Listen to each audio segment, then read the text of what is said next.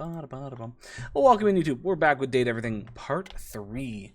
We're pushing some more things. Again, we've only got like 30-ish% left of things to find, of which there's a handful we know exactly. Like, we haven't done the piano, we haven't done the globe. There's a bunch we know about, we just haven't done.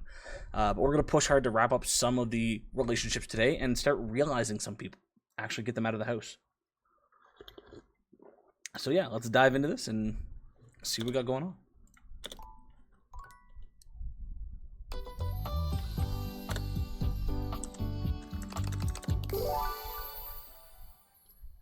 Most expensive anime figure in the gold Gunpla kit, made of solid gold and worth over 200,000 each. Damn.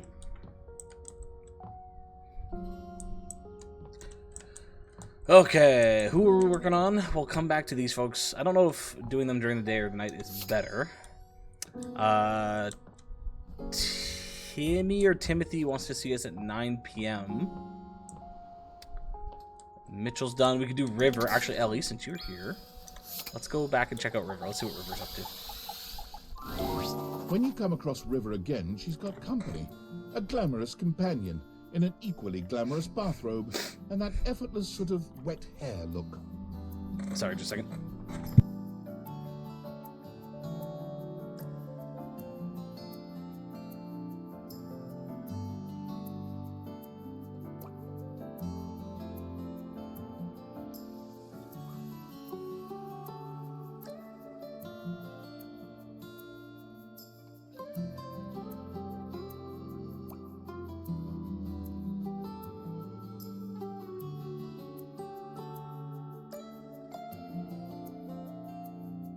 That's better. I had to blow my nose, and I just don't like blowing my nose on camera. You hear River call her Bathsheba. She appears to be your bathtub. Come on, girl. It's just Okay. the two of us. So You our don't have bathtub to is a make person a as well. You can't be all over this house and not have some good gossip. I don't. That's not really... Come on. You can tell your girl Sheba. You know I won't dare. River's eyes dart to you suddenly, and you're not sure whether she's angry or relieved. Oh, hello. We'll have to get acquainted another time, but maybe if you won't talk to me, you'll talk to them. Yes. No, not at all. Come here. Bathsheba throws her arm around River, pulling her closer. You can see River's cheeks flushing. Steam rises from her skin in a light mist.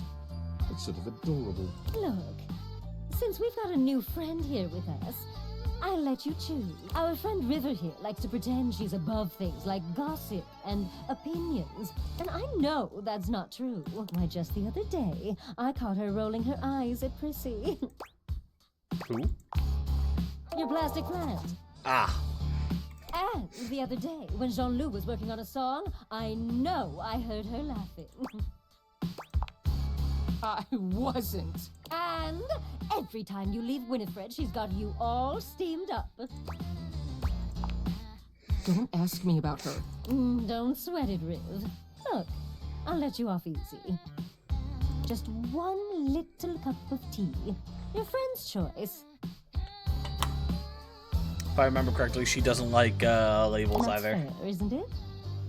River looks as if, to her, this is the farthest thing from fair, but she knows there's no wriggling out of it. Fine. Give me the toilet tea. Tell me about the plant. Let's hear about the water heater. She said not to ask her about that. I'm going to avoid that one. Let's go with the plant. Well... River's demeanor seems to shift immediately. It's like she can barely keep from rolling her eyes. I just think it's... interesting that a plastic plant would need to be watered. Interesting how? Just... interesting. You know I'm the one who waters her, right? Seem a little offended. Maybe I should start watering her twice a day.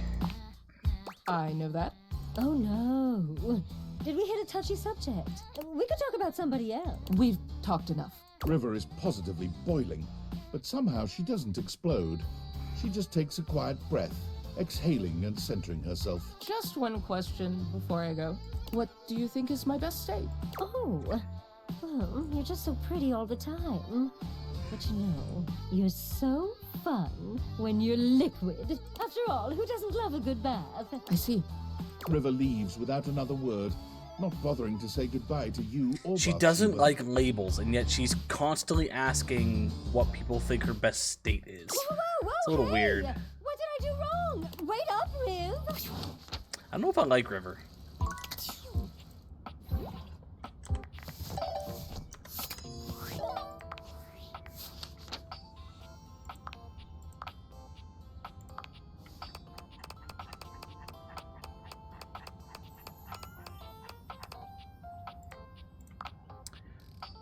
Being defined, sorry, not labels, but similar thing.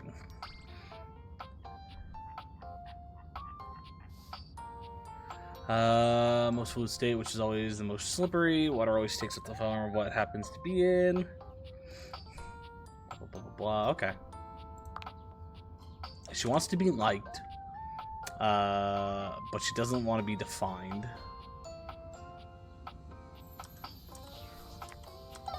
I don't know. I don't know. Okay, who else do we got? Let's go Friar. Have we done the As toaster? you enter the kitchen, you're haven't done the surprised to toaster hear yet, have we? organ music. Are you sure we can't try another track? Again. You got it. Thy fans, thy grace, thy handle, thy interface. No, no, no. Oh, grease devil, take it all. It's not that serious, man. It is deathly serious. The friar pounds his fist on the table. I'm not sticking around for this. You can just sing it to Welcome in, yourself. Rex. Oh, yeah, she was the guitar player. True, true, true. Thank you, Ellie. I must get this right. Yeah, and she had the shoulder pieces that were the different, like, levels of toastedness. Yeah, yeah. Okay. Yeah. Yep. Her upset is of little consequence to me. I am composing a hymn to honor the glory and majesty of the air fryer. Music is, after all, one of the most universal languages. But if I cannot perfect my hymn, it is all for naught. I simply need to step out of my own mind. I am, perhaps, too close to the subject. Tell me, how does this strike you for a time? In the arms of the convection angels. In the arms of an angel, fry away. Too commercial, not whole enough. Just right. I think you can do better. Just right. Yes, good. Excellent. Now then, for the chorus. Should I extol the virtues of the friar's purity, its efficiency, perhaps both? Or should I mention its affordability? Air fryers aren't that affordable anymore. They're more affordable than an oven, but they're still pretty fucking costly nowadays. It's like $200 to get an air fryer. Unless you want a really fucking cheap one, then you might be able to get it for $50, but you want an actual decent air fryer, it's going to cost you $200 plus. Talk about how annoying it is to clean. Yes, how could I forget? Air fryers are superior in every way, and it covers all bases. Affordability, purity, efficiency, superior in every way. And finally, for the finale, perhaps I should light a candle? No, too old-fashioned. Perhaps I will time it to incorporate I'll the throw something dignified at him. beep of the fryer. Throw a bottle of oil at them. Throw pizza rolls like confetti. Your audience will love it. Slam a microwave directly onto the kitchen floor. It'll be sick. Definitely the beep. The air fryer speaks for itself. Yes. Yes. The grace of its beep, the flash of its most holy light. Yes, the beeping must be our grand finale. I've but one last thing to ask of. Listen to this composition and tell me how it strikes you. And Finn, tell me, how did that make you feel? Pizza rolls would have been the better option. Probably. As an audience member, I would love to have pizza rolls, cooked pizza rolls thrown at me so I could eat them and enjoy it and everything. But at the same time, like, we're talking about a holy hymn for the air fryer. The beep just speaks on a spiritual level. Like, I'll never be happy again. Like, you could see every sin I've ever committed. Good. The listener should feel terrified, and then inspired to run into the warm, loving arms of the Lord of Convection. Good. Fucking Very Liam does such a good job with this role. Here, I trust you. Hold on to the hymnal for now. Let it inspire beauty. I must track down Rainey at once. I would have need made her this back. guy hate She cannot immediately. hide from me forever.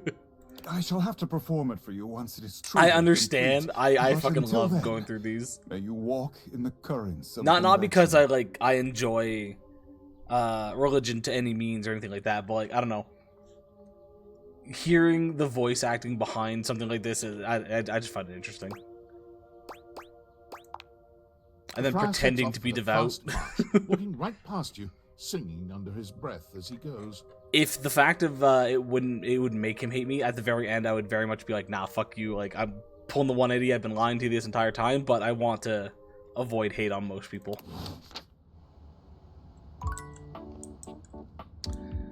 Time is it 3? I think Timmy wanted me to come at 3, but Timothy wants me to show up at 9. Who do we want to see? Do we want to see Timothy or do we want to see Timmy today? Because if we want to see Timmy, we need to do it now, I think.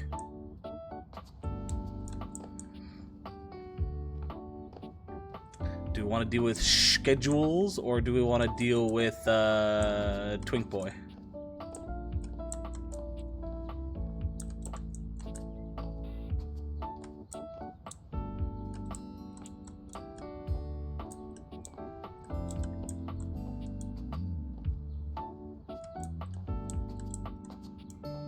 Nobody has an answer. Y'all gonna make me decide?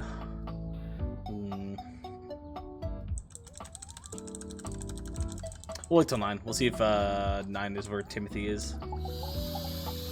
Oh. Okay, never mind. Ellie popped in with that one, so we're doing it now. Because I think he said to see him at 3. I'm not positive, but I think he did. Yeah. Hello. Yeah. The feline clock looks quite downtrodden. A stark change from the last time you saw You caught it him. right at the time. I was almost about to go to Beverly.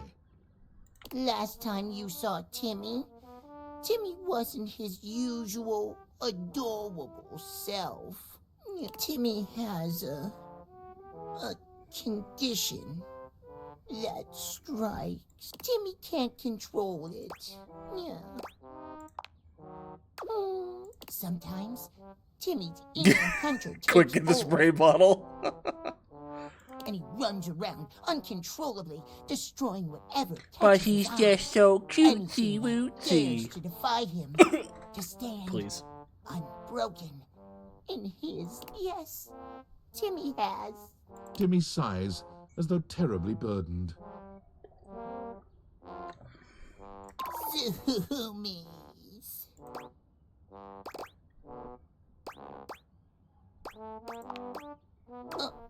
You don't think Timmy is weird? Oh, I think you're weird for a bunch of different reasons. Getting the zoomies as a cat, that's pretty fucking normal. Wow. It makes Timmy feel better to say it, but all that stuff about Timothy hating Timmy for being too cute, too loud, too proud of himself, it's a lie. Yeah, Timmy just wants to think it's that. But the truth is, Timothy is right to hate Timmy. Timmy breaks things when he's like that. Interrupts people sleeping. Timmy is a menace. Yeah. Really? Timmy is touched to hear you say so. Timmy never thought anyone could say that to him. Not while Timothy is around. Don't worry, I hate both of you equally. Your friendship has meant a lot to Timmy. Timmy has been happier than he could ever have imagined. Without your friendship, Timmy could never free himself from the yoke of Timothy's oppression. Yeah. Can we dunk him in the sink filled with waste? They're filled with water. Timmy knows I now can't do that there's to no River. such thing That's as just rude. acceptance from Timothy. No, Timmy must simply crush Timothy entirely. Yes, Timmy has never been more sure of anything in his life. But enough about Timothy. Timmy wants to talk about you. Timmy wants to know that you'll be by his side as his best friend. No, I'm fine with just being friends. The Catboy clock We don't need clasps anything his more than hands that. together in delight. Yay! Timmy is so glad to have you in his life. You're going to be able to come see Timmy anytime you want now. No more worrying about this. Now Timmy will be adorable round the clock. Timmy too. See you around. So, are we losing out on Timothy? Timmy loves Smarts. It's actually getting up pretty high. Fuck, let's go. You cursed us. No more Timothy. Hey, blame Ellie. She chose this. But that is something to check. Tomorrow we'll try to interact with Timmy at 9 p.m. and see if Timothy comes out. I'm assuming we're not going to see Timothy again. I'm also going to do this just to see. So it says friends.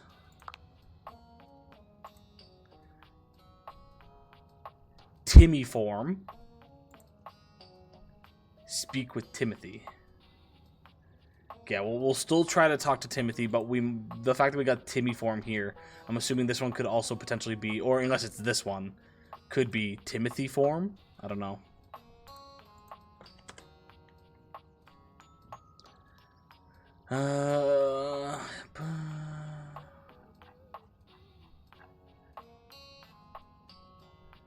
Turn it exactly 3 p.m.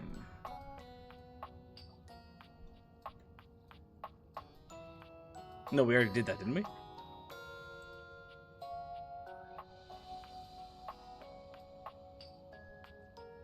Yeah, I think this was already done. So 3 p.m. might be... I thought he said something about 9 p.m., but I don't know now. Honestly, don't know. Hey, any luck spreading the word about the Tipsy Tumbler? No one has come in yet, but that's normal. She sighed. I haven't had any luck with the specialty cocktail either. Other than my flyers, I'm out of ideas. But maybe someone with some social media know-how can help us? Maybe Phoenicia? Yeah. Ugh, but she's always so busy. She'll never help me out. So, oh boy. You want a drink? Sure. What do you want?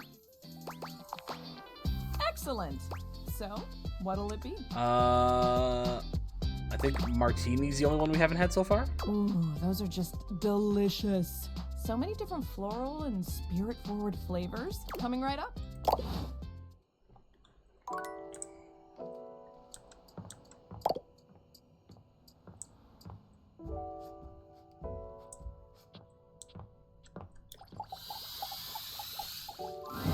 The breaker box is back to its brightly lit and well-populated glory, with its inimitable host standing ready at the door to greet you. Livewire! You look ravishing as usual. Do we have the pleasure of your company for another evening? Be honest, you enjoyed yourself so much last time you just couldn't stay away. Am I right? Sure. Club was nice, but that's not what keeps me coming back. Actually, I tried to come by a few times, but the club was closed. It wasn't inevitable. I helped fix it with Eddie. Nah. Is that so? What is it that has captured your attentions then? I think you know. Do I? Perhaps you should enlighten me, just to be sure.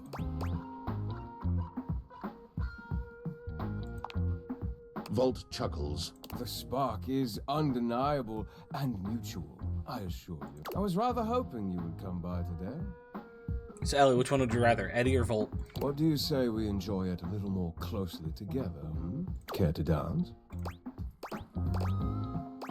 Light never asked. Fair warning, I'm terrible at this. If I lead, sure, hell no, you can't make me. I feel like you know. He leads you onto the floor. not once losing your eyes. You move quite beautifully. See, the issue, Ellie, though, is the fact of both of them hit the opposite side for you.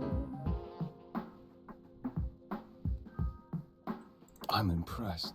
The song has ended, but Volt has left his arm encircling your waist. He turns his face to yours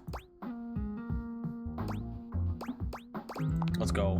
and plants a kiss on your lips that takes your Well, breath away. Volt here is very much the Time sensual seems to good stop girl while side the of two of you things, are connected. while Eddie is Your very much the entire bullying body side of tingles. things. As though you've just been plugged into an electric socket. And then, far sooner than you'd like, the song ends, and with it, Volt's kiss. He smiles at you, his eyelids low and hooded. You want Eddie? Okay. It's far too easy to lose oneself. So you like to be isn't it? bullied more than you like to be praised. Keep that in mind. Loath as I am to say it, I must leave to start the show. For the first time that evening, the power begins to fluctuate. It's louder than it has been before, and it does seem to go on. Don't let the surge fool you. My power is just fine. Don't think I'm done with you yet, Livewire. Volt leaps onto the stage as you settle into your seat. Good evening, my fellow objects and gentle things. I hope you're ready for... Praise shouldn't be often, then it's not fun. Fair. The power surges violently, and Volt stumbles. He catches his breath and steadies himself. Ready for an incredible performance. Tonight we... The system buzzes, cracking and flaring. Volt drops to a knee and clutches his belly. The surge rages until the very room seems to shake, when suddenly everything goes black. Uh-oh. You hear nothing but the panic of the audience, the confused scrape of chairs. You make your way through the club in the dark to hear familiar voices. You have to stop, Eddie. Oh, I can get it back. Just give me a minute to recharge. I can... Oh! Is this a power out or something else going on here? As your eyes adjust to the darkness, you can make out that you've made it to some back room, a forgotten corner. The electrical power grid hangs on the wall, with Eddie slumped against it. Both Eddie and Volt look exhausted. Eddie dangerously so. He fiddles with the grid controls. Stop. Eddie, please. Just let me go out. You're going to fry yourself completely. I said no, Volt. Eddie, I can fix this. Eddie, fuck's sake, Volt, I'm not letting you go out, okay? We both know what that could mean, and I'm not... I can't go back to being alone. I can't lose you. You can't keep splitting yourself like this. If you do, then... Volt notices your presence and moves to stand. Eddie holds him back. It's fine. He deserves to know.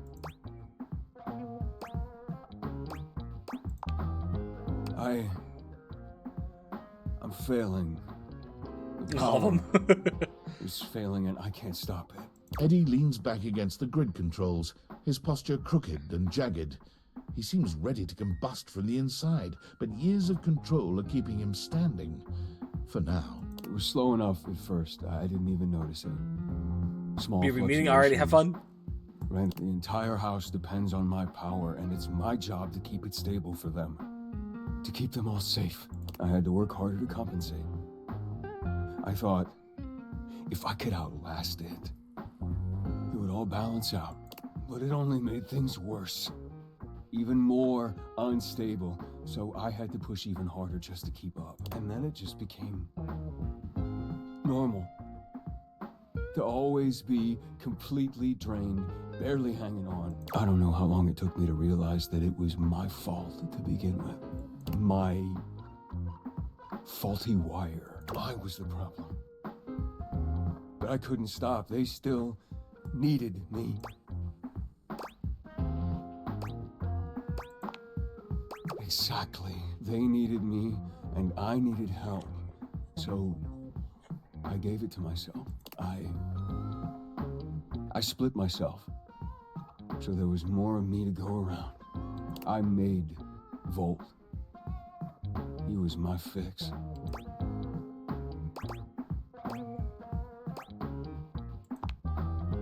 We're not one thing.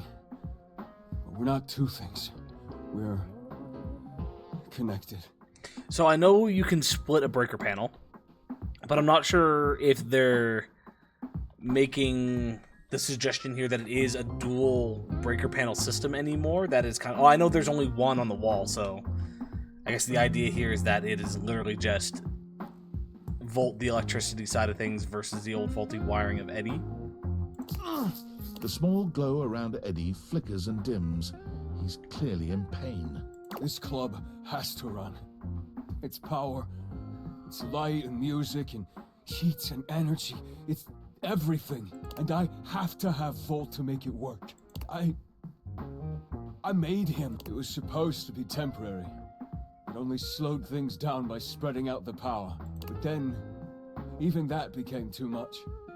And now maintaining me is draining him just as much as... Just stop, I already told you. Eddie, they still need you. It's my job to protect you. Even from yourself. We're not doing it. It's too risky. The faulty wire. Volt, don't! You have to fix the wire and reset the system. If you do that, Volt could disappear. I don't know if I can bring it back. Please. You can't.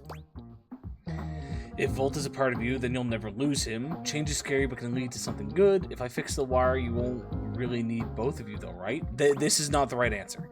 As much as that might be the case, it's not the fact that he needs Volt in a physical sense and like to run well, he does need Volt to run the system, but that's not what Eddie is worried about right now. He's worried about losing Volt himself. This is probably our best bet, but it might not necessarily sit well with Eddie right now. Easy to say when you're not the one who has to go through it. You don't know what it was like. Maybe not, but even I can see that what it's like right now isn't any better for you. Whatever happens, you don't have to go through it alone. It's the only fix left, Eddie. We have to try. Eddie sits there for a long moment, then finally nods. You remember where the tools are? I'll walk you through what to do.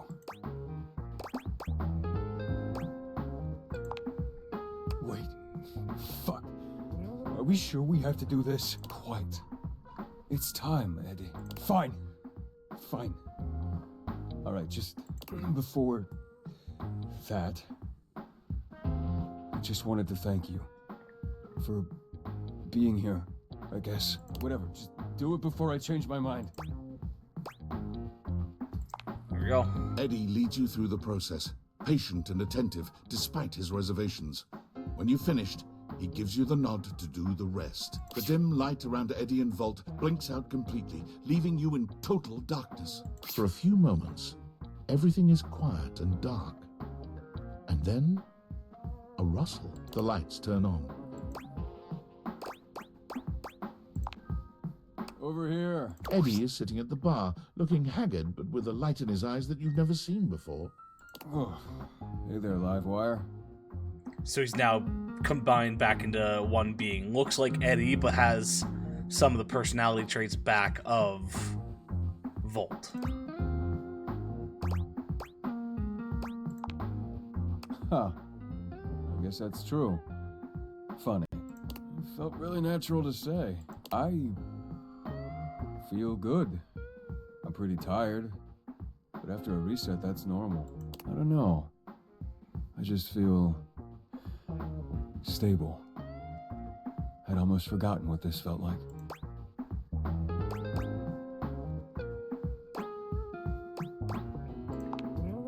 Eddie, isn't there something you wanted to talk about first? Fine. You were right. I was holding on so tight to the way I thought things had to be. I didn't realize all that did was trap both of us in a situation that wasn't working. And honestly, I'm not sure I would have ever been able to see it if it wasn't for you. What he means is he's quite taken with you. Volt? We both are, but I'm sure you already knew that. Look at you. As in, do we really have to spell it out? I want to hear Eddie say it, to be honest. Only if you're about to spell friendship. Wait, really? I mean, if you're interested, we wouldn't mind you, sticking around. If you feel like it, or whatever. We would be delighted to have you. Give me that Eddie Volt sandwich. Alright, well, if you're gonna stick around, might as well be useful. Come on. You remember where the tools are? Let's go. I'll send over some drinks. Let's go. Ben, I don't know if you're lurking, if you can even hear me right now, but we got love for both.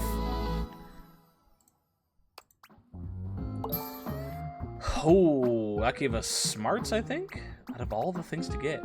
Look at that, 45, 40, 35, 40, 30. So we're almost halfway on each stat. We're at a point now where we can probably actually start answering a few things and realizing a few things as well.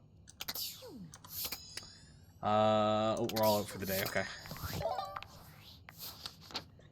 So, what do they need? 65, so we can't do 65 and 85. At 85. So we're nowhere near high enough for them yet. Still working on Beverly, still working on the Friar. Chance is done. Can we realize? Ooh, nope, we can't realize Chance. Jesus Christ, Chance. Lucinda, we're still working on. She only needs one, so when she is done, she's going to be realized. Actually, Wallace. Can we realize Wallace? Nope. We need 100 of whatever the fuck that is. Stella, Dorian needs a lot. Hector. Nope, we don't have enough for Hector. Don't have enough for Timmy. Don't have enough for... Oh, fuck, can we realize anybody?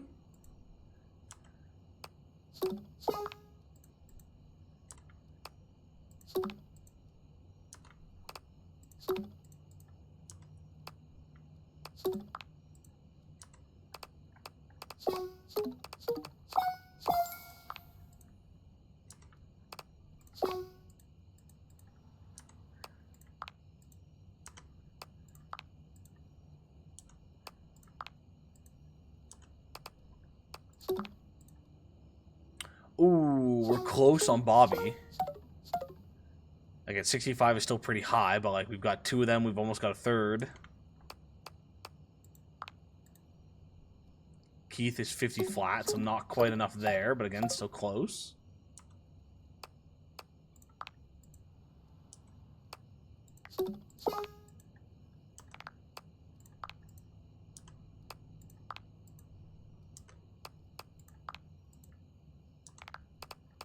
Okay, so it's not looking like we can actually realize anybody yet. Shit.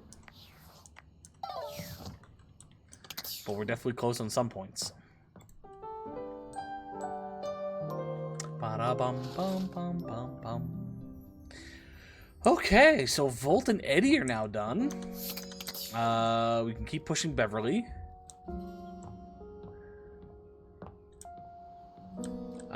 Timothy, remember we gotta double check at 9 p.m. I think. If 9 p.m. doesn't do anything for us, we're gonna waste another one tomorrow and try 9 a.m. Otherwise, we may have to give up on Timothy. Because we have Timmy. Hey, any luck spreading the word? No one. She sighed. I haven't had any luck with the specialty cocktail either. Other than my maybe Phoenicia.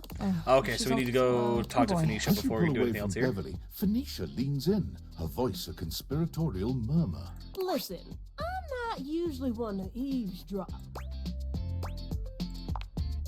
Okay, rude. Hitting me with a bombastic side eye. My gossip is completely different. Your girl's got standards, okay? If it gets posted online, it's fair game. It becomes like a public domain or whatever. You know what? If you're so against it, I can just keep all those helpful hints to myself from now on. No, wait. That's what I thought. So, like I was saying, I overheard you and Beverly talking about the Tumblr, and I think I might be able to help. I mean, if there was a cute new spot with Facebook-worthy specialty drinks and good lighting, and even I didn't know about it, she definitely needs it. We gotta drag her advertising into the 21st century for starters. All it takes is a few well-framed shots of the decor, a lineup of the best stuff on the menu, and a little voiceover from a beloved internet personality. Instant FOMO. Line out the door. Guaranteed. Ooh, beloved internet personality. Do we need to get Lux involved? Because I'd rather not.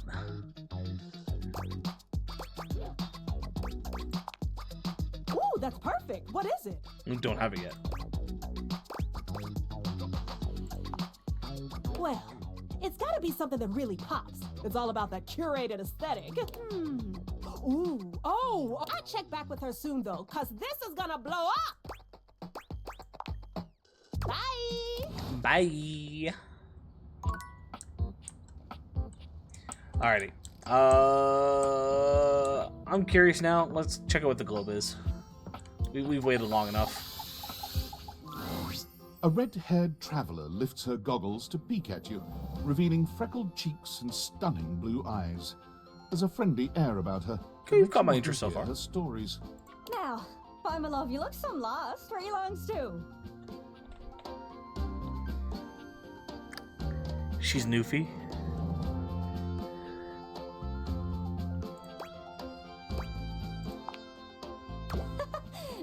Sorry, sometimes my accent comes out when I'm excited. It's made in Newfoundland, you see. This little rock right... She's Newfie. She bends around and points to one of the patches on her jacket sleeves. For those that don't know me, I was born and raised in Nova Scotia. Newfoundland is my neighbor. One of our close family friends, we call him Noof. His name is actually Sean. Is from Newfoundland. I've not actually ever visited Newfoundland myself, but I've been meaning to. Mom and family have gone down a couple of times, or I guess up a couple of times. But fucking Newfoundland, man. Gotta love a good Newfie. Here. Friendliest folk you'll ever meet, but the dialect can be a little much for some. I'll try to speak plain for you. Name's Gaia, by the way. This is Gaia, okay.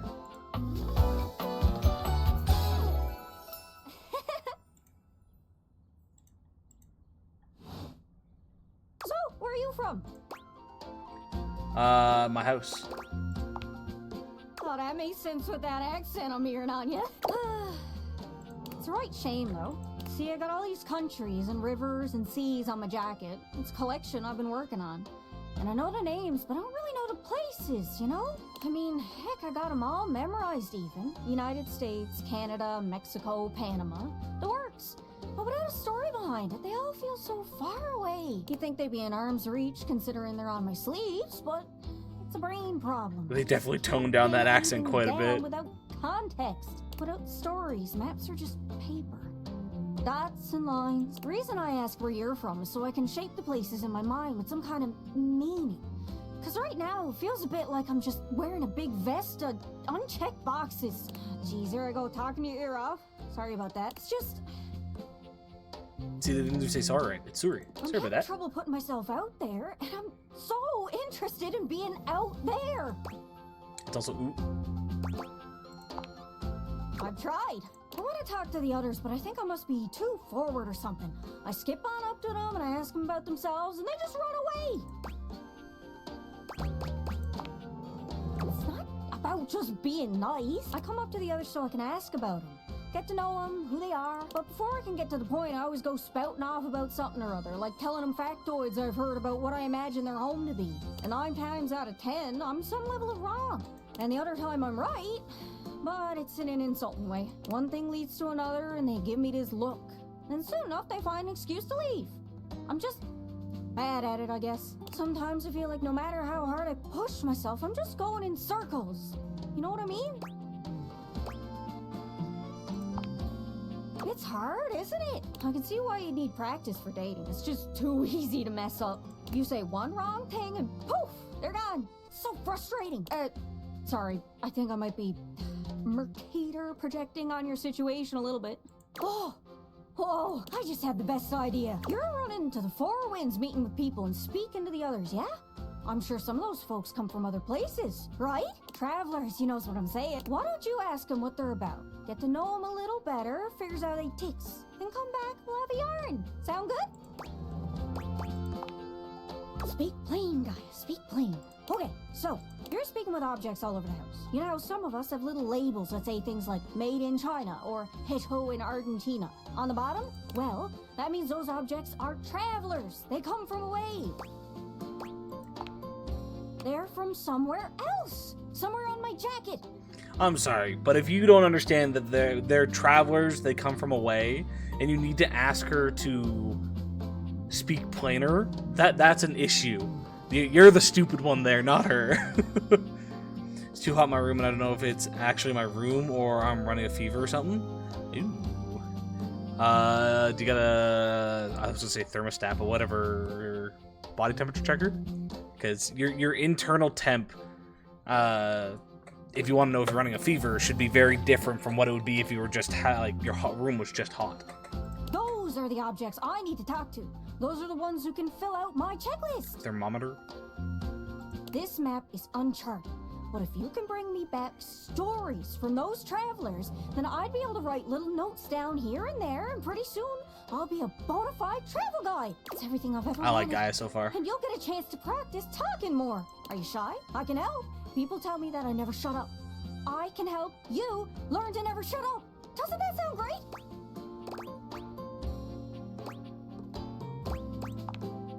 Right? I'm sure it'll work out. You scratch my cartouche, I'll scratch yours. What do you say, partner? Exploration buddies? Let's go. Really? Oh, I appreciate it. Really saves me a lot of humming and hawing. You go out and find some objects from foreign lands. Oh, and let me know if you need any help. It's hard to explain, but I got a pretty good sense of these things. I can't give you an exact name or anything for her to talk to, but I can get you close. Quite aware of that, but I did drink a cold drink, so I have to wait a bit. That's fair. It's kind of like a geocache. I can give you an idea of their general location, but if you want to find those travelers, you'll need to hunt them down yourself. I've learned firsthand what others don't take too well if you run up to them and scream, "Where are you from?" Where are you to? Yeah, like that. It was a disaster. Point is, you can't just ask objects about their origins out of the gate. You gotta awaken them first. Don't worry too much about the details. Once you're close with someone, you'll learn more about them automatically. So, what do you say? Do you want some hints on where to find travelers, or do you feel like searching on your own? I'll take some hints. All right. Hint. Hint, hint, hint. Let's spin me around and see which object I get a sense for. Someone with world experience. Hard to think of someone who fits that description. Description. Sorry, bit me tongue. Hope that helps. Sorry, I'm still a little scatterbrained. I know this seems tricky. There are so many folks to talk to, but some of them can only be found through a magnificent quest. Try speaking with Bo. She's great with quests. Hope that helps. Sorry, I'm still a little scatterbrained. Well, most TV comes from the US, but I know you watch anime sometimes. That's from overseas. I do watch anime quite a bit. Do you? Hope that helps. Sorry, I'm still a little scatterbrained. Cabinets. The cabinets? It's a vision. Clear as day. Cabinets. You know what that might mean? Maybe. Hope that helps. Sorry, I'm still a little we'll leave it at that. scatterbrained. Good luck. Don't get... So what I'm learning is we should have talked to Gaia earlier on. Got it, and then yeah. I get the feeling the piano might be one. My brain wants to say pianos are, like, a lot of pianos are German or Swiss or something, but I'm not sure on that. Hope that helps. Sorry, I'm a bit scatterbrained. Oh, who do we want to meet? Who do we want to talk to? Who do we want to explore?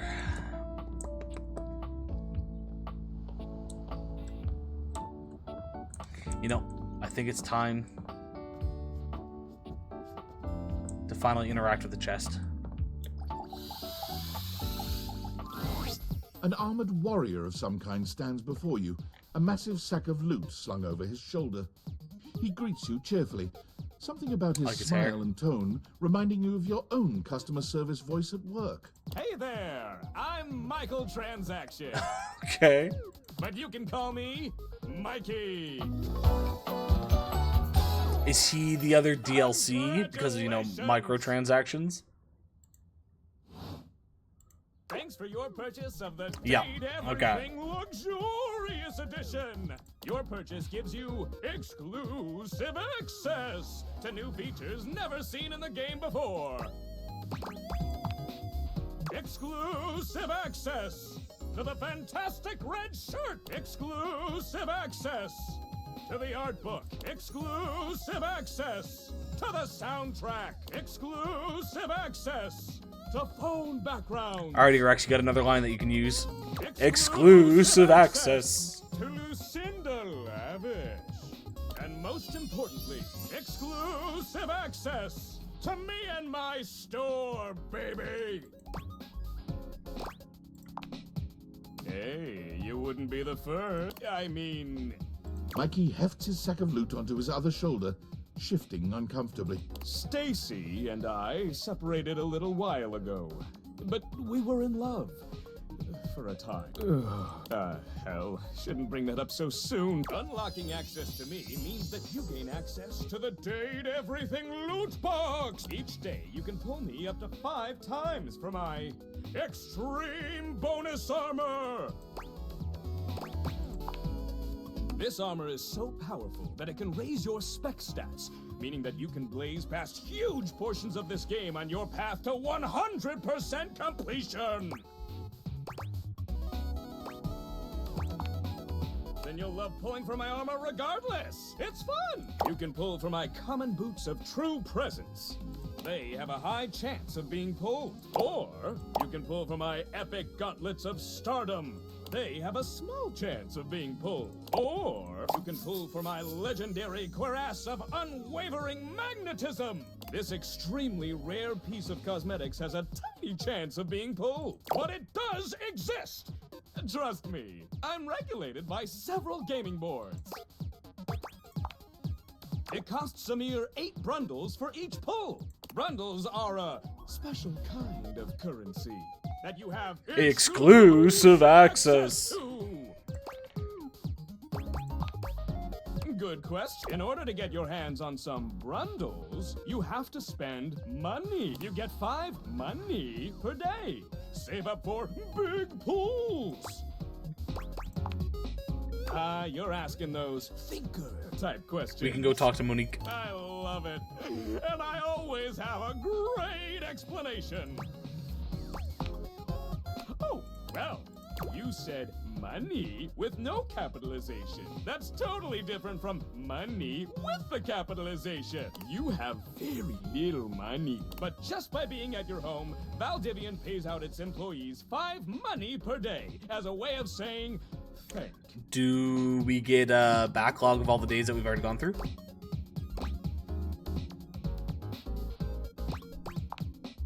Yeah. Come by when you've saved up enough money and pull me, baby! Is there a way to tell how much money I currently have?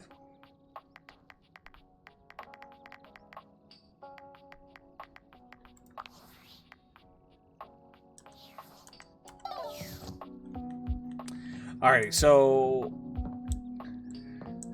Does he... Does he drastically increase my spec points, like, unproportionally through the game? Because I don't want to just... As much as I want to start realizing some folks, I don't want to just rinse through and get 100 spec points like that.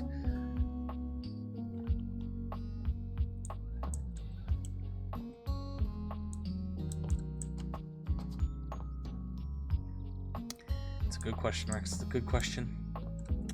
Let's see what Curtin and Rod are up to. We haven't talked to them in a bit. Come here. Rod waves you over, his voice low. We gotta be quiet.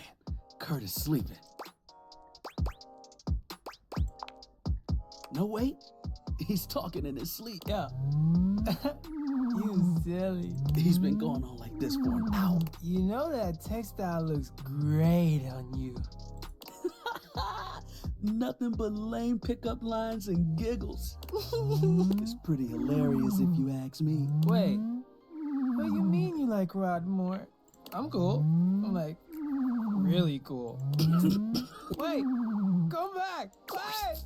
Don't go! Kurt snaps awake, looking at you and Rod for a few moments as he gets his bearings. I was doing it again, wasn't I? Yup.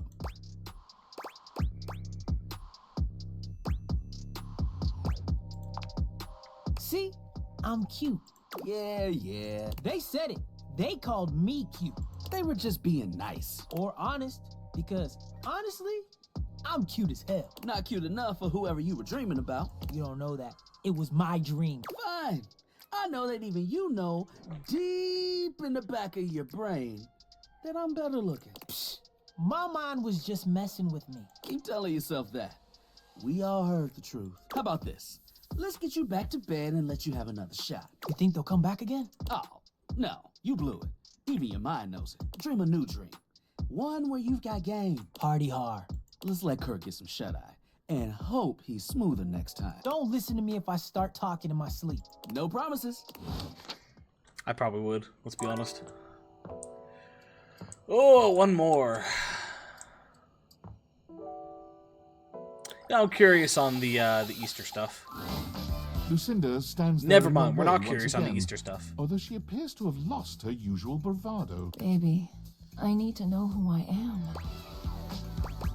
Don't want to hurt you, but we can talk. But can we talk more about you? Well, I guess you said you'd pick whatever you wanted. Lucinda's defenses fall, and her very being deflates. She looks off into the distance, at nothing at all. You know I can't talk to anyone Lucinda else. longing. I was made last, so everyone else wrapped their voiceover. So even if I wanted to, there's no one to talk to. Not even Mikey.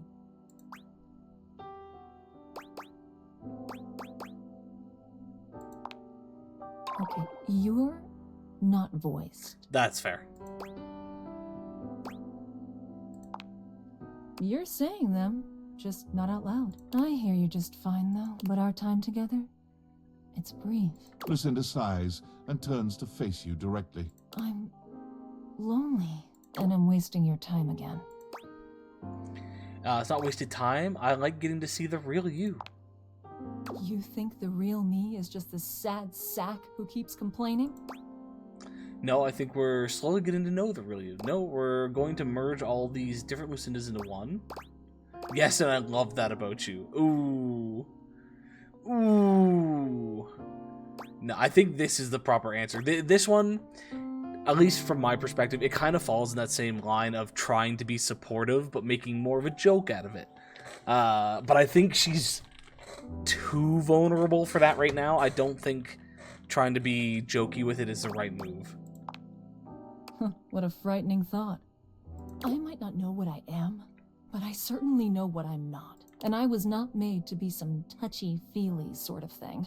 Oh, you are touchy-feely, all right. It feels wrong. Just go. All right, no Easter eggs.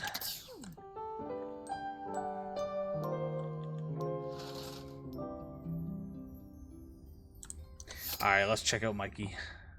Oh, we were supposed to 9 p.m. I forgot about that. You're surprised to see Mikey busy with a phone call. He's turned away from you, talking into a cell phone. You can hear the warmth in his voice as he speaks. Yeah? Oh. Oh, Michaela, that's great. I'm so happy to hear that. Uh-huh. Oh, now, Mickey, that doesn't mean I love her more. Yeah, Daddy's working.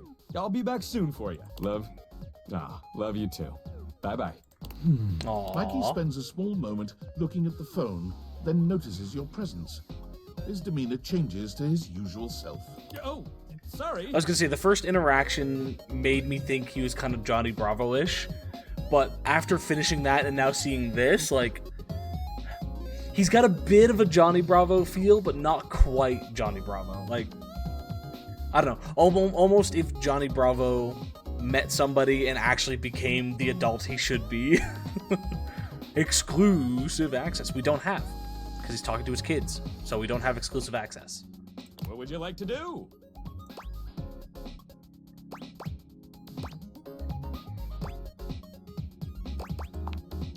Mikey fidgets with his sack of loot, not quite meeting your gaze. Oh, those were my kids. I apologize for having them on the call while on duty. That is unprofessional. Huh. Well, I guess I could file this under unspecified break time. What do you want to know? How can things have children? Who's your wife? What kinds of things do you like to do with your kids? When we're together, we get into all kinds of trouble. Finger painting, bird watching, oh, and talking about what kinds of concepts they want to be when they grow up. I like to think I am. Anything else? I have 3 kids, Michaela, Marco, and Mickey. They are. Anything else?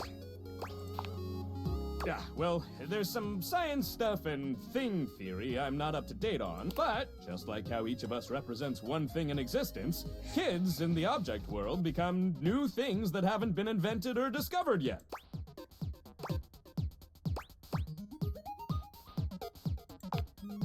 Fairly young and robust, I might say. I was born from my parents, Roland the Roulette Wheel and Addie Addiction. Fuck. My mom has a ton of offspring. No. Anything else? No. Oh, she's great. Anything else? Okay, enough of all. I gotta get back to work. What would you like to do? Let's go to the Brundle merchant. Mikey turns around for a moment, and though nothing appears to have changed with him, when he speaks to you, it's with an entirely new voice. Oi, hello, I'm the Brundle merchant. Would you like to exchange cash for bundles?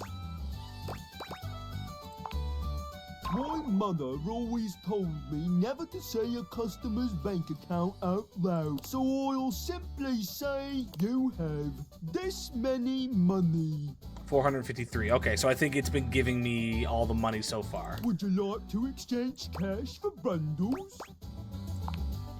My mother always told, so you have. Would you like to exchange cash for bundle? How much? It's 10 money for 6 bundles. Bloody hell! I'll have to go to the back of me shop. Mikey walks out of sight, talking rather loudly to himself. Clomp, clomp, clomp. Oi, where's me blunt? How many of them do you want then? 60! Dearie me, dearie me! We'll be out soon, I fear.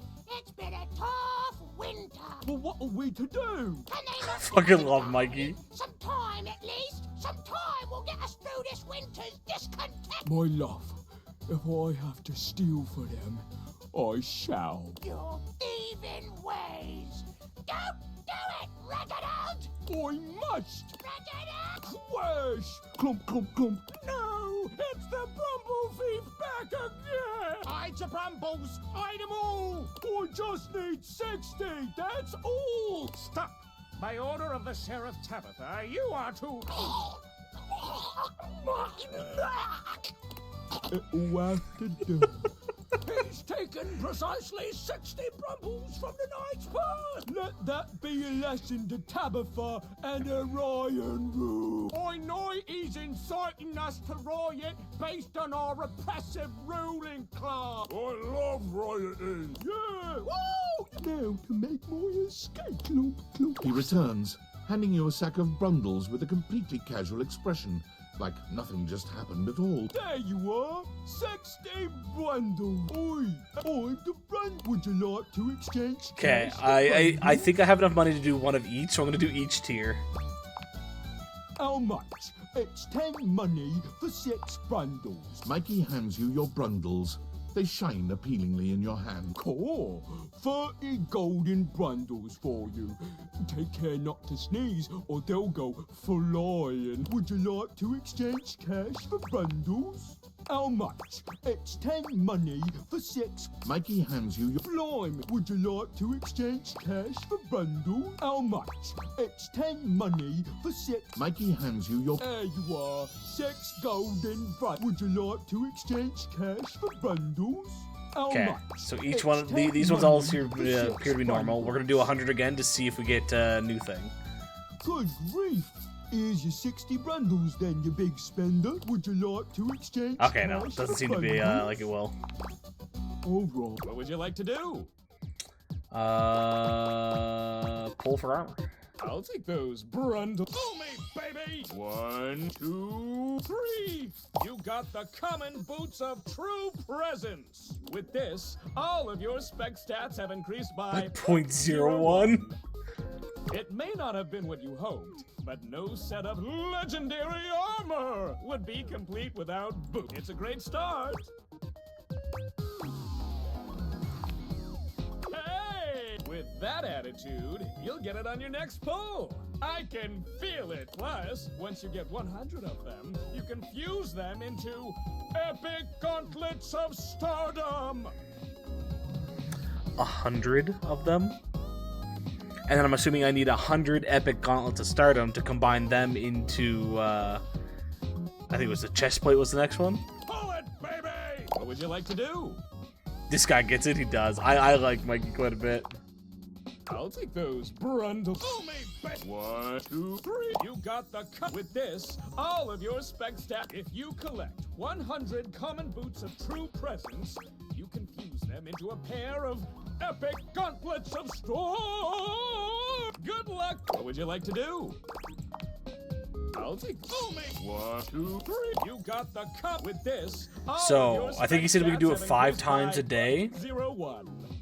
So that's what, 20 days?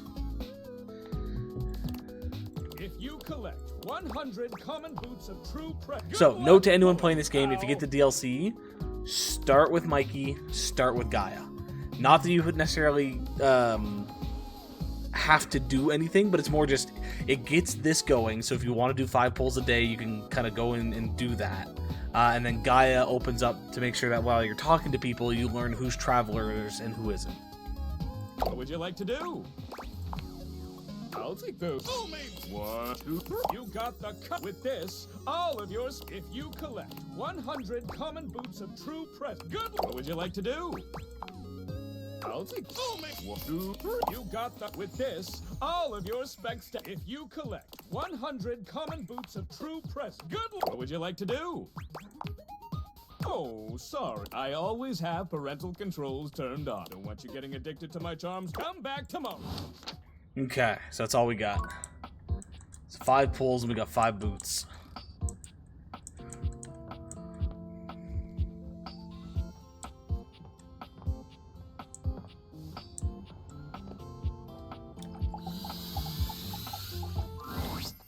Put up flyers everywhere. I'd be out of money if it weren't for the fact that I don't pay any rent. Move over, honey. Move.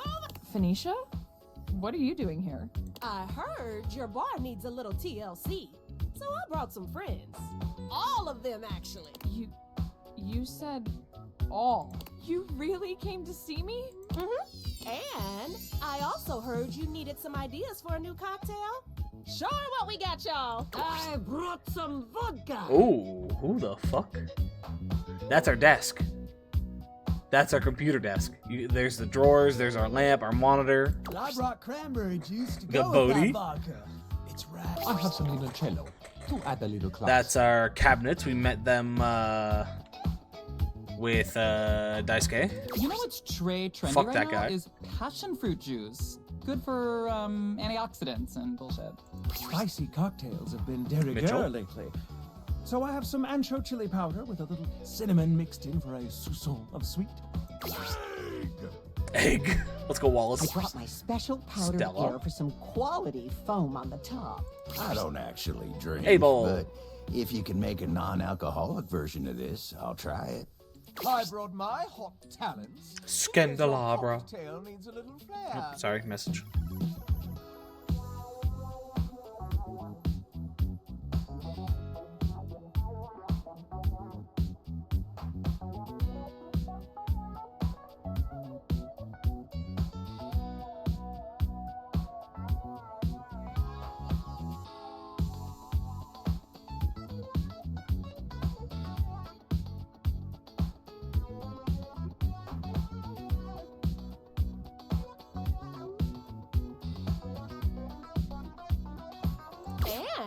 because you're so passionate about this bar, and because if this place succeeds, it'll be a great new place for posting pics, I brought passion fruit juice.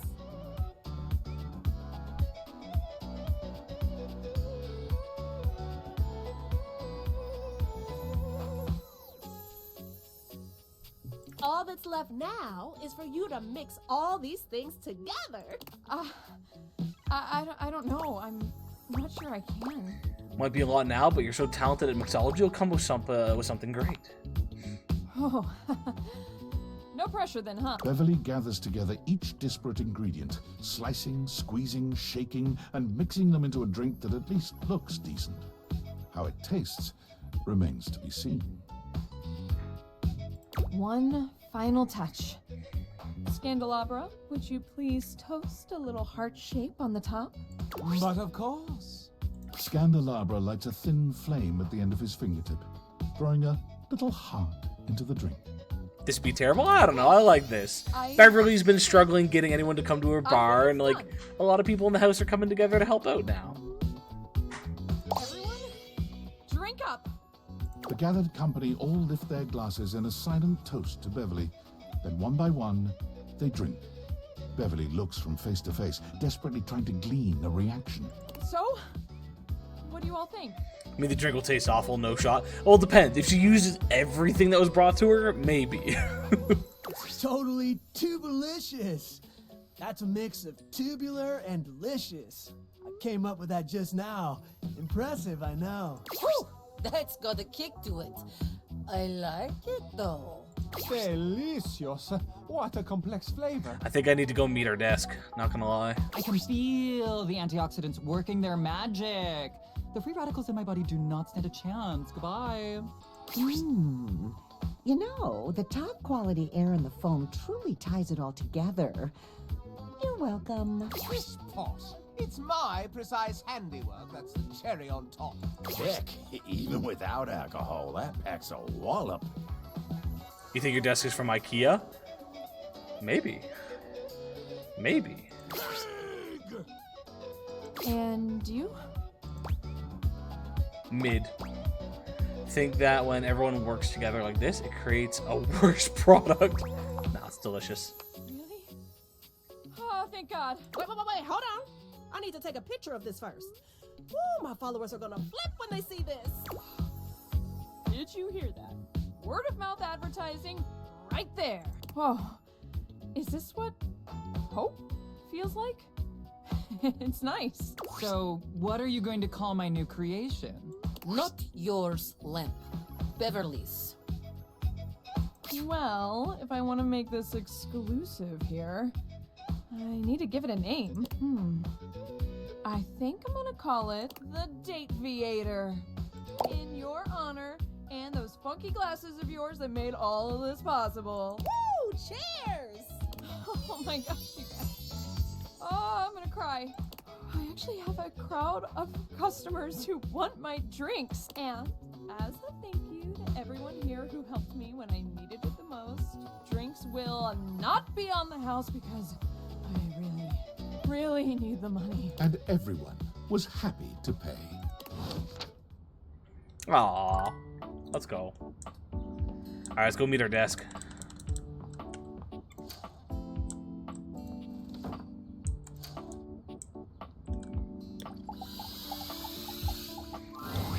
Upon reflection, it makes sense that your desk is as muscled and sturdy as she appears to you here now. But you still can't say you were expecting... Can you put me in a chokehold, please? Just saying. She looks like she could slap Woof you woof, in half yup. with a pinky, but also like she gives the most incredible hugs imaginable. Aha! A stranger. I am Dasha. Dasha. And you have quite the look on your face.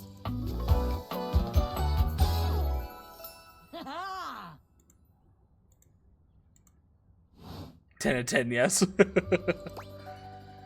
Didn't think my desk would be, you have a lot of muscles. Can you pick me up? Yep.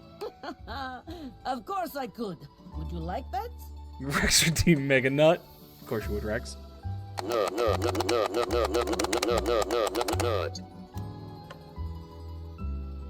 These muscles aren't just for show, after all. You weren't kidding. I haven't been picked up like this since I was a kid. Dasha never lies. My muscles are capable of lifting far more than your featherweight. Just like that, Dasha sets you down as gently as a feather. Holding so much on my shoulders, day in and day out, my job demands muscular perfection. That's enough about me, though. Tell me about yourself. You have intent in your eyes. Have you come to ask me questions?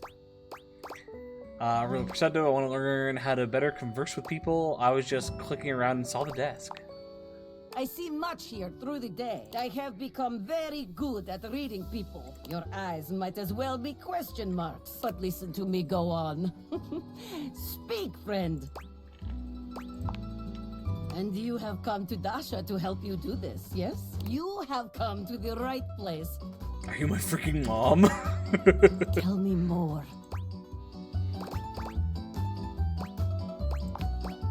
That is no problem.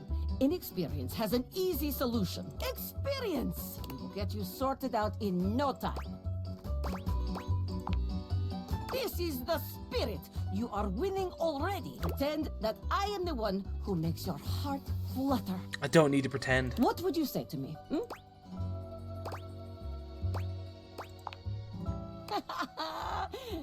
You are funny one. Great joker, you. You do, ma'am. Try again. Seriously this time, huh? We are only just meeting, my friend. It was very funny, really. But the time for joking is over now.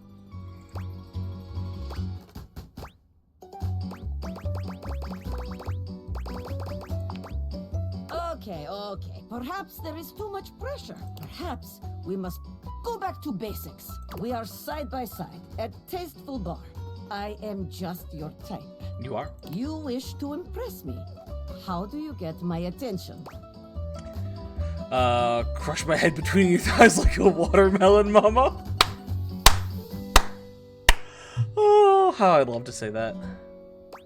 Nice muscles. Can you pick me up like we already did? The fact that I have to leave. R.I.P. Rex. R.I.P.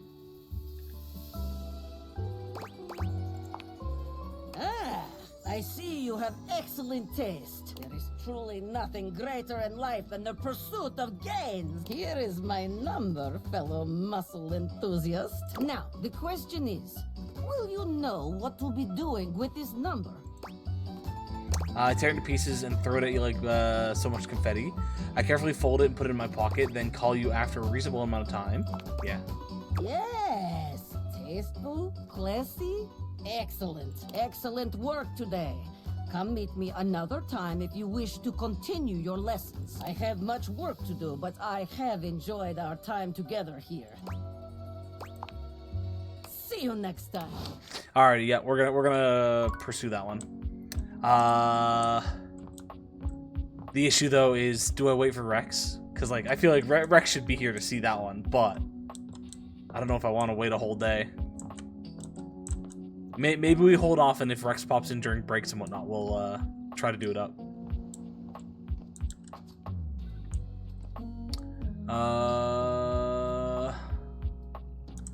Go back to River. The room feels oddly humid when you walk in. Not gonna Almost as if you appreciate just it finished near as running much as the Rex. shower. The reason soon becomes clear, however. You see River speaking with someone on fire. Or made of fire, anyway. Steam rises from River's skin, filling the room with warm air. You really gotta learn to relax, homie. I can relax just fine. Just please tell me how to be more likable. Well, I don't know if I can do that. I heard you telling Scandelabra how to up his game yesterday. Yeah, and dude did not like that one bit. I never seen him so huffy. He was all like, man, you impugned my skills at La Sex? I was like, no, bro, I'm just trying to tell you there's a better way. He didn't even let me get into my theory or anything. But yeah, like, I can tell you how to talk to others more effectively, but I don't think I can give you some magic key to being likable. River seems deeply disappointed by this response. Can you tell me one thing then? Which version of me do you think is the best? Well, not the best. All of you is great. But if I had to choose, I mean, who doesn't like a little steam? It's steamy, you know? Totally sexy. If you lead with steam, you really can't go wrong romantically. I see. Dante gives you a friendly wave as he leaves. When he's gone, The room feels colder. Hey, you weren't listening to that, were you? I was. God, just Come forget back whatever you heard, to all right? quickly say don't finish Dasha's story until I get back. I was just saying that I'm going to hold off on Dasha until you're here. I don't know if you're working today or whatnot, but if you are, during breaks and whatnot, if you pop in, I will prioritize Dasha, and I will wait for you for that one. Please? River runs a hand through her flowing hair as if it might restore her dignity. Her expression changes to something a bit cheerier. Now, what can I do for you, honey? You must have come here for a reason. This conversation is too familiar. She's clearly going through a routine.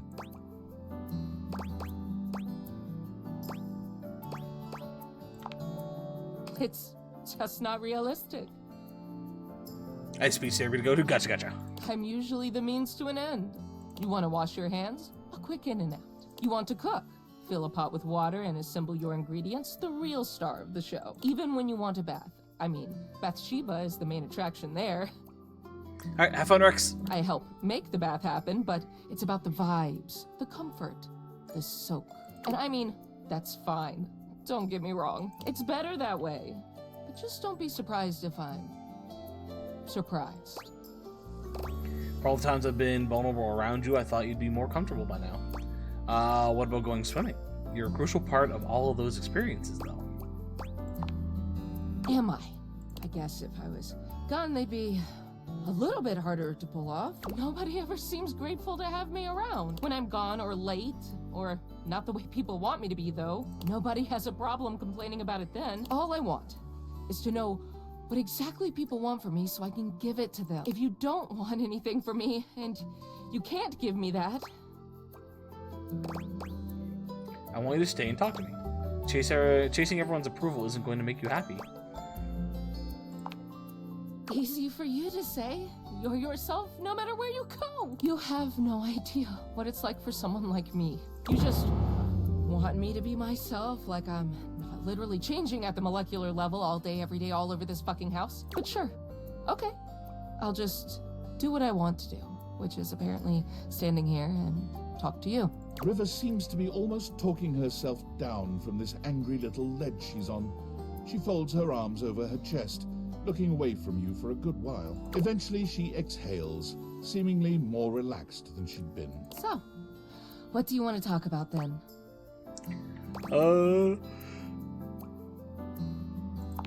Let's go with that one. This throws River. It takes her a little while to speak, but she does consider your request. I love to paint. Water paint? Watercolor, of course. I don't have much time for it, but it's one of the things that makes me happiest. Can we talk about Dasha?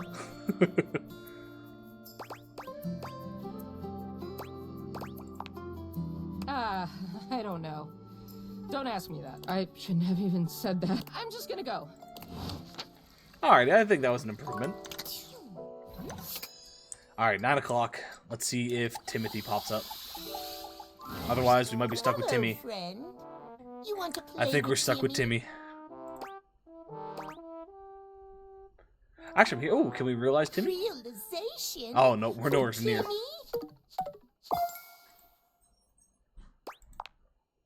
Oh, Timmy will wait for you. Okay. R.I.P. Timothy. We're stuck with Timmy.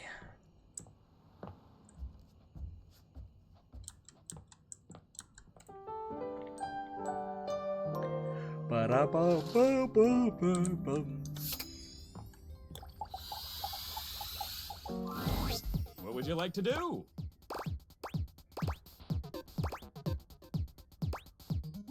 Can we not talk to him anymore? Pull armor. I'll take those. Only 1, 2, 3. You got the with this. All of your. If you collect 100 common boots of true. Good. What would you like to do? I'll take. You got the with this. All of. If you collect 100 common boots of true present. Good luck. What would you like to do? I'll take. You got the common with this. Oh, are we gonna actually have to pull 100? 100 common boots of true presence. Good luck. What would you like to do? I'll take You got stuck with this. All of yours if you collect 100 common boots of true presence. I just like to be. What would you like to do?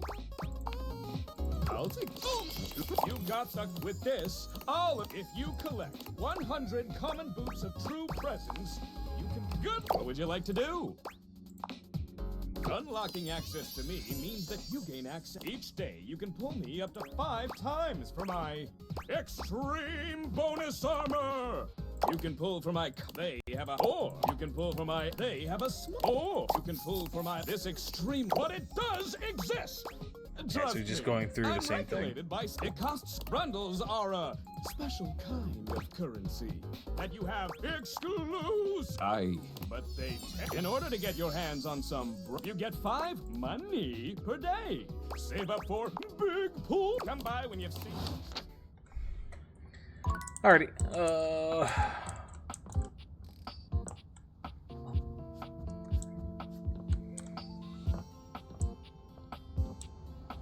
Back to Beverly. Hey, welcome back. Good news.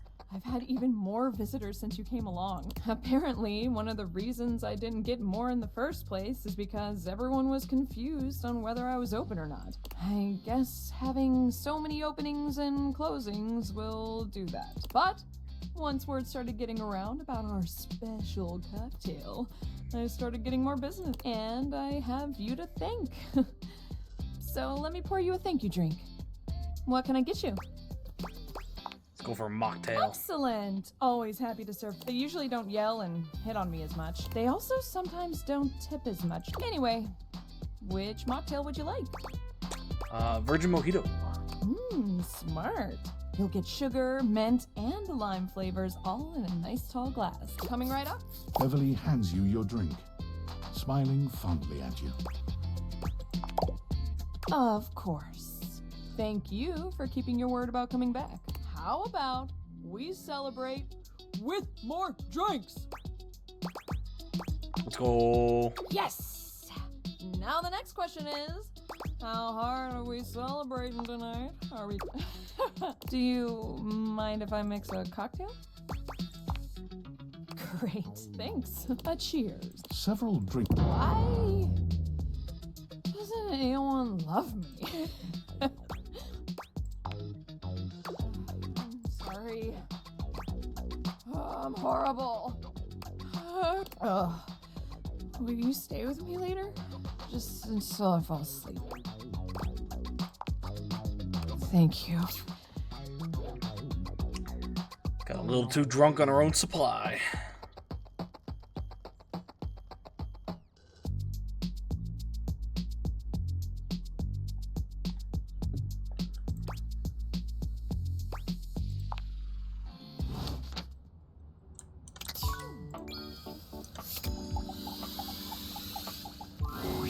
River seems to have no shortage of visitors whenever you run into her. This time, her companion is a statuesque figure in black. I used to have one of those dog toys. Something about her gives you a strange sense of nostalgia, and her name appears to be Lady Memoria, but you can't quite figure out who or what she is. Don't concern yourself with the opinions of those beneath you. There is only one real answer to your question to begin with.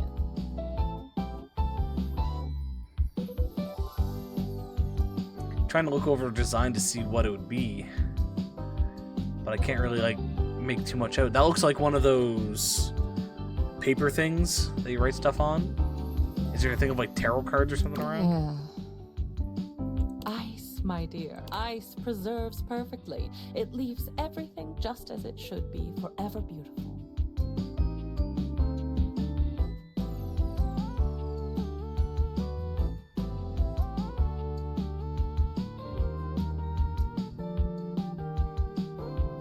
Aside, a lady never allows herself to boil over. Do not let them see you crack. Do you understand? Yeah. Excellent. Memoria breezes out of the room, not even looking your way. Perhaps she didn't see you, or perhaps she's just lost in her own Memoria. Memoria, Memoria. What is gonna be Memoria?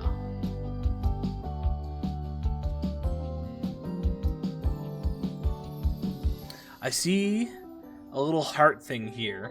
I'm wondering if maybe she's the book on the dresser and that's like a diary?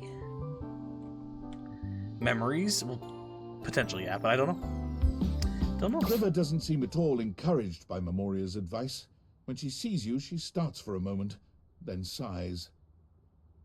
Seems like nostalgia or something? Maybe. Oh, hey. I just don't know what her object would be, is kind of more what I'm trying to guess.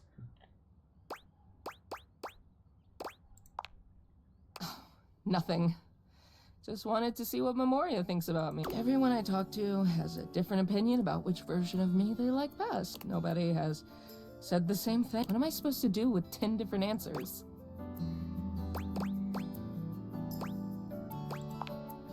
Oh, like, it's just so easy. What would you know about that? I can't even help changing, you know? Even if I did have a preference for one state, I'm always gonna have to be something else. So there's no point in putting myself out there like that just to be told I'm not good enough anyway. I fucking hate people like this. Photos on the wall or a photo album? Ooh, maybe. But I honestly despise this. Nobody, not a single person from what we've talked about has said you have to be a specific thing. You are literally going, what do you think is my best thing? And then going, well, fuck you for thinking that. Like, oh, I want to strangle those type of people.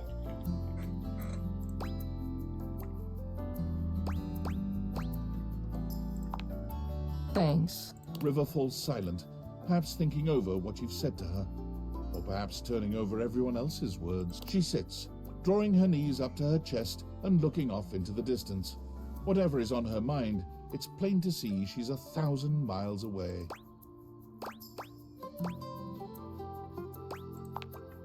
No.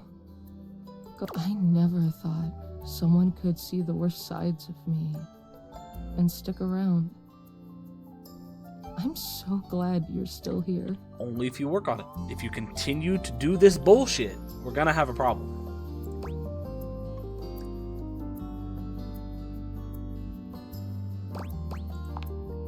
I don't understand how you're always you, no matter where you go. You don't get to your job and somebody tells you to hurry up and change. Changing yourself all day, every day really takes a toll on you, you know? It's so much easier to just hide behind whatever you think I am, whatever you want me to be. What can I do for you, sugar? Everyone likes that river. What happens when you see all the ugly parts of me? What do we do when you know it's all lies? What if you don't like her?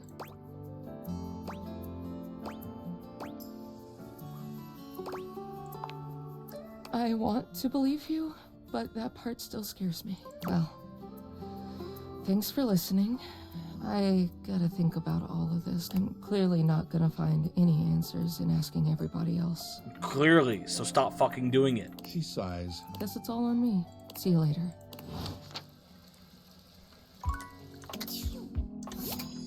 Alright, do we have any photos on the wall?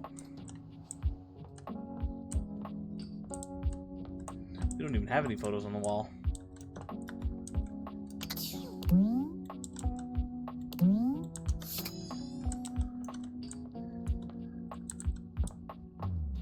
Well, we never did go back to do the pirates thing. He wanted something, but I forget what it is. Life still goes on whether people like you or not. Exactly. Now, that doesn't mean you use that line as an excuse either. I know plenty of people who are like, not everybody's gonna like me, so fuck those people. I'm gonna be me no matter what, even if that means being an asshole. It's like, well, no. Not everyone's gonna like you, but you still need to be a good person. Like, you can't use that as an excuse to be an asshole.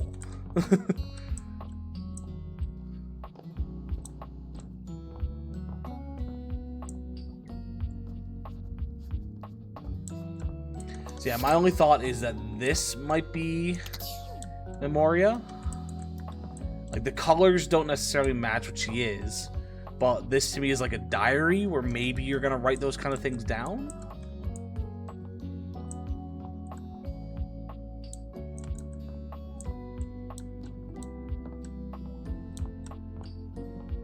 There's also the opposite. You're right. I am who I am, and I'm perfect just that way.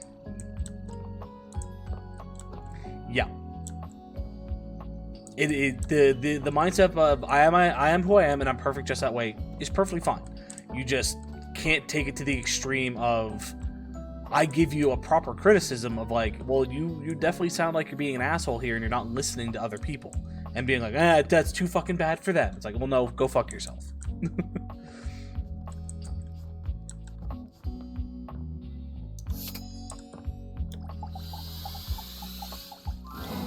A strange figure stands before you, a not her. whirlwind of conflicting energies and vibes. Okay, but I am perfect though, right? Manic and dignified, friendly and intimidating. She's dressed like some sort of quasi-Victorian text-themed aristocrat. So I think I'm correct that this is a diary, but it's not Memoria.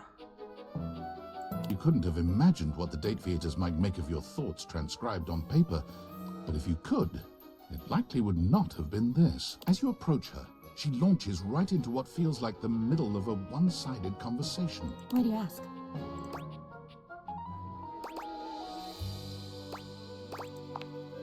Oh, but the blue one, and then the butterfly. Why is there so much sand? Hang on! My content aware is going off. What do we think the content aware for this one is? Multiple personality? She's talking to like the voices in her head and whatnot, which is my writing in the diary. That's my guess. Trauma. I think we already have trauma with Rebel, or maybe trauma dumping. True, it could go that way.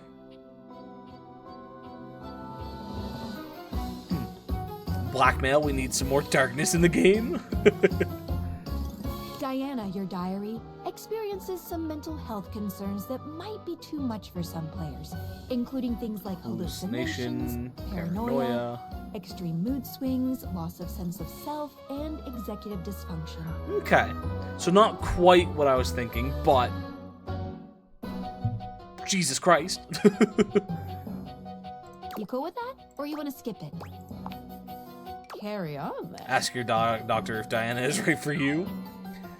Why is there always sand in places where sand should never be? Some Looney Tunes, yeah. Not gonna lie, after you made that comment, Ben, my brain went, if the car industry has anything to say, Diana's not right for me.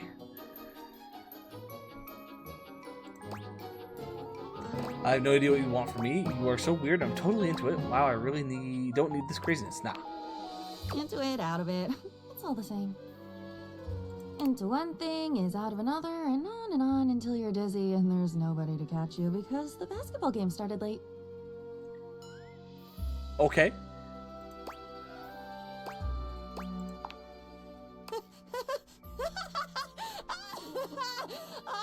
Oh my god. I've been falling. I fall so much. I can't even remember the last time I landed. It's all falling. But you said already that you'd be there. Wasn't that you? At the Italian place that Saturday in New York? Wasn't that you? It should have been. Tomatoes. Yes. Come back when you've had enough tomatoes. Okay. With that, do I need to actually have more tomatoes? I hope not. Who do we want to talk to? Who do we want to talk to? Nope.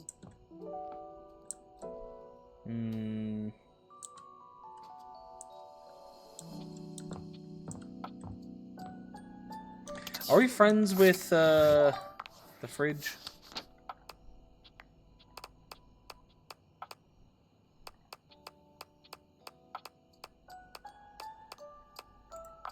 No, we don't have anything for Freddy yet. Okay. Let's go talk to Freddy then. What's it say about you if it's your diary? True. Very true.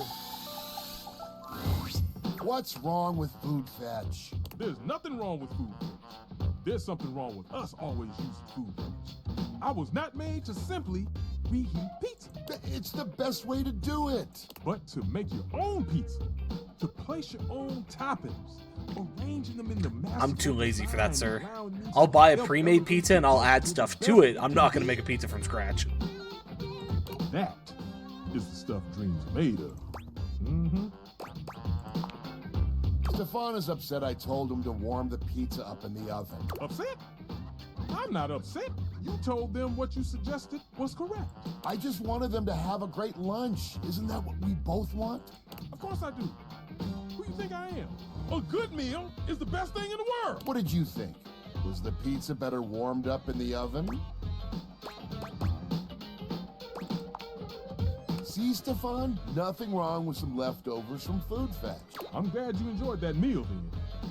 When you're ready to cook some real cuisine, you know what? Loosen up a bit. Cool Kid enjoyed the food. Isn't that all that matters? You have a point, Freddy. I still think fresh cooked pizza would be so delicious. And Stefan's not wrong. A fresh cooked pizza is still absolutely delicious, and we should try that sometime. But Freddy is also not wrong, where we got leftover pizza, we're gonna toss it in the oven and reheat it and actually have some good pizza. Don't get me wrong, cold leftover pizza is also still great, but a nice reheated oven pizza is still also delicious. Neither of you are incorrect here, so you both need to stop arguing. I can smell the cheese now, and the tomato sauce. Oh, I'd watch it bubble and crisp up. If you're trying to make me hungry, it's working. True. Honestly, after this, I might go take a quick break to make another tea and grab some food. The thing we're taking away from this is that you want a pizza. You're not the only one who knows about food. Maybe. Fred. I could probably go for a pizza, but like I don't know. I don't mind pizza. I like pizza. It's just not something I have very often. And I've already ordered a decent amount this week because I've been pretty lazy that I'm probably not going to get a pizza. Stefan just hates the planet.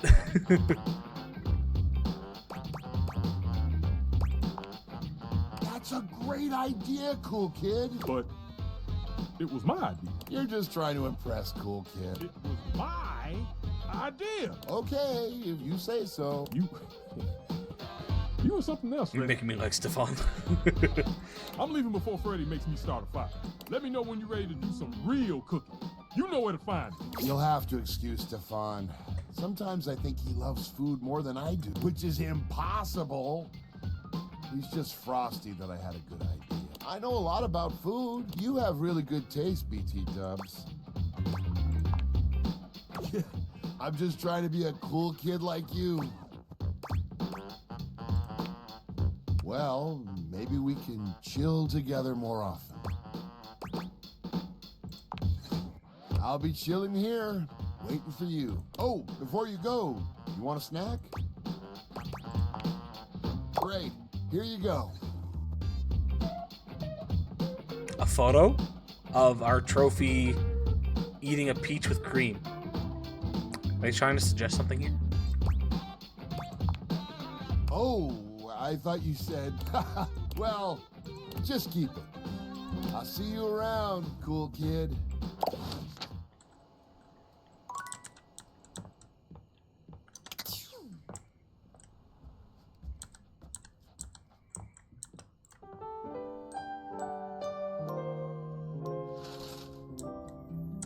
All right, give me a few minutes. And by a few minutes, I mean probably like 4 or 5. I'm gonna go boil some water, make some tea, grab some food, and I'll be right back.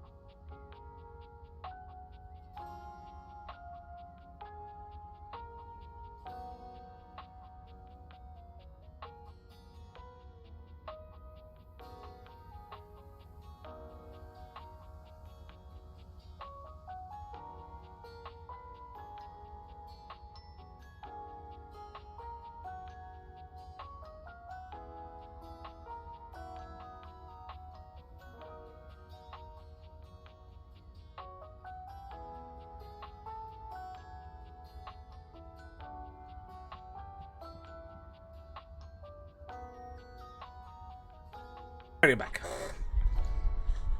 I got me some salad.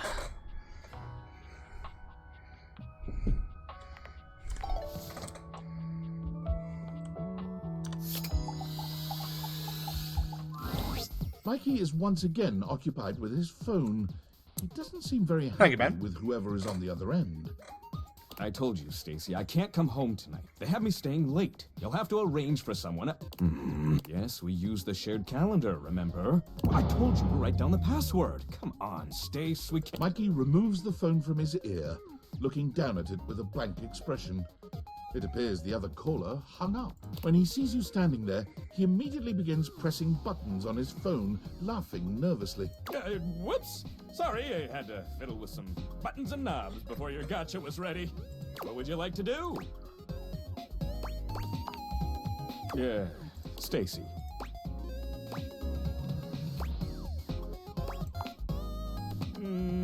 Maybe.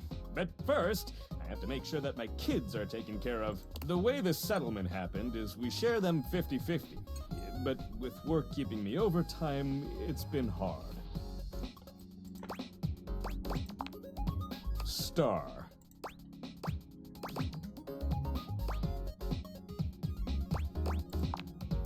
I thought so at first. She blew me away with her brightness. She's just distant. In more ways than one. Trying to stab my salad, it's not working. I'm sorry to let my personal matters get in the way of our own relation. Let's pull it, baby!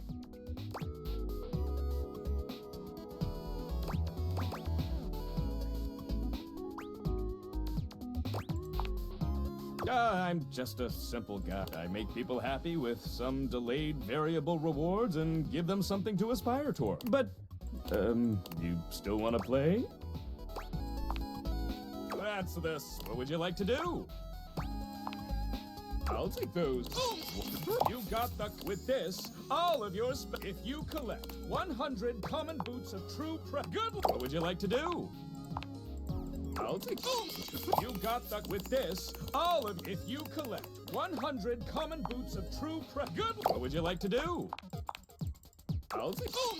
You've got the... Hey! Gauntlets of Stardom!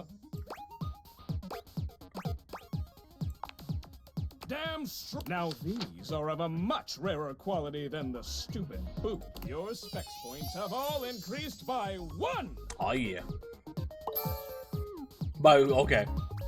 But the 0.01% does nothing as it builds up.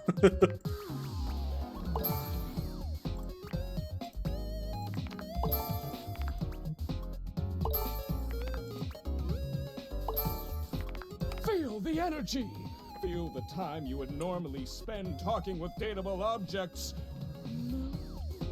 See you for the next one, Pulling Pal! What would you like to do? Give me the armor in this poll. I'll take... You got the... With this, all of your specs, if you collect 100 common boots of true presence... We don't need to anymore, though. ...them into a pair of epic gauntlets of storm. Good luck pulling. What would you like to do? I'll take those.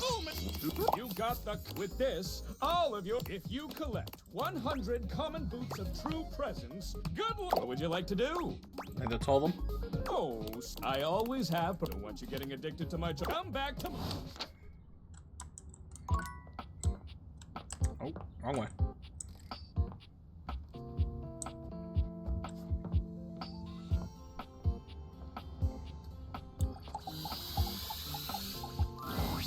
Oh, you actually came back?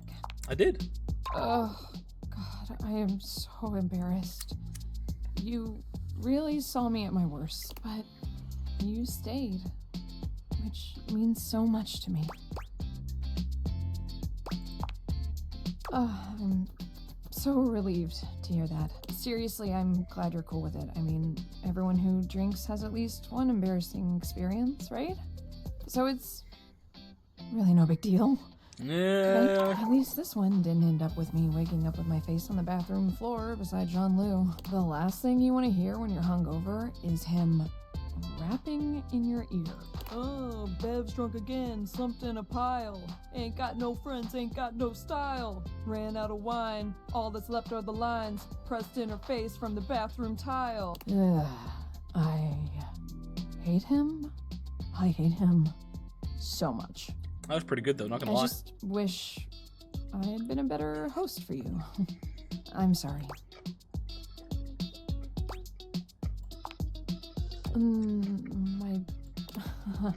Of course I'm careful. I didn't spill anything or drop any glasses or get sick outside the toilet. Yeah, but you drank too much. I'm surprisingly coordinated when I'm wasted. Years of practice pays off. So, why did you come back? Really? You care that much about little old me? Well, I need to get a hangover cure. Do you want something while I'm at the bar? Excellent! Always happy. They usually don't yell and hit up. They also sometimes... Anyway, which mocktail would you like? Soda. Refreshing, like me. Coming right up.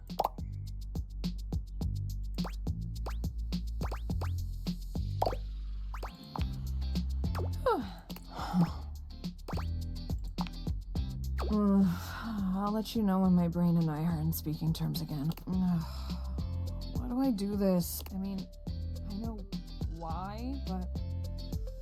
Oh, why?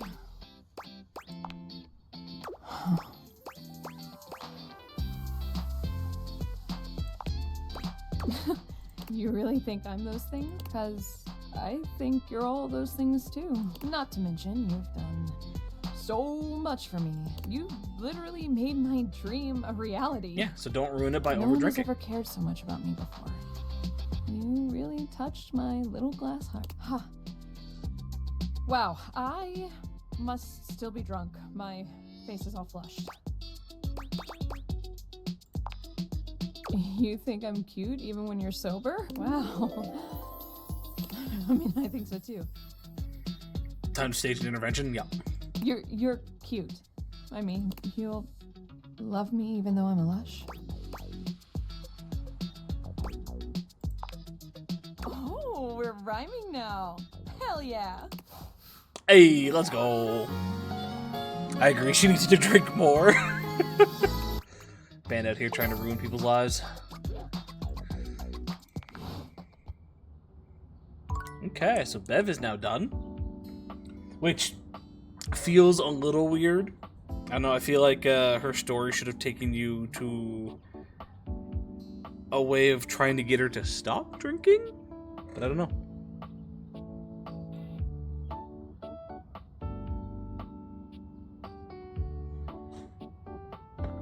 There's multiple levels wrong. You think I'm cute even when you're sober?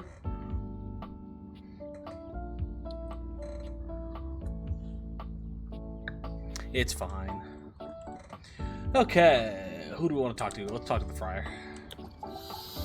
Since Rex isn't here, we can not The annoy last her. few times you've heard Friar Errol before you've seen him, but the Friar is unusually quiet today as you approach. It soon becomes clear why, as he's got his head down, reading something from a book. The smell of something fried fills the room.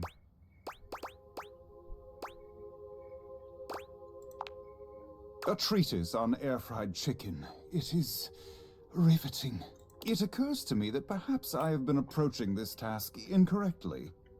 You and I know that convection is the superior way to cook, but it seems that merely touting the superiority of a method of cooking is not Because enough. alcohol is legal, so there's nothing wrong with it. Yeah, 100%.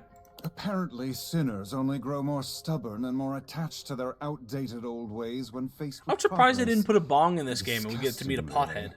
But expected. But this is a US game, so that's probably why. So I have come up with a solution.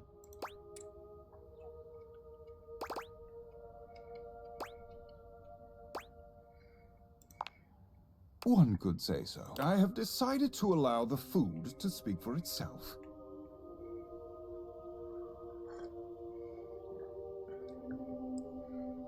No drugs down here, exactly. I have No procured drugs at potatoes all. from Food Fetch and prepared my own. Cause more french issues in fries. Australia than the US. True. True. Not a drop of oil within.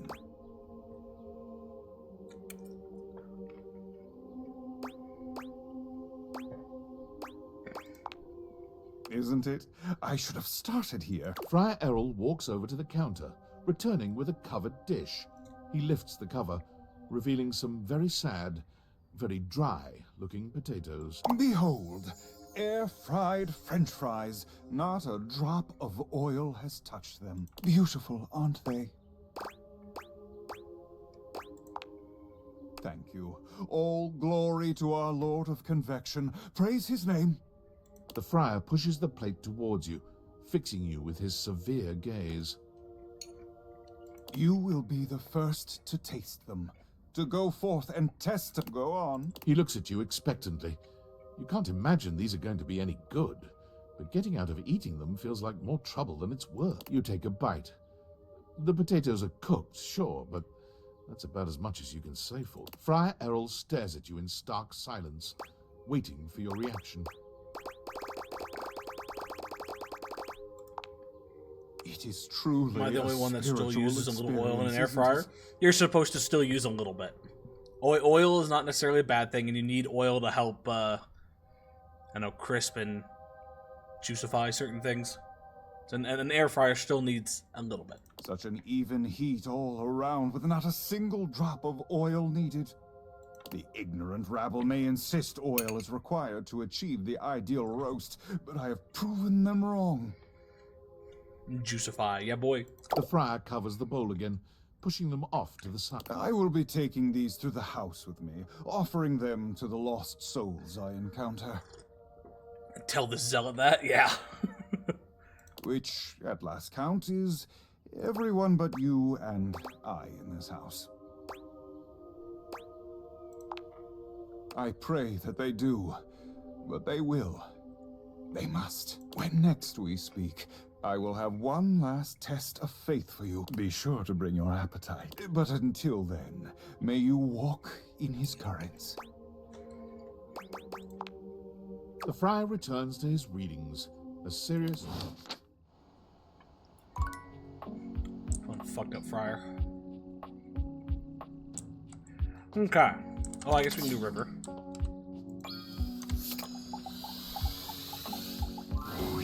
River is alone when you come to see her, for the first time since the two of you met this way. But that's not the only unusual thing here. There's something in the air you've not really sensed until now. She seems at ease, her body posture relaxed as she looks around the room. When she sees you, she smiles. You've never seen such a beatific expression on her face. Oh, hey! I'm so glad you're here. I was just thinking about you. Aww. Oh, that's sweet. I just wanted to thank you for our conversation the other day. Nobody's ever really seen all of me, you know? It hurts to live it. I just thought I was protecting. There's so many different rivers, you know, beyond even my different states. I just become whatever people want from me. Nobody's ever really known the real me. Some of them think they do, but they don't. I just thought, if I could just be my best self at all times, everyone would love me then. It's just so tiring performing all the time, you know? I get it. I'm so sorry you had to do that. I wouldn't have guessed. You seem so comfortable being yourself. To some extent, this will always be me. Changing my state is out of my hands. It's who I am. Yeah. You have to be a liquid, solid, and a gas at some point. But I don't have to change me. Does that make sense? Yeah. No matter what state you are in, you are still you. I'm so glad you know what I mean. Yes, somebody might like some other version of me more. Sure, someone may need me in another, but all those states are still me. Liquid, solid, vapor, whatever. It's all still me. It's like the legend Aqua Khan once said, I'm every water. It's all in me.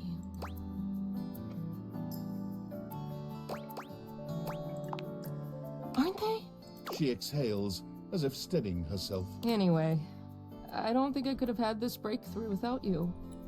You watched me question myself and everybody around me. I didn't even realize it at the time, but I really let you see the neediest, worst parts of me. Well, and you didn't well, even care. I complained a little bit, not gonna lie, but I am happy to see that you have growth I know you and will, potential, and you're not but the you same barely person know you were. me. And still, you let me be me. Her smile grows warmer. There's a new tenderness in her gaze. It means a lot to me. More than I can express. She reaches her hand out to you. I know you intimately, but you've never gotten to know me like that. I just want to show you everything. All of me. Would you like to take a bath with me? Well, that depends. Where are we taking a bath? Because it's not just the two of us at that point. There's also whatever the bath lady's name was.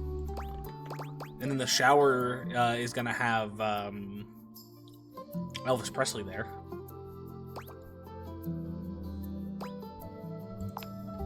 River smiles, taking you by the hand, and as she leads you off to the bath, you know nothing will ever be the same between you. It's not as if the bath itself is a novel experience, but this time it feels like the bath is taking you. The water is perfectly warm, caressing you in your most intimate places with a touch that's both gentle and bold. There's no doubt that when the night ends, the two of you know each other more intimately than you could ever have imagined. River is such a constant presence in your day in so many ways. She might be ever-changing, but knowing that she feels safe enough to be her truest self with you means the world. What happens if I put her in things like coffee?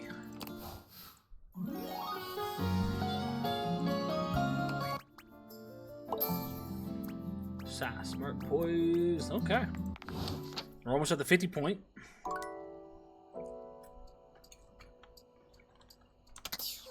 River is now done, though. We got one more for today. Who do we want to talk to?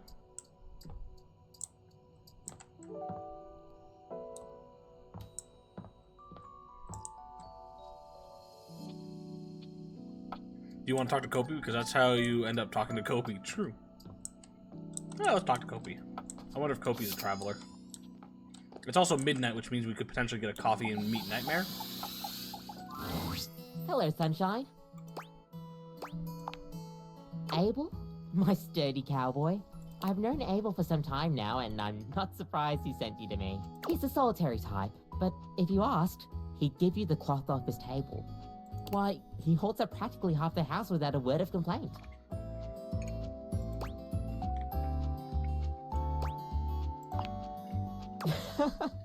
Yes, he would dodge that question. I think the most important thing to know about Abel is that he's not quiet out of any kind of shyness. That's just how he is. If there's nothing to say, he's content to share in your company. Everyone likes coffee, darling. Debatable. I drink coffee now. Still wouldn't say that I necessarily like coffee. I'll pour you a cup of his favorite. It's an Ethiopian Sidama Adi that tastes like strawberries, served black and hot. See, if it tastes like strawberries, I'd be down for that. Trust me. With the coffee in hand, you take your leave. Okay, I'm assuming that means we had a coffee at midnight.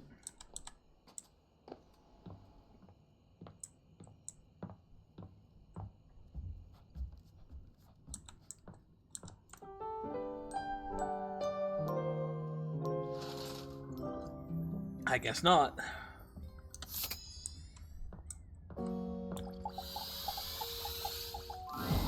What would you like to do? I'll take the... You got the... With this, all of you, if you collect 100 common boots of true present. Good. What would you like to do? I'll take... You got the... With this, all... If you collect 100 common boots of true present. Good. I'm What here would for you like to my do? polls, and that's it. I'll take... Unless you got something else for me, got Mikey. With this, all... If you collect 100 common boots of true present. Good luck. What would you like to do? I'll take... What? You got the... With this, all... If you collect 100 common boots of true presents.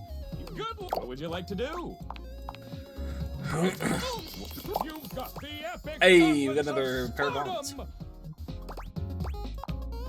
Damn straight! You already have them, so your specs points don't raise just yet. Oh, boo. I'm sure that extra 1 specs point has come in handy though. Keep working at it. Once you have 100, you can fuse them into one legendary Quirrell. Good luck! What would you like to do?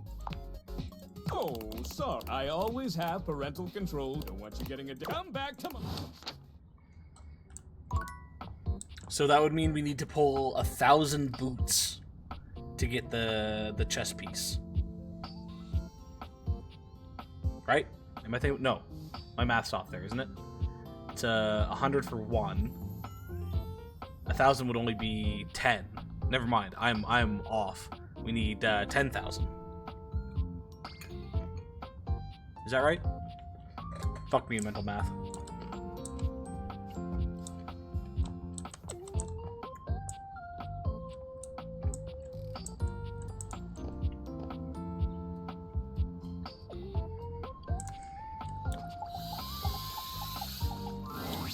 The kitchen smells like something fried again, but the smell is much stronger today, and familiar in a strange way. It smells like something deep fried, but surely that can't be right. When you encounter Friar Errol, he looks almost manic. Something is off with him. The lights are... Oh, fuck. Didn't mean to click. Just look at it. You can practically taste the oil. The friar is concentrating on a single mozzarella stick on the table in front of him. It looks quite fresh. But sir, you're not supposed to be deep frying things. Oh, hey, mozzarella sticks. Oh, to be so blind, to be so unaware. The grease devil has speared you with his oiled pitchfork, and you are so oblivious you cannot even squirm. But what am I saying? I know my own strength. I know that I can handle temptation. But you have been coming to me and hearing my teachings all this time. I have spoken to you at length of the virtues of convection. Show me here and now that you have taken my teachings on board, that you have pulled back from the brink of oily oblivion. Friar Errol suddenly lifts the mozzarella stick and brings it to your lips, a wild look in his eye. Now you will face true temptation. Resist. Friar Errol holds the mozzarella stick to your lips in a way that can only be described as threateningly erotic. If your matzo stick is dripping like that, flaring, don't eat breath coming faster now. It occurs to you that while you could just do what he's telling you to do, the tension in this moment is nigh unbearable. It might be interesting to see what happens if you do something to break that tension. Ooh. Ooh.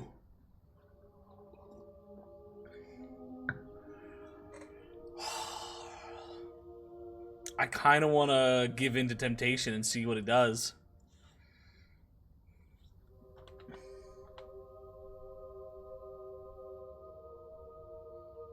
Because it could go one. You could resist, stay strong.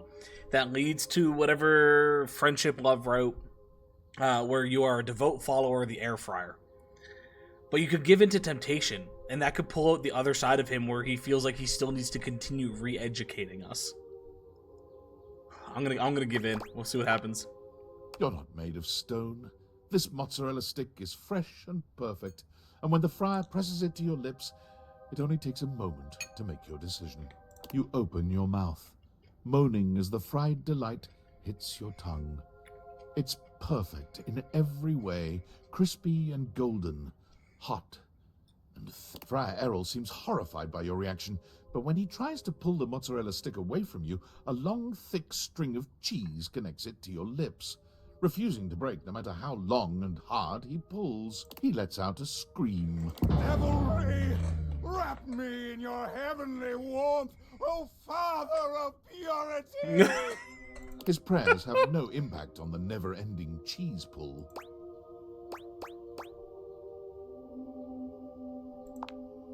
You take his hand in yours, lifting the other end of the mozzarella stick to his lips.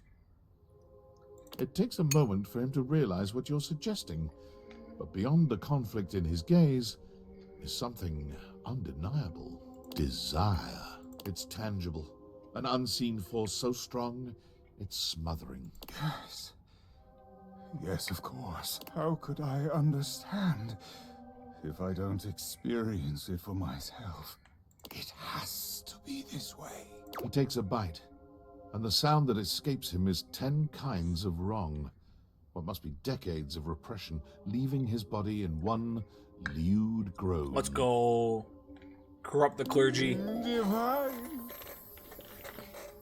You're now connected by a single thick, gooey strand of cheese that grows shorter by the moment, your faces coming closer as you both move instinctively.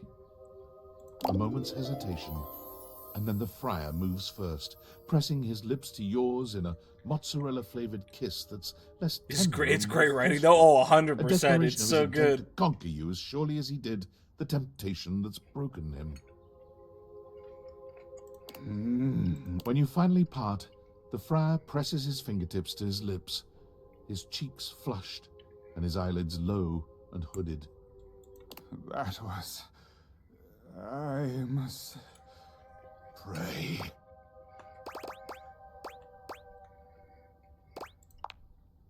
You are right. I must face this head on. I should be horrified at what I've done. What we've done. But I feel reborn. Somehow. Am I losing my mind? Shouldn't I feel as if I've sinned?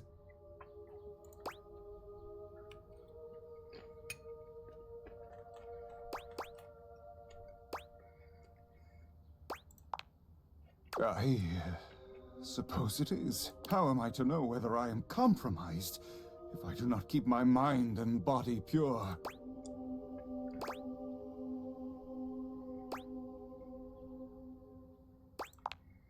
Perhaps you are right. I have lived a harsh life of little comfort. All it took was one fucking mozzarella stick to convert this clergyman. Perhaps with you by my side, I could indeed live a little. As would I, in that case. Call me Errol, won't you? In the arms of my beloved, I am a friar no longer.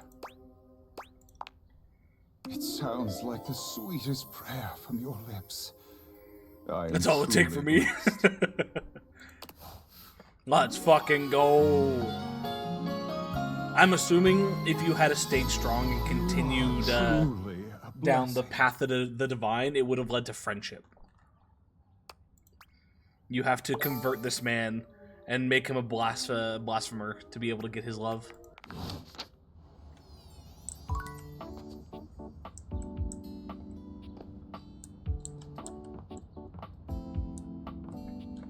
What are our numbers at the moment? 18. Let's hit 20. If we can get 2 more lovers, we'll go back to Scandalabra and see if that's enough.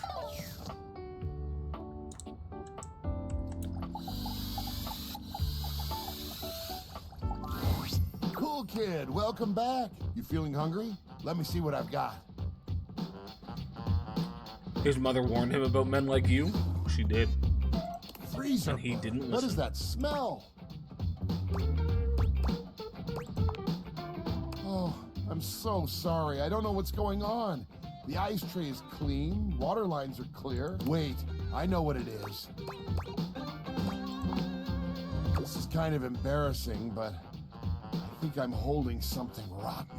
To be honest with you, I'm kind of embarrassed. I can't believe I let something go bad on my watch. It's not cool at all. That is something that I would like. If our fridge was sentient and had the ability to tell when something was going bad, to be like, hey, you've got like this thing here that if you eat it today, it's gonna be fine. But you really should finish it off today. Because then I'd be like, okay, I'll change my dinner plans, I'll cook with this today, and I'll use it up. Really? Thank you so much. I think it's in the back and I can't reach.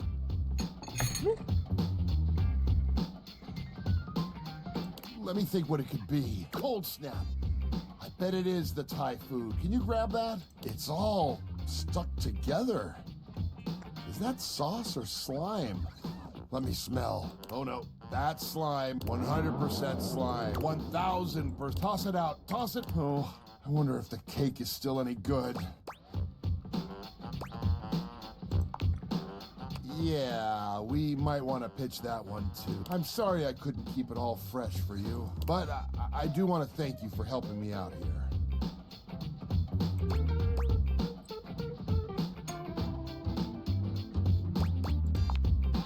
I don't know, cool kid. You're being really awesome about all this. I appreciate it. But I've got to get to cleaning. That slime back there is going to take some scrubbing. I'd rather do this by myself, if you don't mind. But again, super cool of you to offer.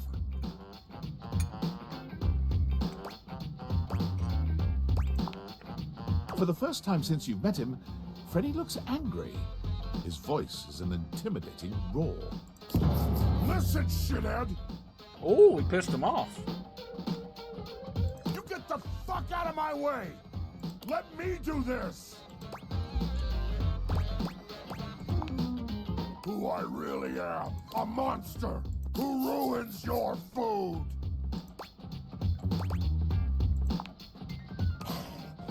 I'm clearly a fucking monster! No, you're not, Freddy. Freddy You're just falls angry back when you're against hungry. the wall, one hand clutching his chest as he struggles to catch his breath. He seems to be waging some sort of internal battle. He is a shadow of the monster he just was. Quiet and small and shaken. Oh, I'm so sorry. Please, just go.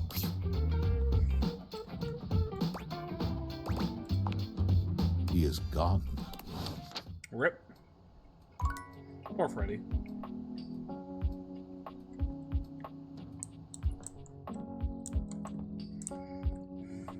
Welcome back.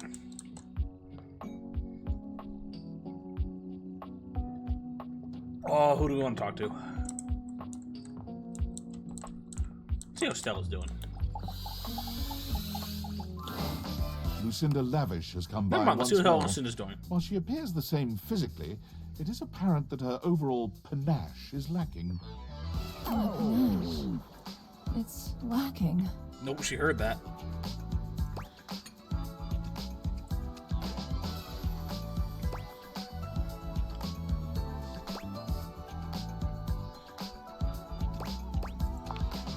I am forever your Lucinda Love. Fully formed, undeniably yours.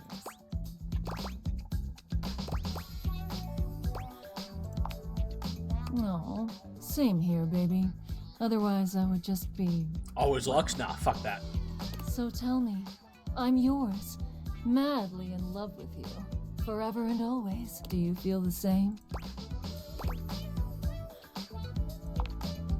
Come here, baby. Oh, shit.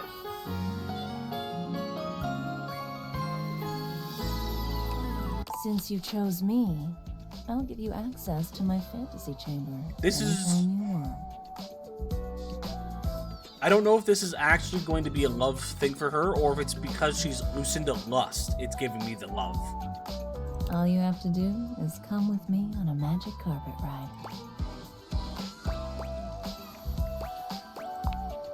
You just have to point those little spectacles at the rug underneath the bed, and I'll whisk you away to my chamber. We can replay the part where we have our way with each other. Or listen to my soundboard, all according to your liking. Come again, will you? That's right. Wrong button.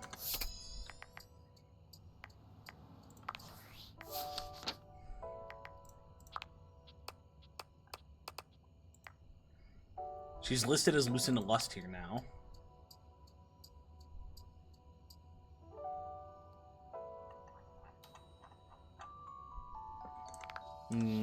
I don't know. One feels off.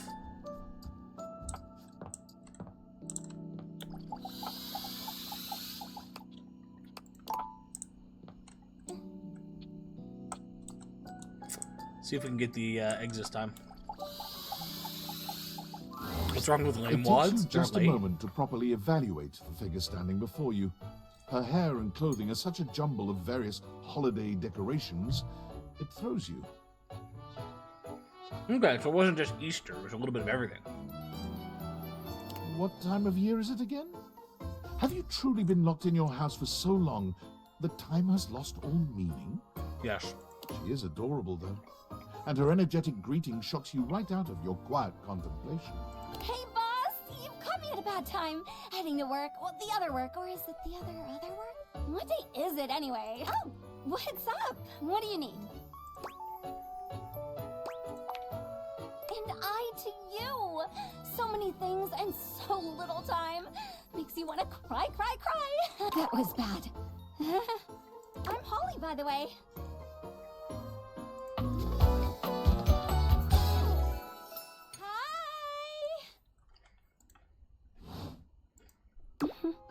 Oh, and who are you? Did you already say? Sorry, in a little rush for the dish dash. Rat race, all that. Oh, I've heard about you. That is such a funny name. Wow, rude. From everyone. I'm social butter, so they say. Oh, that makes more sense. Social butterfly. Anywho, I'm so sorry, but I'm already running late. Love to chat more, though. I'm working a double, then opening, closing tomorrow, but swing by first thing in the morning. That's when I'm usually able to sleep. That work? Great. Okay, bye!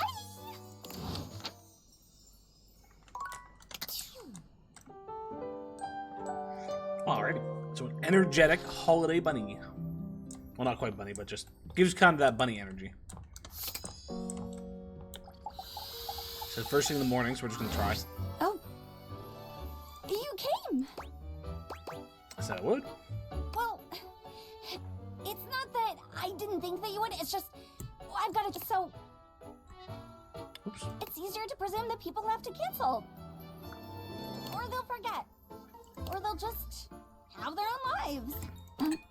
Which is me. I'm people. I cancel or forget, or I have my own life. I'm just realistic. Yeah, it was great. Wait, you said okay. Yeah. Award. Underpaid. Fun. Just a local pet. My favorite kind. The little one. Oh, sorry. It's not you. A little, but who isn't? Usually, when I finish a shift, most of the others are asleep. I never really get to talk about my work, so... It's strange. It's nice. Well, the shift wasn't, but this is. Someone has to. It's my job. It's always a holiday somewhere, and someone has to do the work to bring the wonder to everyone else. Somebody else can do it. I'm a helper most of the time. Essential, so they say. But sometimes.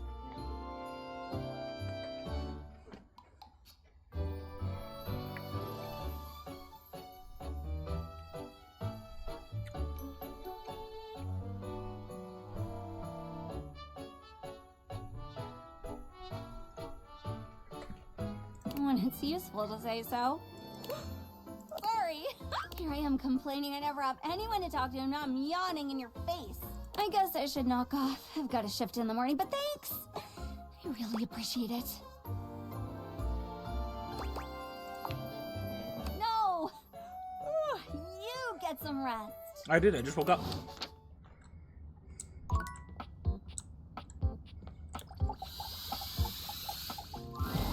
Once again, Mikey is on his phone when you see him, but he seems even more upset than the last time.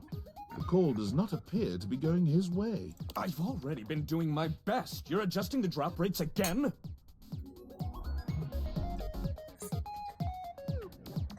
Just because of some whales who think that they own them. No, you listen to me. You listen to me! The moment Mikey notices you, his energy changes. That air of boyish charm comes right back up. We've got a customer here. Yes, I'll call you back later. Have a nice Valdivian day, and keep your... Just like the last time, he stares down at his phone with a numb expression. It seems he's been hung up on again. Wonder how this game would have gone if you hadn't bought the DLC or if you bought it later on. True. Hello. I don't think too much would have changed, though. Whew. Getting tough these days to keep my energy up, but what would you like to do? Okay. Yeah. Profits are up, higher than ever. But it doesn't seem to trickle down to the little guy, does it? Seems that way. I get just barely enough to keep going and support my family. Lucinda wouldn't pop up and we wouldn't have Mikey here. And the comments on my red shirt would be gone, but that's about it, really.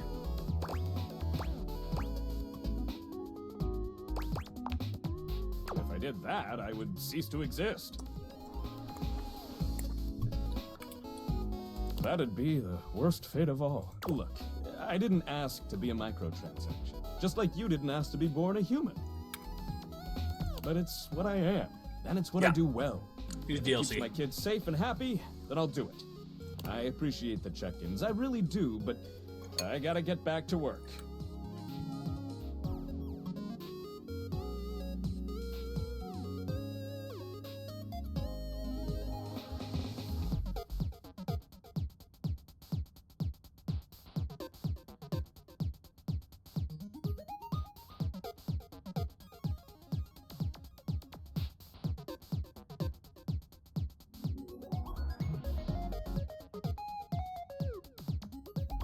Alrighty.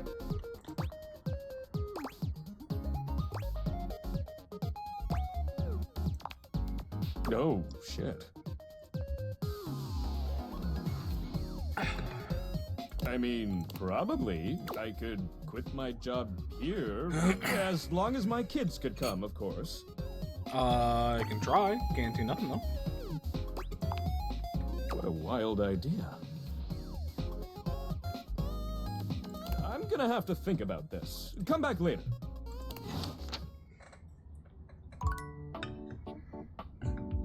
Can I get my polls? Wow.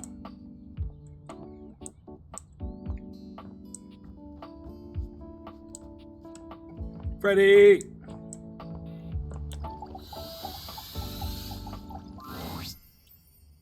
How you doing today, buddy?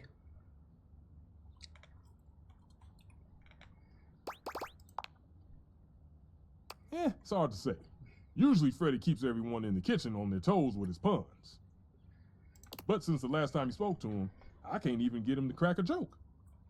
He's giving us all the cold shoulder. Oh, drat. A bad pun myself. Perhaps I'm taking his place. You have to talk to him. Get him to open up again.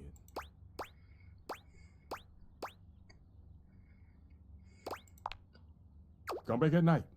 He's been keeping odd hours, so it might be worth catching him then. I have no idea what he's been doing, but I hear him up and about. And keep in mind, we've seen what he's capable of. It might not be pretty. Okay.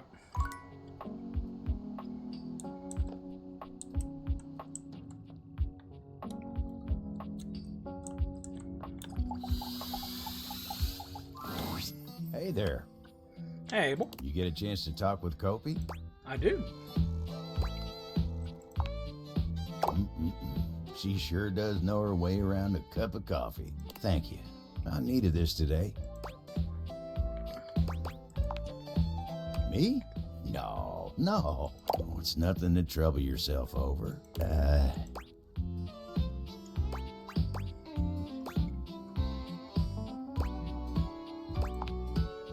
know most of the house, yeah. We've got our fair share of characters, but as a whole, I'd say we're a good bunch. Definitely some people that need to work on a few things, but... Plenty of stories to tell. Me? Oh, sure. I've got stories, I suppose. They're not exactly exciting, though. You know what? You want exciting? You should talk to the captain. Why, I swear he's seen it all. Why don't you go ask Captain Jacques about his time on the high seas? Okay. Sure.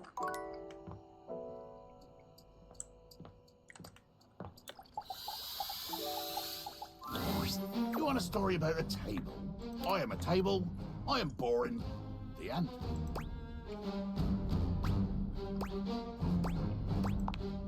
That's right. Thinks he can hide his little crush for the big desk. Pesh. I said, Pesh. Good day. Oh, he's angry.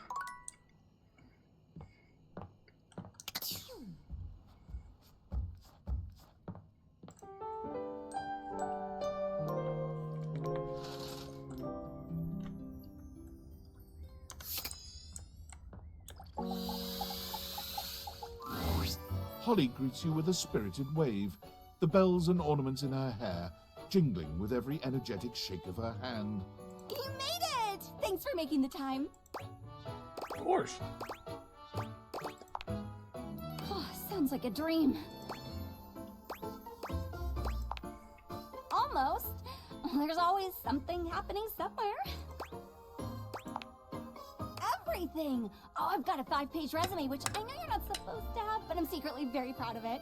I've been a waiter, a maitre d', a caddy, an usher, a valet, a pinata, a mascot, a bartender, Pinata mascot? a line chef, a runner, a ticketer, a seat holder, an election official, a Zamboni driver, a scuba diver, a pickpacker, a mail carrier, a timekeeper, and an ice-certified judge for a local junior yodeling competition.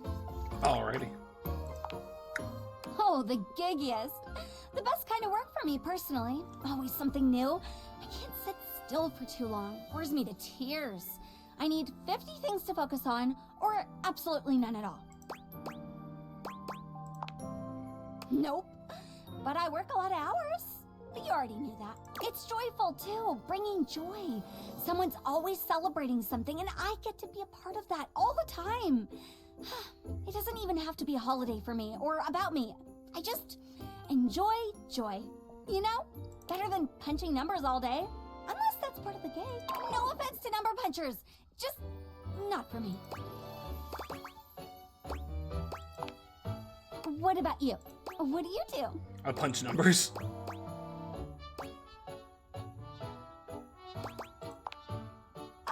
You're good at that. Or I can see you being good at that. I agree. I think you're great at talking to objects.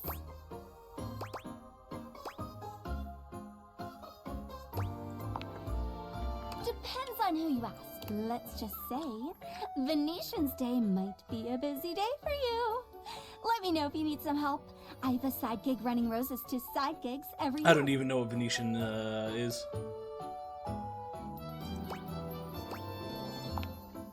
Well, you waded through my busted schedule, so you can't be that bad. I'd vote for you, I think. I mean, you made the time to see me with my busted schedule, so maybe you'd actually get things done around here. Don't tell Celia, though. Speaking of which, I gotta bounce to another shift.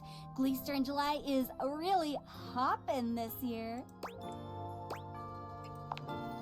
I know, right? That's what I said. It is actually July, though. Anyway, okay. Bye.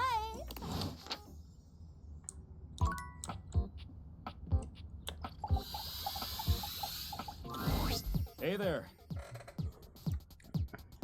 You keep coming back, don't you? I do. I have 2 reasons. Oh, I've been thinking. I think we'd make a great pair. Your curiosity and positivity give me hope that one day we can work this stuff out. My W key's feeling a little oily. Do you wanna pull me every night and be my lover, baby? I'm the happiest dad in the world. Also, I can, well... Mikey leans in, placing his hand just to the side of his mouth and speaking to you in a low whisper. I can help get you some better roles. Let's go. Okay, just don't tell the gaming control board.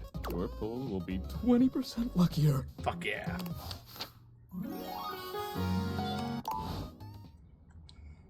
Even though you've ripped me off 2 days in a row where I haven't been able to do my polls, but I'll take it. Sack 2 days to get a 20% increase. Worth it. Nope. Hey there. You look like you got a story you're itching to share. I take it you'd talk to the captain then, huh? A great story all about a stoic traveler.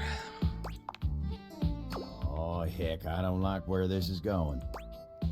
Said the traveler is liked by everyone he met. Come on now. And that despite how rough things may have been in the past, he always did his best to support others. Oh, this is the last time I confide in that salty son of a gun. Seems like you're happy to help anyone you meet, but you won't share even a little bit about yourself. Yeah. Look, I just, time spent on me's time I'm not spending on others, right? You remind me of my old rectangular friend. Anyway, you remind me of her. She's a sly one, too. Always trying to get me to focus on myself.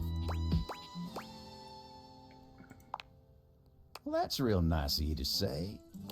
You mind giving me some time to myself? I need to get my head on straight. Always am. Go talk to Jacques. We'll push him a little bit. You? But why? Was I not clear? Have you returned without my adventure? Oh yeah, we were supposed to find an adventure for him. Have you returned with an adventure so puny, so inconsequential, that it can hide in those stupid, tight little afterthoughts you call pockets? Are you seriously insulting pockets right now? I don't have it yet, but I promise I'm looking. Nothing is safe from my whip-crack dissatisfaction. Come back without it again. You will beg for the release of the locker before I have done. Alright, I did forget that he is looking for adventure. I have no idea what the fuck that means, but I'll have to find something for that one. Freddy is deep into a book of some kind when you find him. He looks up at you with a sad expression. Oh, hey, cool kid. Sorry, I can't talk. I'm pretty busy right now. I'm studying up on safe food temps. I think that maybe if I could adjust things to be perfect depending on what you give me. Because I have a job. It's a clear job, and I love it, and I'm good at it. At least, I'm supposed to be good at it.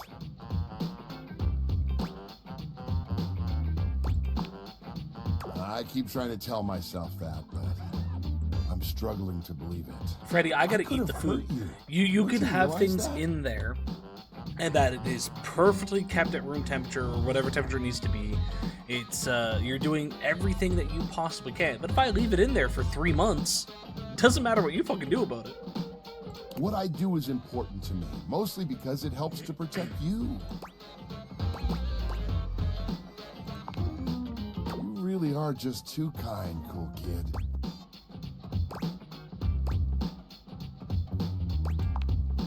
Oh, that. You might not guess, but I've really struggled with keeping my cool for a lot of my existence. I've been told it's just the monster in me, but I don't believe that. I know I'm big and strong and that my teeth can be intimidating, but I never wanted to be defined by those things.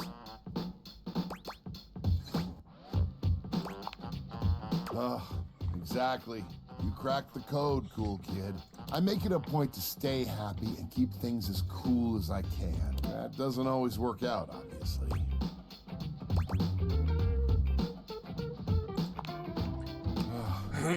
You know, it's been so long since anyone asked me about my past. It was when I was just coming off the factory floor. You might think I'm this fantastic fridge, but I'm actually the smallest model of my line. Thanks, but I'm the runt of the litter. The Eddie family was made to run big, but I got teased by my siblings for my size. They told me that I'd fail in no time, that I was made to fail. At first, I let it slide down my back. I knew what I was capable of. In testing, I did everything I could. I made all the ice I could make. Temp control, steady. Smart screen, crystal clear. By all official measurements, I was a top-of-the-line Yeti. Those things didn't matter. Every day I would get teased. They would call me names.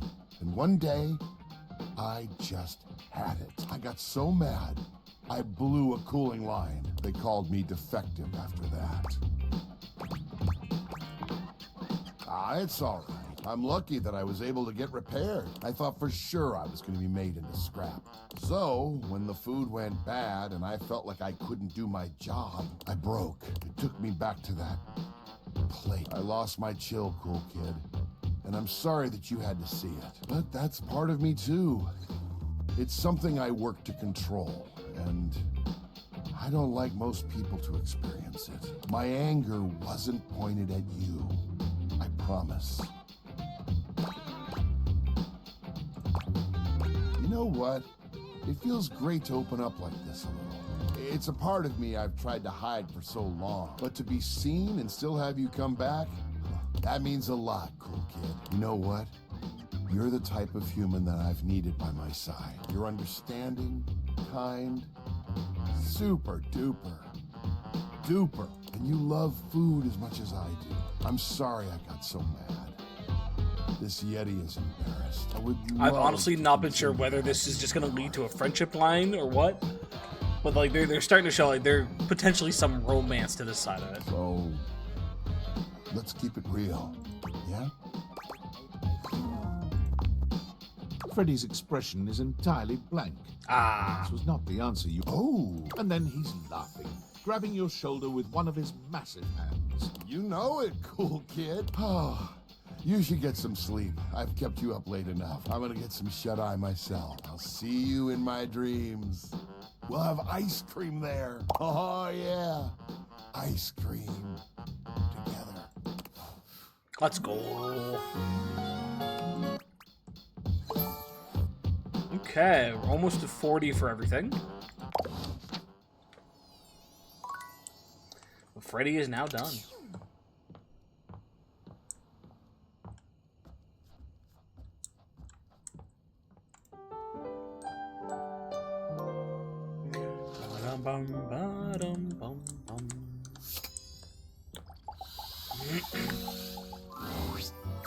Perfect timing! You come to expect Holly's spirited greetings, but this one still manages to startle you just a little. I knew you'd know. How do you feel about flyers? Birthday party. So do I. So I've got a mail drop shift, and I figured why not do more? You know? So I picked up a flyer drop shift, and I figure since you're here, you're wanting to hang out anyway. So, keep me company? Let's go. Nothing like a good, what's the word I'm looking for? Chore date?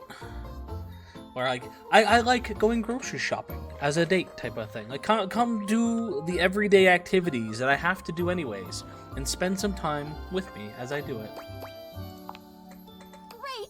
Race you to the kitchen.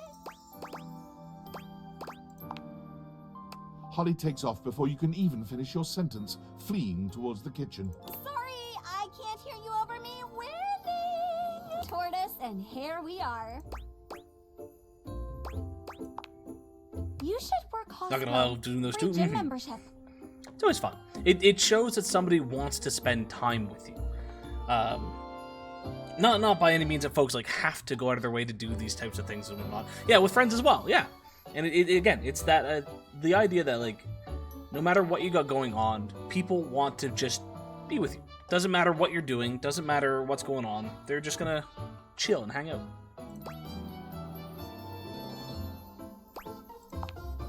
If you're going to be my helper, you need to know the basics. There's a Mirth Day festival next week. I get 50 cents a flyer for handing out 100 flyers. Jesus Christ.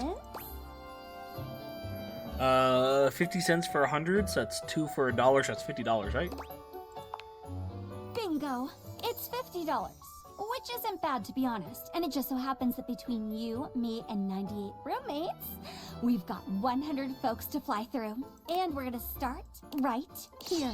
Sophie, I'm back! Holly! Kopi! Be my favorite customer and take a flyer. I gotta get rid of 100 of them, and they know when I don't. I don't know how, but they know. You got an intern? Something like that. Holly works hard. You might need a copy to keep up. And on that note, I better get back to work. Pick up a shift, Holly. I miss you. Soon, I promise. You said that last month. But now I actually have time, I think. Holly's voice also sounds familiar. I should double check that. Did you even read the flyer, silly? Kidding. Well, it's like a bulk birthday for everyone all at once. You get a birthday. You get a birthday. You're all getting a birthday. It was nice. None of us objects have a real birthday on account of not being born. But I love birthdays, even if I've never seen one. So it was nice to have our own version.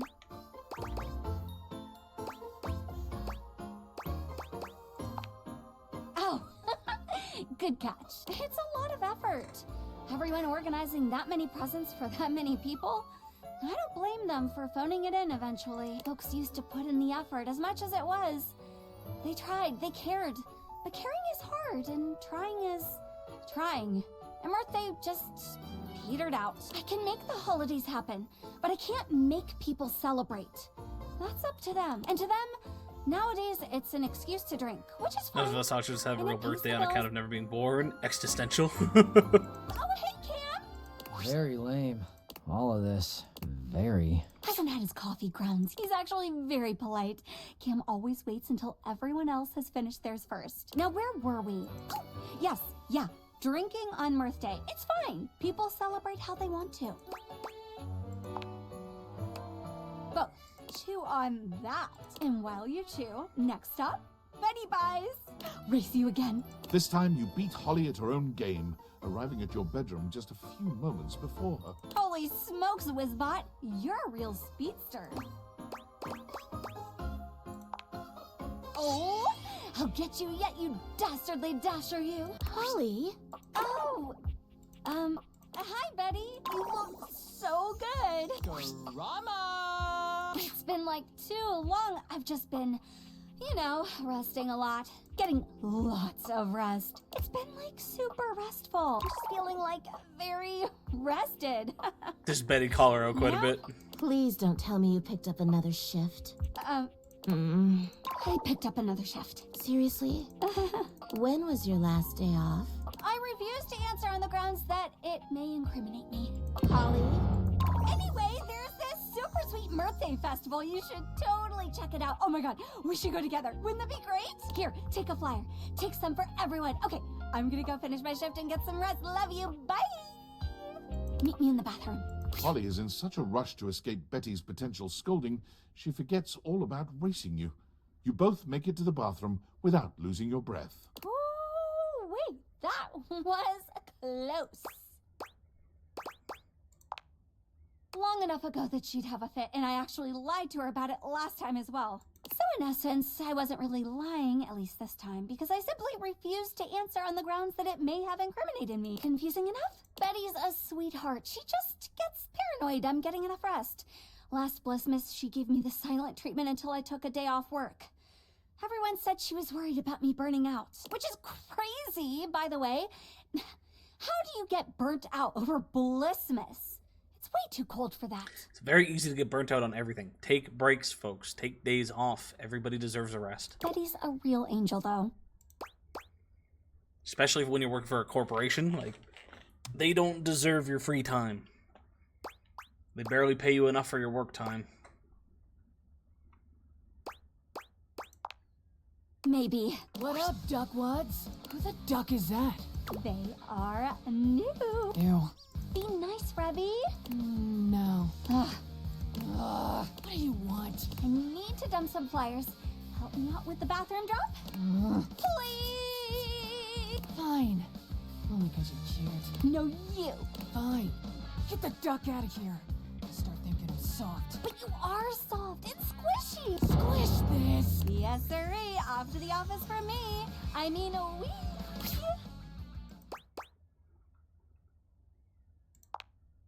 I don't know what you're talking about. I'm just following the handbook. And if the handbook route is outdated and lends me some overtime, I'm not gonna be mad about it. I get screwed on the daily.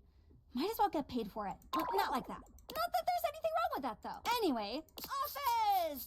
Bring out your day! Oh, and make sure you do not hand those flyers to Jerry. You will never see them again. Yeah, but you said you need to give them out to 100 people, and Jerry is one of the 100. So we gotta give at least one of them to him. Did someone say Jerry? No! Terry! Who's Terry? You know, Terry, Terry Cloud. He's new. Oh, Terry! Yep, Terry, great guy. Hey, Holly, did you bring any of those flyers? You know I love a good flyer. Okay, nice chatting, Jerry. Nice chatting. Oh, say hi to Terry. I will. Great. You know what? I'm just gonna put these right here and run. Next stop, the land of the living. You know it. Close one. Jerry is great, mind you, but he gobbles flyers up like pastries, and then he never actually goes to the event anyway. And then my boss is always like, why is no one here? Because one drawer took 20 flyers. What do you want me to do? You know, also because your event is a little... Don't tell him I said that. He's fine. He's a good boss. Anyway, here we are. The land of the living, where we come to laze. Ironic, no? She's got too much energy.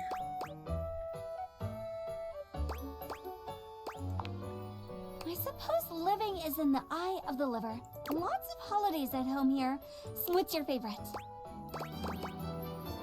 Valentine's Day, Blissmas, Halloween. That holiday has dropped in popularity, but it always bounces back. I love the small ones. I mean, I love all of them, of course, but I adore the small ones. The ones you never know. Because you know for sure those people are there because they want to be. Because they care. And that's all it is, right? A holiday. A group of people, big or small, willing wonder into the world. Someone has to. And what could be more wonderful? I'd put up with all the silly shifts in the world to be a part of that. Someone's getting sentimental. Monte! Flyer drop? Flyer drop. It might be the Ash talking, but you really ought to take a break. You know me. That I do. And you really ought to take a break. When was the last time you did? Oh, it was when it was. Can I leave these with you? If you promise to take a day off. I promise. Thoroughly convinced. Thanks, Dante. You are my favorite fireplace.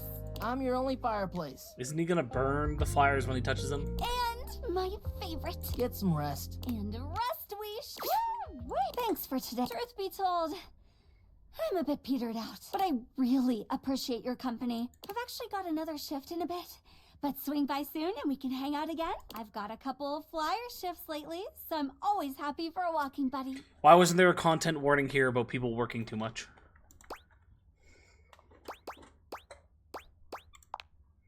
And rest I shall, right after this shift. I really ought to start getting ready, though.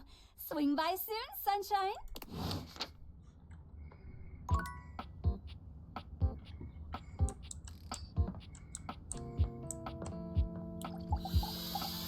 I want that chess piece. What would you like to do?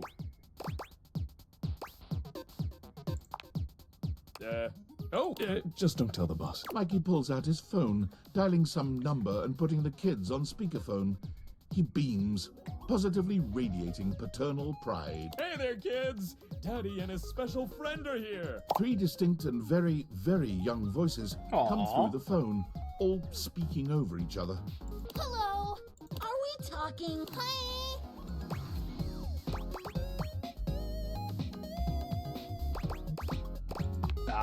Yeah, the other one was too forward too soon. That sounds so weird. I like grapes.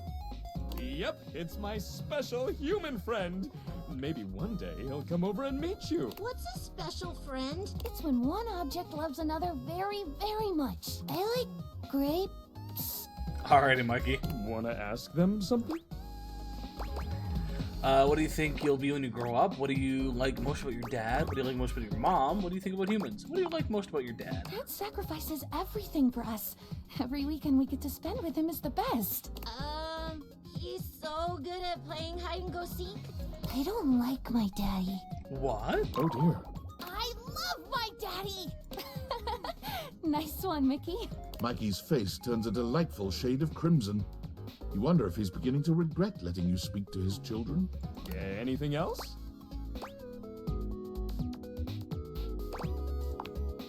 Humans and objects are both necessary parts of the universe. Without objects, humans couldn't exist. And without humans, there would be no one to bring meaning to objects. We would all just be one and the same. Good job, Michaela. She's been studying. Do you like that you have your own separate identity from the other objects? Yeah, of course she does. She's so full of herself. Shut up, Marco. Come on, kids, settle down. Yeah, anything else? Mommy's a good leader and has good moral standards. It takes forever to get to her house after visiting Daddy, though. Mommy makes great words, but Mommy makes bad singing. Oh, yeah, sing, Daddy, sing. Oh, just a sweet little lullaby for my sweet little lady and 2 little babies who sail through the magical sky. Yay! Wait, I'm not a baby. Bless me. Okay, I can tell they're getting tired.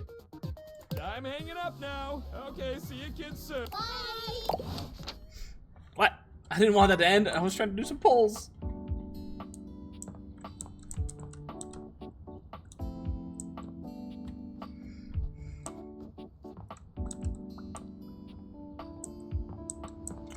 Who are we working on?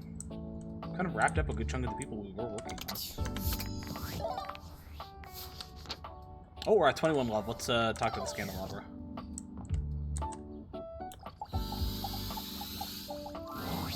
You return, wishing for me to dig through your data decks once more in search of Silverline scandal. Let's see what we've got in the books for you, player. Why, just look at the list of scandals. In alphabetical order, of course. Sleeping in your bed, have you supped from the forbidden beverages of love? A true thirst trap. That criminal pin has made their final heist. A theft of your very valor! You took a chance on love with that inordinately complex die and won his affections. But at what cost?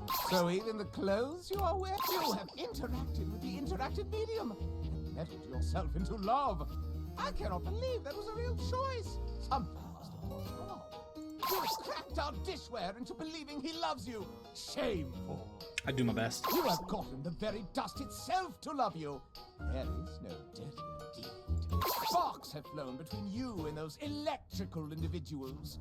They've caught into a conflagration of love. The relations between you and your refrigerator have not cooled. They have done the opposite, which I very much dislike. The Holy Friar himself has strayed from his teachings and gotten into a relationship with thyself. Sinful! The mellifluous air from the HVAC has sucked you in rather than the other way around. I am suffocating with the very scandal of it. The relationship between you and the couch has gone from merely resting together to becoming something more indecent. Scandal! You paid a fee to have an encounter with a lavish edition of some sim of dating. If that doesn't reek of the oldest profession, I don't know my scandals. You and that microwave have gotten your relationship to extreme heat very quickly. An express cook of calumny. You got a legendary ending with the loot box himself. Epic! Your relationship with water washes over me like so much wickedness. The spectacles upon your face have already opened the floodgates for fooling around. And your gaze still turned inward and made you lovers yourselves? Meta scandal! The worst kind. That safe has scandalous cracks appear and my darkness surrounds me. This amount of lovers is quite sufficient for my desires. Oh yes, quite sufficient. The amount of scandal fills me with energy. I cannot contain this passion in mere dialogue. the greatest scandal of all. For a human to love, really love one of us objects, you must, absolutely must. Not here, within the bounds of dialogue and narrator, but outside, in the dining room itself. Lips to metal. It would be so wrong.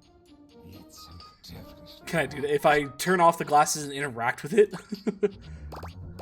Empathy. This seems like what you need is something else. I don't have enough empathy. Sure. Kind of cute. Hi. Hey. Well, this is very, very good indeed. When we finish talking, you must place your lips longingly and gently upon mine silver. Then apply a slight... Oh, and then I'll see you on the other side. Okay, so yeah, you just interact with it? Jesus Christ.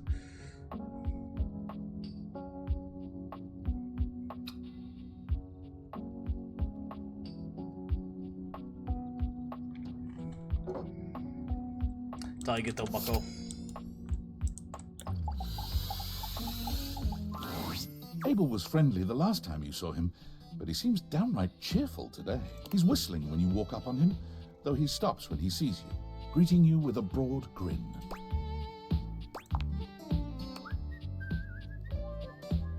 Oh, hey yourself, Sunshine. Oh, well, you know, sometimes a table just wants to feel heard. Had a long talk with Dasha before you got here, going over the finer points of lifting. It's almost more weird to kiss the object than kiss the person versus Good it. old lady. Just a little bit. Just feels nice to be understood, you know?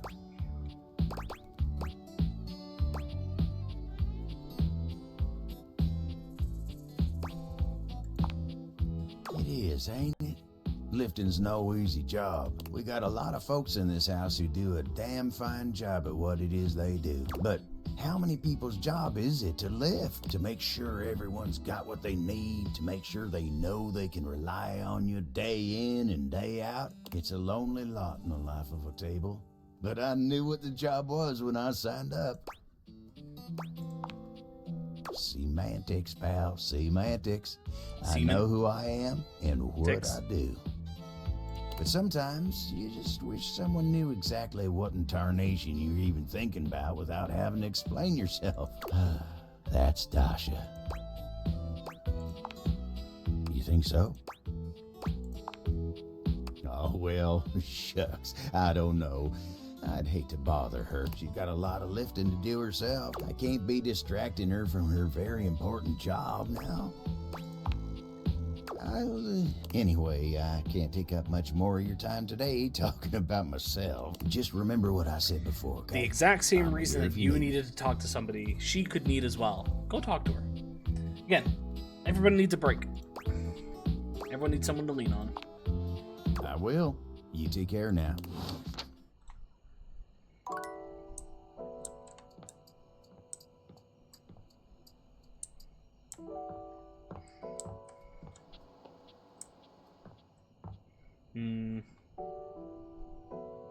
Don't know who I want to talk to. What do we have for numbers? 71.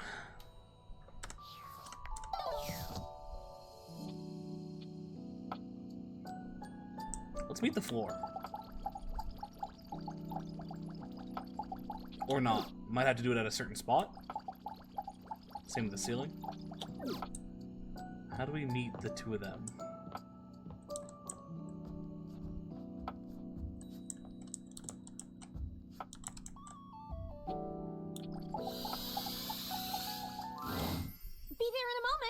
An utterly charming secretary hurries into view, giving you an apologetic nod. Hello there. What can I do for you? Her greeting is cut short as she seems to recognize you mid-sentence. Oh my goodness gracious! It's the human. Whoa. Alright, I like her dress. Florence. Well, I wasn't expecting you today. Oh, golly, I must look an absolute mess. You must be here for Mayor Celia. Oh, Oh, you don't know. I completely understand. You must be such a busy bee running around and taking care of all of us here in the house. Who would have time to remember every little detail? Mayor Celia runs things around here. Keeps an eye on all the citizens. Makes sure the wheels are greased so nothing squeaks. You know, that sort of thing. I help her out when I can. But if we're being honest, she does most of the heavy lifting around here. Keeps a roof over everyone's head. Literally. She's the ceiling. I could pencil you in for an appointment, if you'd like.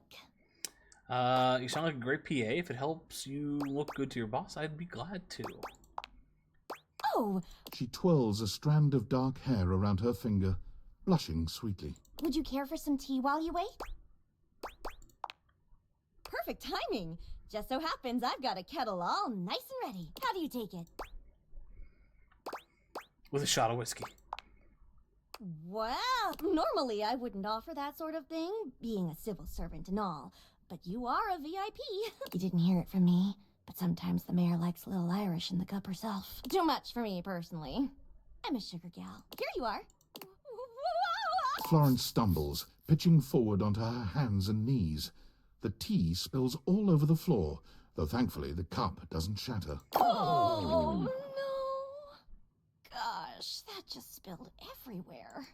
Right on the carpet of my good jacket. Oh, that's gonna sting. I'm so sorry, dear. I need to dab this out with a towel right away. Would it be all right if you showed yourself up to the mayor's office? Just this once? Thank you so much, dear. Sorry again about the tea. Oh, please don't tell the mayor about this. There she is, the mayor herself. She simply radiates poise and power. She's an intimidating sort of beauty. I fucking shattered my stone plate today by sitting it down at lunch. But like, what the fuck? Was it hot? Like, had you just taken it out of a microwave, or did you have like really hot food on it, or something like that? Because that is common for stoneware. Is I believe if you heat it up too much in specific areas, it can show its faults. Celia presses an intercom button on her desk. Just finished eating? Could be that then. Florence, dearest, send the next one in. Yes, miss. Hi. Hello, Mateo. What can I do for you today? That's a great question, actually. Now that I'm here, I can't even remember. Isn't it funny how that always happens? Right when you need to think of something to say, your brain just sort of goes blank? You know what? It was probably nothing. I don't want to waste your time. I know how busy you are. I'll just see myself out. Mateo, come. Tell me what's bothering you. Right. It's just... Go on. It's Lux. They're kind of pulling cords around the house, refusing to pick up after themselves, keeping the whole bedroom up late with their streams. It's really been stressful for the inanimals. And I don't want to get anyone in trouble, but it's just been a lot. All right, Mateo. All right. Lux, you said. Yes, ma'am. I'll have someone take care of it. Thank you. Next. Whoa. Hello, Wallace, darling. Whoa. Yes, I remember from last week. It's on the docket. Whoa. Think nothing of it.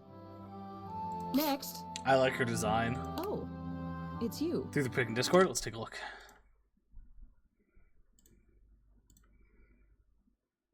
Fuck. Yep. It was definitely done with your shit. I don't believe we've formally met. Mayor Celia. I'm also the president of the HOA. That's Home Objects Association. Madam, you just lost so much respect for me right there. The fact that there's an HOA in this house, fuck that. Well, would you look at that? We got to meet, we got Florence and Celia just by interacting with the floor.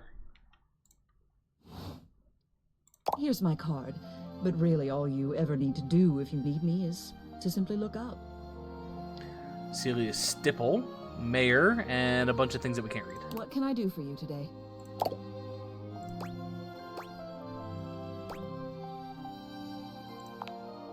Well then, hello. Meeting successful. Never a bad idea to make sure everybody knows your face. We're important here. Some sit back and wait for others to plan things. Others simply do them. You and Celia, you say that, but I've been we're here doers. for like a few months now talking to everybody else, and I still haven't come to talk to you, and you never once tried to come talk to me. So, who's really the important one here? It's this guy. I've seen you zipping back and forth around the house, running here and there. You seem like a reliable sort. I wonder if I might ask you a favor. It's about my assistant, Florence. She is an absolute dear, although sometimes I fear it gets her into trouble. She's such a kind thing, but that means she lets people walk all over her. Sometimes I worry the wrong sort might be taking advantage of her. I've noticed that whenever we go to lunch together, she never seems to buy herself anything. What's more, she's been pinching every penny you've dropped on her like a miser. I suspect she might be having financial issues. The office pays her well, of course. She's an invaluable assistant.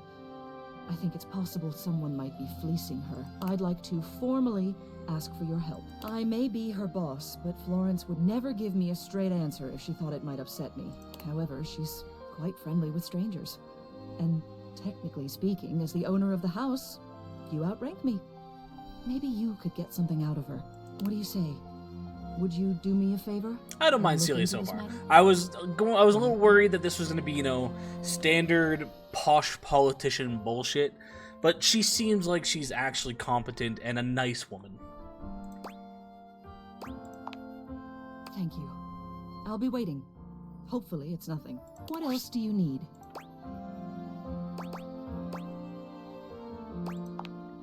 You have done so. Keep well. That used up both. Or were we already down to one? I can't remember if we were down to one or if we had two. We might have had one.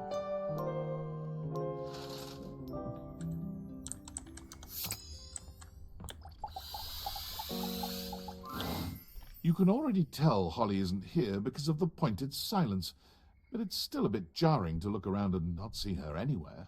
Florence appears to be here in her stead. She looks at you like she's been expecting you. I'm Florence, the floor. I work in Mayor Celia's office Yeah, we on just the met. second floor landing. You're Holly's friend?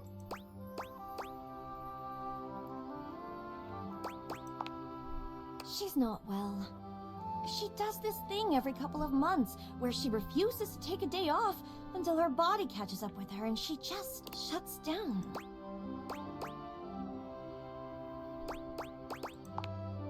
She's a busy bee. A silly busy bee. I'd say come see her, but she's asleep. She'll be fine. So she says. Always is. Poor thing. Tell her to stop working so hard? I mean, good luck. No, what she needs is rest. Trust me, we've tried everything else. Almost everything. Tie her up and leave her in the bed. Everything worthwhile. What she means is, we've tried everything easy. We haven't gotten her fired. Yet. Ever. Seems a bit hectic. Seems drastic, That's to be what I honest. said. Drastic times. Drastic measures. We care about her. It's just painful to see Instead her of like this getting over her a job that doesn't fired, you even could go pay that talk to her well. boss and explain the situation.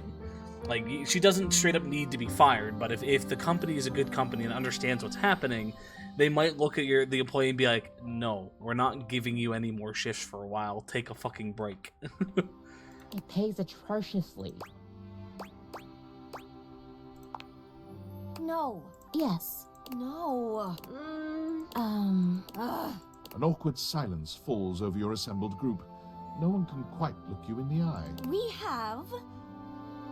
maybe... possibly... occasionally considered the thought. Regularly. Increasingly so. In jest. Mostly. But we won't. Probably not. Probably. Definitely. We'll figure something out. A distant shout sends chills up your spine. I'm away! Back to it. Kopi and Betty scatter, leaving you and Florence alone to face Holly. Oh, you came to see me! You're supposed to be resting, Holly! You're supposed to be resting. Go to bed. You're not my mother. Besides, I picked up a shift. I'm fine. I'm out. Have fun. Holly turns to you. Holly, you gotta Her jaw realize dropping everybody's open to doing their slur best out for an you, and if extended you keep greeting. doing this to them, Doesn't quite seem they're like eventually gonna usual give up on object you. itself. People can only help so much for so long, and if you are constantly going to push them away, they're going to accept that. You came. No rest, only work, and no sleep, only wait. I'm great. Just had a power nap, picked up a shift, ready to rumble. Let's jingle those bells. And on that note.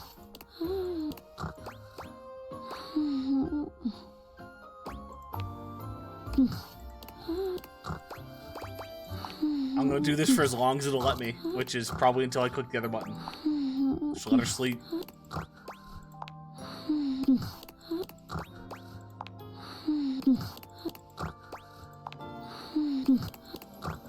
Yeah, I think I have to click the other one.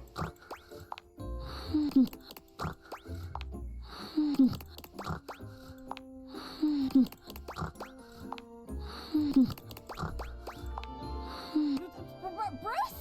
Where is that big, beautiful, fluffy bastard? Bruce! Here, bunny. I brought milk. More cookies. Oh, that's the other guy. With the beard. What's his name again? Lawrence says I'm grounded. Is that my mom? Grounded. Holly collapses forward face first, completely knocked out. A pair of arms catch her at the last minute, stopping her from smashing her face on the floor. I've got her.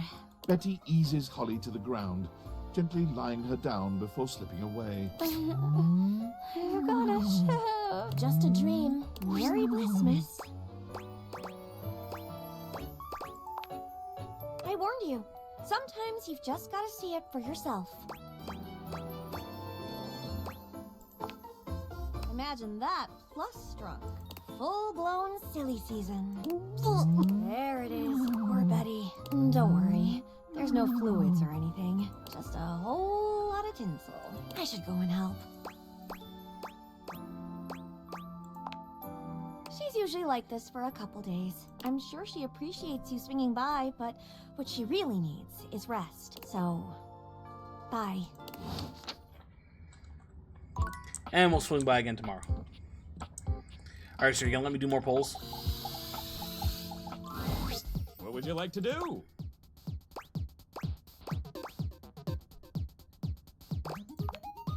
I'll take 1, 2. You got the with this. All of you. If you collect 100 common boots of true presence, you can. Good. What would you like to do? I would like to pull the Would you armor, like please. to exchange money for Brundles? Let's get you over to. Oi, and would you like to exchange cash for bundles? How much? It's 10 money for 6 bundles. Would you like to exchange cash for bundles? Oops. My mother always saw you. Would you like to exchange cash for bundles? How much? It's 10 money for 6. Good grief. Would you like to exchange cash for bundles? How much? It's 10 money for. Oh, terrible. You seem to be. It's dangerous to spend all your coin on pulling. Trust me. Can I get a loan? Don't regard this conversation. Ah, fuck. Okay, so we had him, we've got her. We're talking to Abel. Scandelabra again.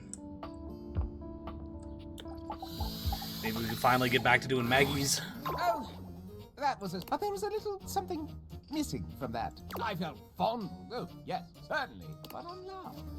My needs are met. Do try again, won't you? And mean it this time.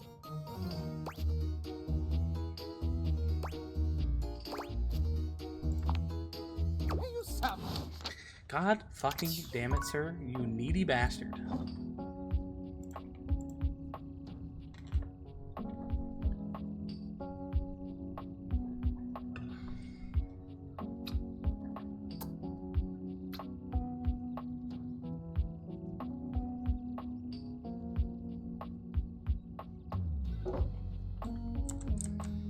He's causing his own scandal.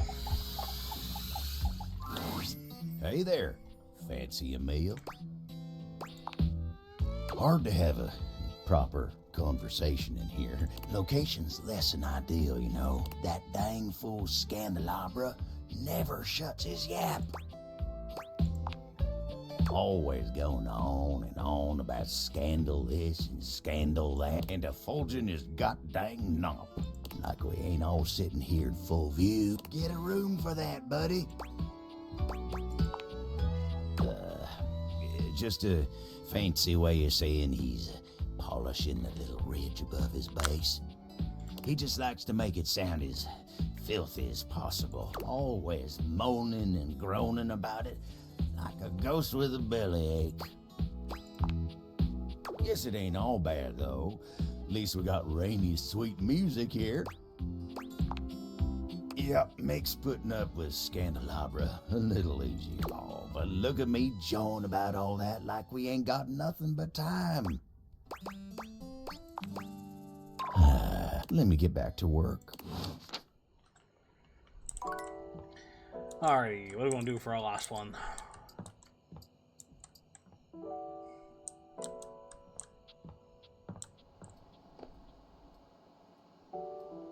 Let's pop over to Kopi again.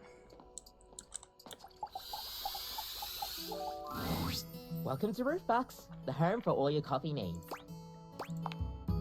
Kopi gives you an awkward smile, fidgeting with her coffee implements. She keeps looking at you as though she was searching for something.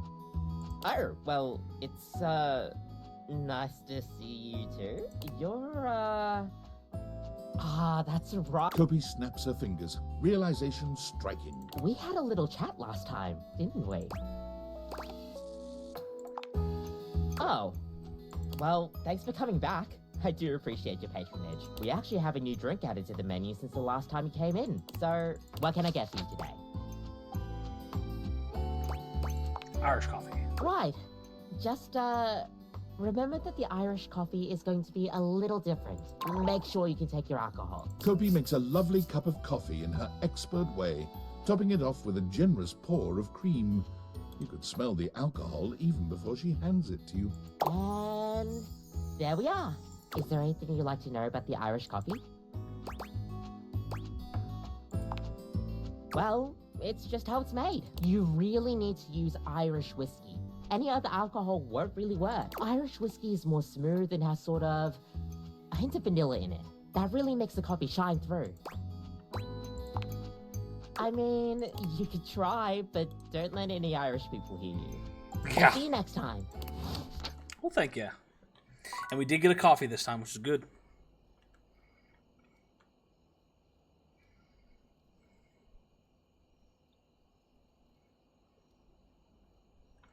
Haven't really been connecting with Kopi, though. It's very much been just like a customer interaction. Voice actor for her is actually Australian? Okay. Well, I was going to look at somebody else's voice actor, too. Who was it? Holly. Because Holly sounds familiar.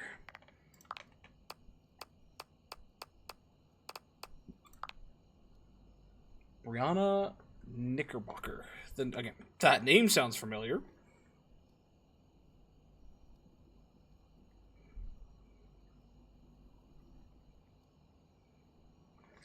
Who are you? Okay. She voices a lot of characters in animes that I've seen, but again, I don't typically watch in dub, so I wouldn't know her voice from that.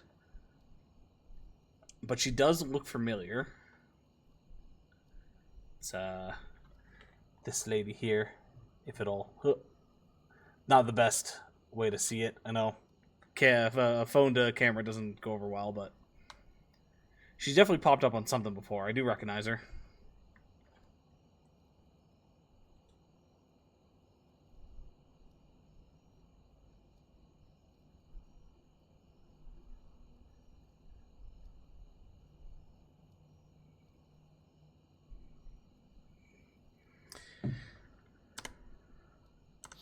Dislikes Jerry. Rip. Poor Jerry. Alright, Nightmare. Come say hello. I had a coffee. You've come to expect Nightmare's unsettling presence, but there's no getting used to the shivers her gaze sends down your spine. She doesn't even bother greeting you this time, launching into your nightmare with no fanfare whatsoever.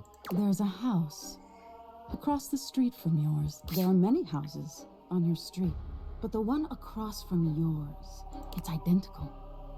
In every way, even down to the 2 rocking chairs out front on the porch. Ooh. You're sitting in the rocking chair, staring at your neighbor's house. You realize you don't even remember when the house got there. You don't remember anyone moving in. Why is everyone twins?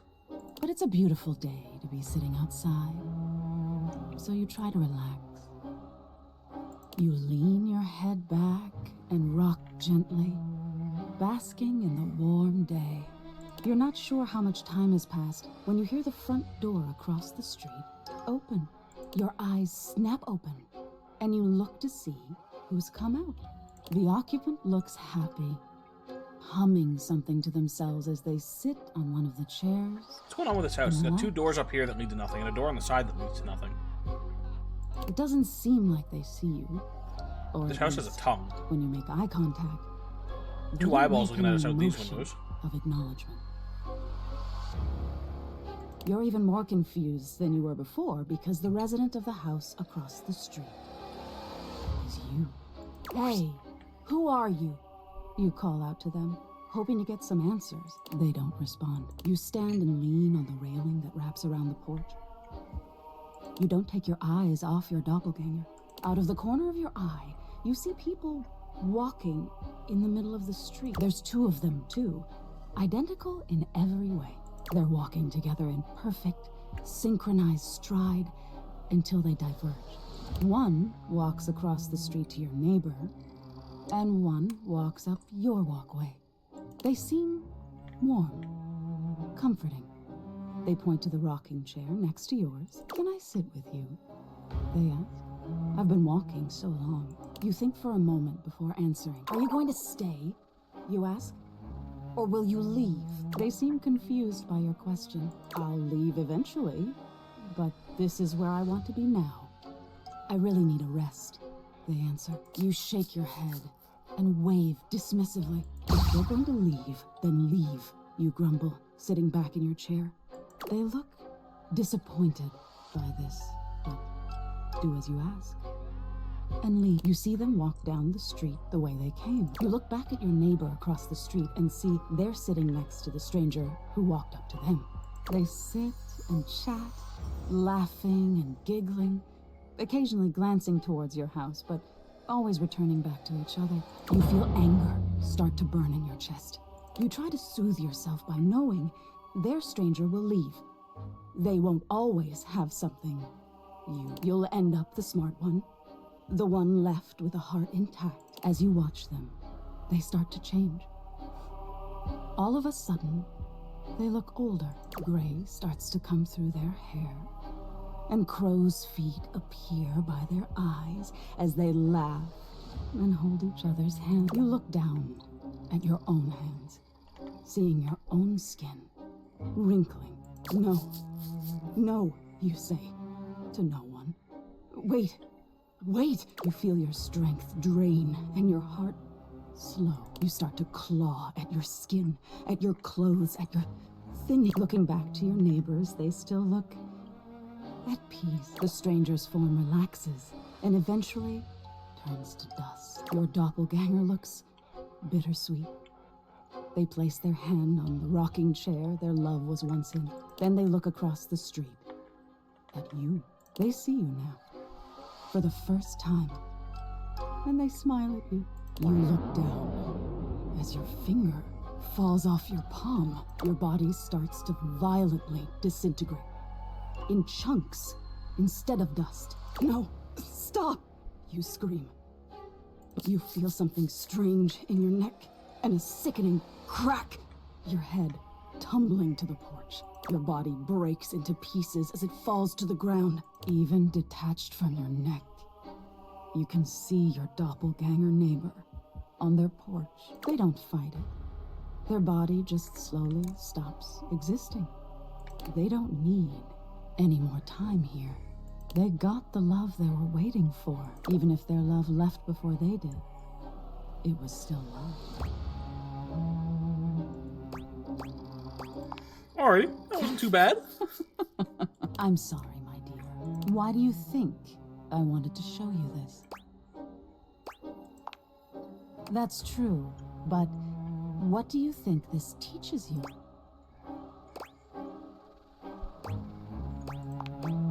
That's exactly it. Being open to love is such a vulnerability, but isn't it worth it? To be known. And love will always be alone at the end of the day. We can't change that, but we can decide whether we've been known and loved. Now get some rest. You deserve it. I like Nightmare. Okay, give me a minute. I'm just gonna get a toothpick and take a quick bathroom break.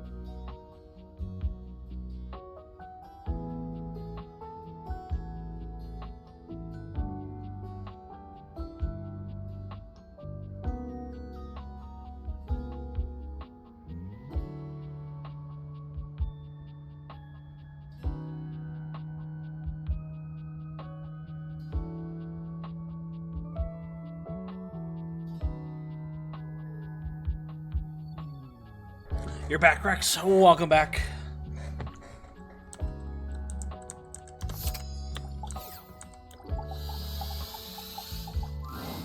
Florence is still here in Holly's place.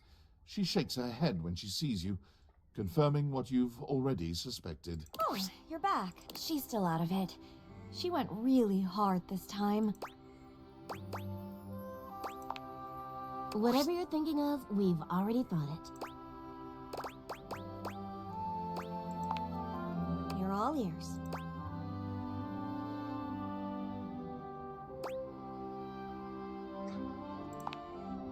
That seems counterintuitive.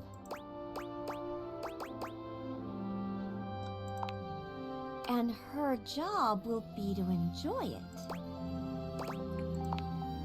They all exchange looks, but they don't seem unconvinced. It's roundabout. But it could work.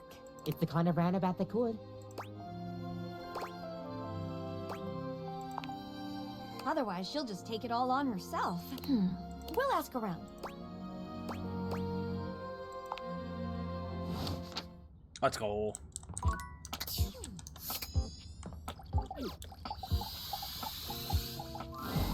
What would you like to do? I'll take those. 1, 2, 3. You got the cup. With this, all of your specs. If you collect 100 common boots of true presence, good. What would you like to do? I'll take 1, 2, 3. You've got the epic gauntlets of stardom.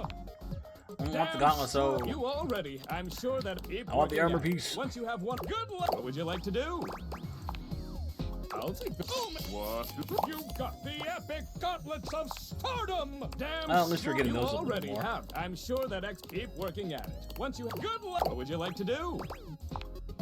I'll take. You got the epic gauntlets of stardom! Damn straight! You already have. I'm sure that X keep working at it. Once you have good luck, what would you like to do? I'll take. What? You got the epic gauntlets of stardom! Damn straight! You already have. I'm sure that X keep working at it. Once you have good luck, what would you like to do? Oh, so I always have. Don't want you getting addicted. Come back to. What if I want to waste all my money, sir? I'm an adult, that's my choice. Alright, now the Rex is back. Dasha! Hello! What can I do for you, my friend? Are you sure? It takes a lot to upset him. He is always so kind and easygoing. Poor Abel. He's always thinking of others and never himself. I have told him many times he should consider taking a suitor again. Perhaps that could be you. Why not you? You are lovely. But if not you, there are always others. Less and less over the years now, but yes, Abel has always been popular, even if he tries to keep others away. Some objects have hurt him in the past. Dasha called me lovely. But I don't think that is all. He has always preferred to be alone. He is very... You need something done? Abel is there. You are hurting? Abel is there. As long as it is about you, Abel is there. But when the attention is on him, he is freezing up, as he would say, like hairless cats jumping into a bucket of ice. Ah, yes. I believe he is afraid. I would like to think so after so many years. It is an honor to keep his confidence. Abel and I don't know. Perhaps it never came up. Perhaps he does not care for me in this manner. It doesn't matter anyway. I only want his happiness. Go now and make sure he's all right. Alright, so we didn't really get a Dasha thing there, but we're pushing Abel, that's fine. You know, Dasha's mind tainted. Ah, too bad. Rex, there's a thing going on here. That's two different pieces. One, we gotta share, at the very least. Dasha seems like a sweetheart and I want to get to know her better. But at the same time, both of us don't matter. Abel gets Dasha before either of us.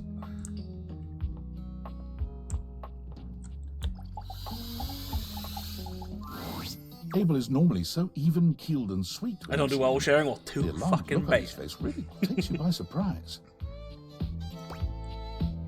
Abel can go carve wood.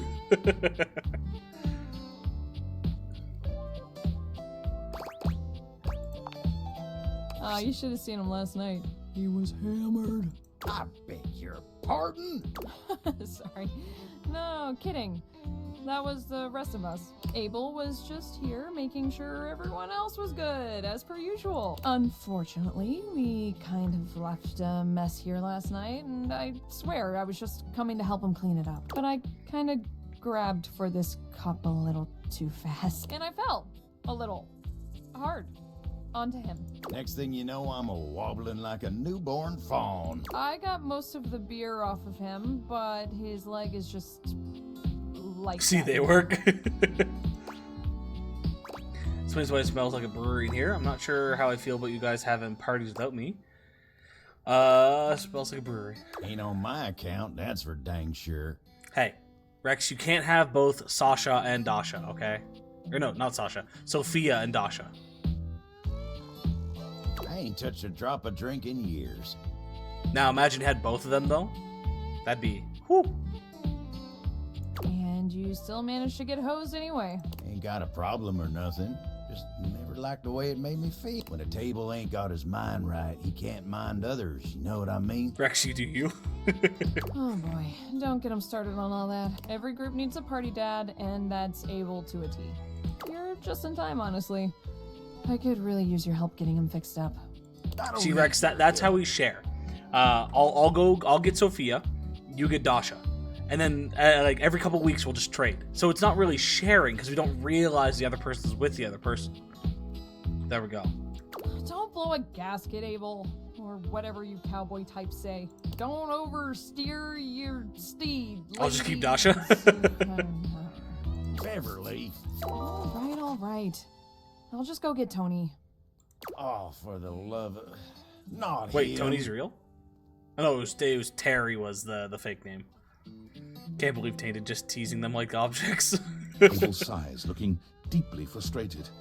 He leans against the floor with one hand, steadying himself. Oh, well, I hate to impose, but if you wouldn't mind... Treating them like objects? That's all Sophia does, okay?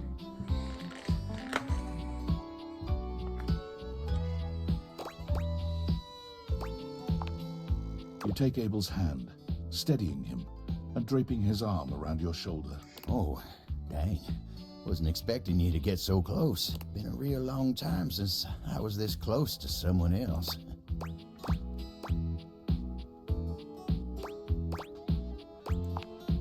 Oh, no, not at all. It's nice. I got so used to just doing things on my own, you know? A feller can do with some reminders of how good it can be to rely on others every now and again. You're a real decent sort. I won't forget this. Tony's arrival leaves no room for further conversation. Oh, hello. He struts in, twirling a screwdriver in each hand and grinning like a used car salesman. So there's a... What's the word I'm looking for? A toolbox in the garage with a breaker. I wasn't sure if the toolbox was its own thing, or if that was, like, you know how Eddie's always fixing the thing up, if that would just connect us to Eddie. But that might be him. Tony to the rescue! Boy, look at you, Abel. Looks like he works with hardwood. Sure, he works with hardwood on a daily basis. Abel turns away from the two of you, humiliated to his very core. Why did it have to be him? Hey, come on now, guy. Ain't nothing wrong with being rescued by Tony. Can't tell you how many times I get someone all over this house to fix our friends up. Fix me, Tony, please. And I come through every time. Break more'n you fix. Tisk, tisk, tisk. Keep talking shit like that and I won't fix your leg. You wanna do your job wobbling all the live long day? That what you want? What I want, you don't want to know. Huh? No. Just say the words, fix me, Tony. Alrighty, fuck Tony. That's all it takes. Hey, I ain't being a dick, just asking for some basic respect. Yeah, you're asking for it in an asshole way. But whatever, I'm not gonna waste my breath. I'm a professional, and I'm gonna do the job. Tony bends down under the table, getting to work tightening a screw. Tony whistles as he works, but there's not much to it. He's back up after a few moments, pocketing the screwdriver. All right, let's see you stand on that leg now. Abel tests his weight on his leg, sighing with relief when he stands steady. Yeah, thanks, Tony. Good as new. Well, you're welcome. At least getting a thank you out of you ain't so hard. Abel's smile grows rigid. Sure ain't. Oh, bet you must have lots else to fix around the house now. What? No, not really. I mean, yeah. Oh, tons of work to do. Busy, busy, busy. I'll have to fix more shit. Tony struts back out of the room, leaving silence in his wake. Abel takes his hat off and wipes his brow, quietly calming himself. Tarnation, that toolbox really gets my goat. What ain't wrong with him? He walks around this house acting like he's God's gift for doing what anyone should do. He makes helping people all about himself, and his god dang ego makes me so mad I could just spit.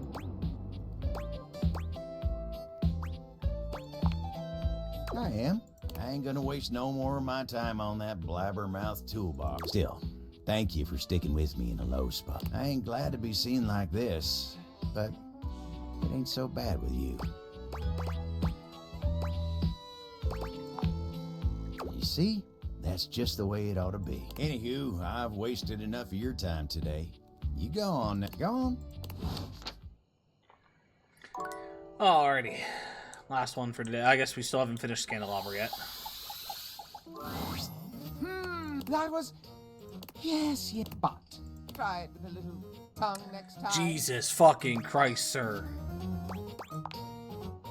Why the hostility? You must understand. I am an objet. I cannot love a human. So then you come along with your deep, luscious lips, your capable hand, your nubile touch. And I must try it as a human does. Can't blame a candle for trying. I can a little bit. Oh, maybe this waits. That is, if my potential love. It is important. Yeah, it is important to me. I'll let this Maggie thing go for now and return with more lovers for you to be scandalized about. Now I'm suspicious. All right. So be well. It seems I am in high demand. Huh. That's one way of putting it. Me? Why ever would I make such an allegacious allegation? I challenge you to produce. You asked for it. Stepford. Hi, Scandalabra. Scandalabra's face falls. Oh, drat. Remember last week when you told me the silverware is fake? It's not real silver, it's counterfeit? I have a faint recollection of such an occurrence. I remember it clear as day. You started the rumor, not me.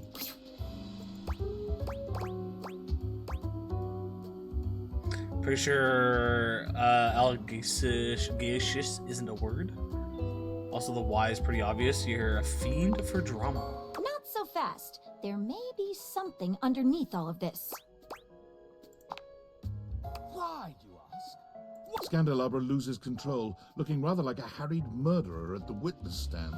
Because it's true. That's why. I've seen the silverware flaunting his authenticity left and right, and I simply had to put an end to it. When you've got real pedigree like I do, you can't bear to see others pretend they've got the same class.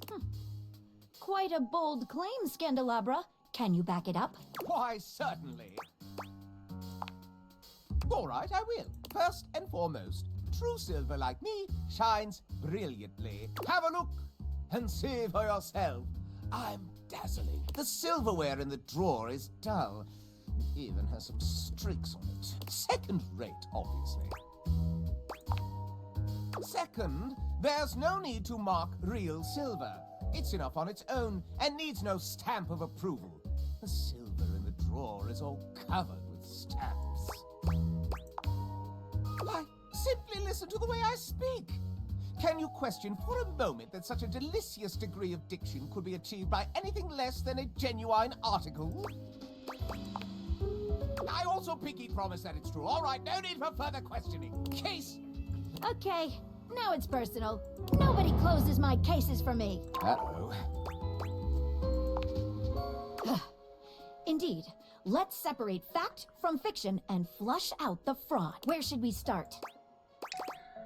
Issue with the shininess. What's your opinion?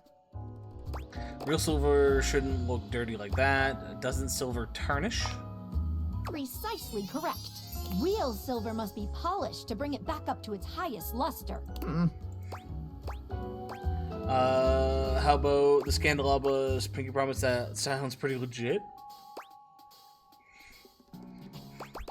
Sure. Naturally, I shall not dignify that as evidence of anything except idiocy. What about it? He did take pains to point out his delicious degree of dictation. Don't think pedantic palaver points to pedigree. Him talk funny. While articulation and eloquence are praised by the prestigious, they are not foolproof signs of anything. And I must point out that dictation is not a real word, and only a pathological prat like the Scandalabra would use it to try and cast blame on the innocent. Not so fast. You're forgetting one last thing. Real real silver is stamped in order to affirm its authenticity. If we look on your bottom, however, Scandelabra, I suspect we shall find something other than such a stamp. Maggie slips around the Scandelabra, grasping his coat in one hand and lifting it to inspect his posterior. Aha! There we have it. Made in New Jersey. Not a stamp of sincerity, but the note of a knockoff. Oh, the shame! Got you. Now you'd better go explain yourself to everyone you spread that rumor to. And then you can go apologize to the silverware for having besmirched his reputation with your own lies. As punishment, you go ahead and give it a good polish while you're at it. You can paste the sticker on your forehead. Believe that punishment has no place in an enlightened society, and that virtue should be held in a higher regard instead. Yeah, we'll go with that one. Scandelabra's expression goes entirely blank. All right. I know what I've lost. Oh, shit, his voice. I'm not really a so-called Scandelabra. I'm a completely ordinary, cheaply made knockoff from Freehold, New Jersey. I just want to be special, you know? When you're mass-produced, you just get that urge to strike out on your own. Rebel knows how it is. Shut up, cuck. Okay.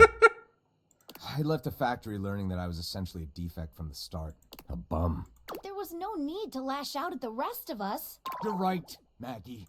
You're always right, Maggie. I've tried to dig dirt up on you, but you're squeaky clean. And for all my digging, all my messing around, I'm sorry.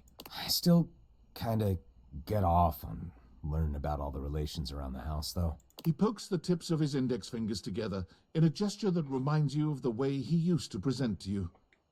If it's okay with you, I'll just watch and enjoy from here. As He's an long actual as cuck. no one is getting hurt. And you promise to tell no more tales. You have my word. Well then, I'll call this case closed. Stay out of trouble. What is your real name? Oh, just a completely ordinary candle kind of name. John Wick. John Wick.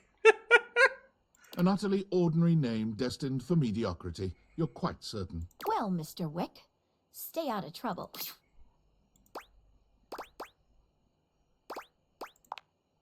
You were wonderful. I can't wait to work on another mystery with you. I can't tell if I'm just swept up in the moment, but I'd really like to kiss you right now. I thought you'd never say that. Come here. Maggie curls her arms around you, planting a kiss on you so sizzling, it would make even Scandelabra blush. Maybe go find somewhere to be alone and celebrate. Let's just try that again and again and again. Follow me. Was that the last one? That was the last one for today. So we'll talk to Scandelabra again tomorrow. We'll talk to Maggie tomorrow.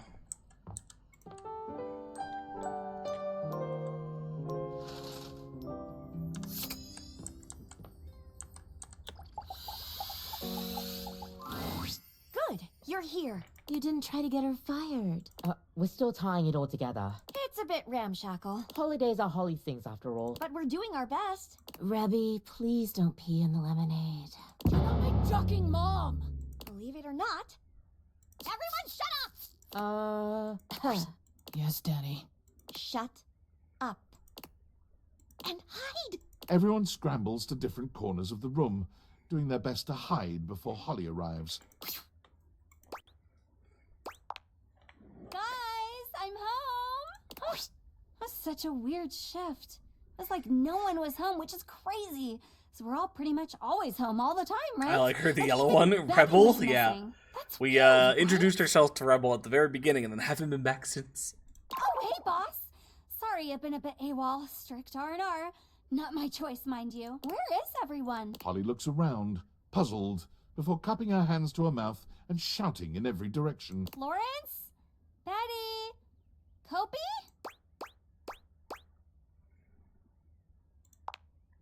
That's what I thought, but turns out it's just a regular old, non-important day. Well, that's what my calendar said. Honestly, but then what's going on? Your assembled guests, Holly's friends, jump out of their respective hiding places, all shouting in unison. Happy holiday! I brought decorations! I paid for them. The new ones. And I kept them hidden from you. I brought the pillows. I brought the heat. I've got the coffee. For once, Holly is rendered speechless. Oh, guys, this is so sweet. Oh, golly gosh. I think I might cry. Y'all can't just make up holidays like this. Of course we can.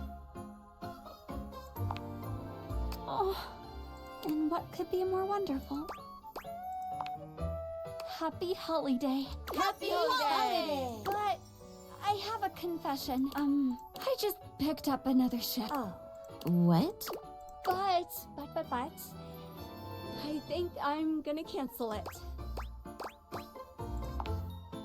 So do I. They'll be fine. And holiday seems like a much better gig. Plus, the coworkers seem pretty neat.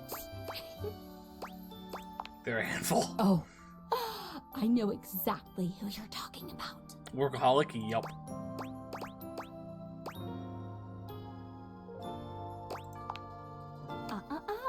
My lips are gift wrapped sealed. I guess we best get started. Let's jingle those bells, baby!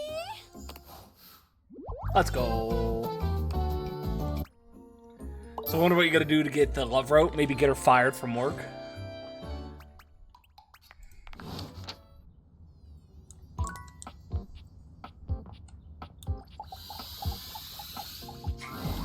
What would you like to do? I'll take the moment. You got the with this. All of you, if you collect 100 common boots of true press. Good. What would you like to do? Oops. I'll take. You got the cup with this. All if you collect 100 common boots of true press. Good luck. What would you like to do? I'll take.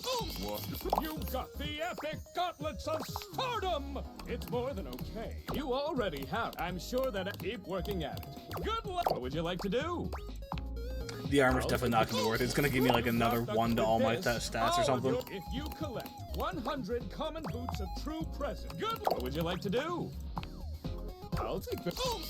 You got the with this. All of if you collect 100 common boots of true present. Good. What would you like to do? Oh, so I always have. Don't want you getting a come back Exclusive access. Yep.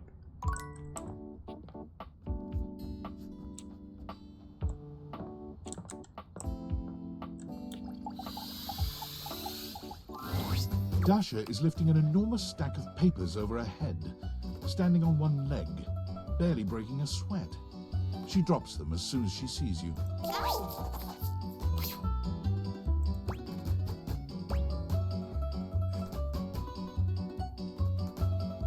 A stapler. And it said that she was balancing a stack of papers on her head. So is the paper... It's going to be something in the fact that it shows a stapler. It's not necessarily paper itself, it's stationary? Maybe? It is going excellent now that you have arrived. After all, today we have practice date.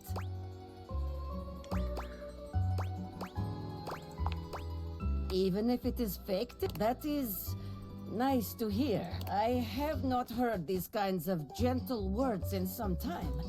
Lynn, you are making me blush, which means it is time for subject change. All right, here we are on our first date. Where have you chosen to take me? Strip club. First date? Let's go to the bowling alley.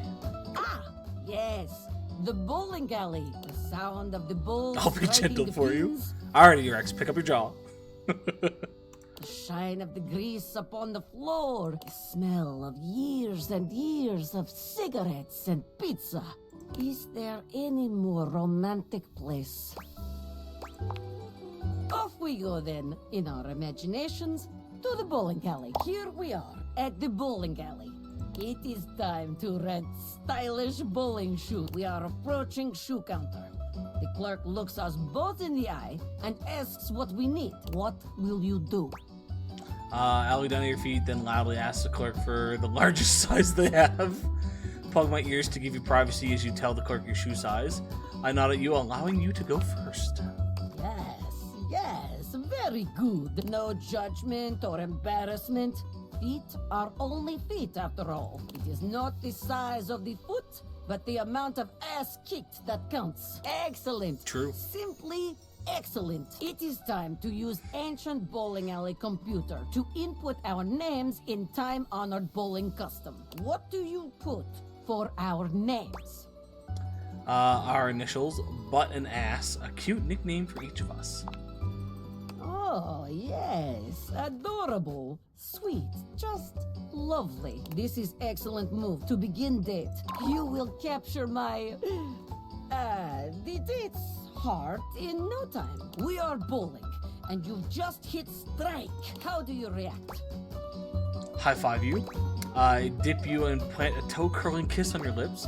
I scream, "In your face, loser," and smash a bowling ball through the monitor. High five. Yes, very good. A high five is always welcome in such a situation. I like that pose. Not like the full frontal face. I like that. Looks nice. I want your heart. You can Yeah. allow your date to appreciate your strength while celebrating your victory in a considerate way. Wonderful. Very good. There is always more to learn. We will continue next time. See you again.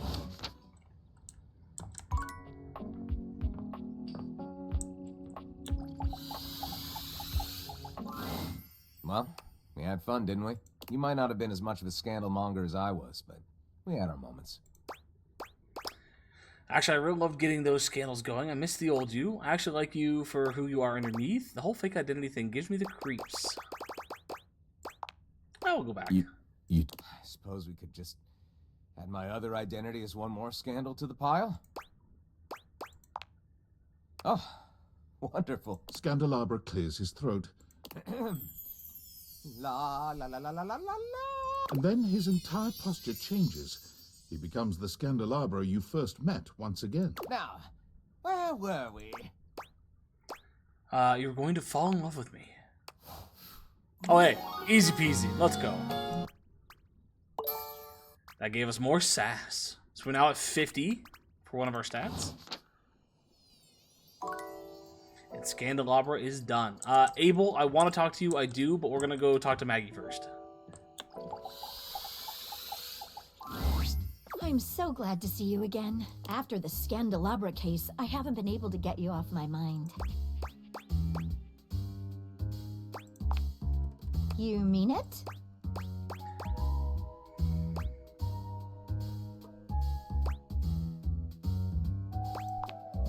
You're a naughty one, aren't you? I think we're gonna have a lot of fun together, you and I. Now that I think about it, something quite urgent has come up on my end. With your breath near me, I'm getting rather fogged up. Maybe you can help me deal with it before we carry on our conversation? Madam, please. You help Maggie with her urgent case, the details of which we leave to your The imagination. handprint.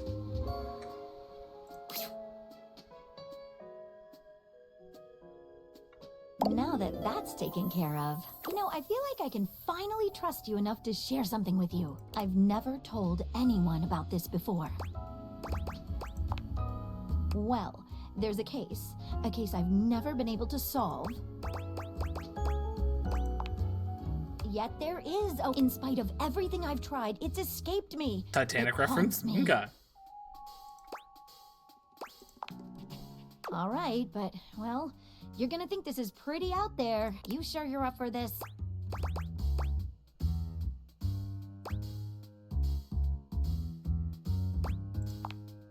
Before we go any farther, I need you to go and have a conversation with someone. I'd like you to speak with the Sinclair, or should I say, Martin Applegate. Just go and speak with him and then come back and I'll explain. Okay. So we're finally gonna meet Sinclair. They have sex in the car and the windows fog up and she puts her hand on the glass? Okay.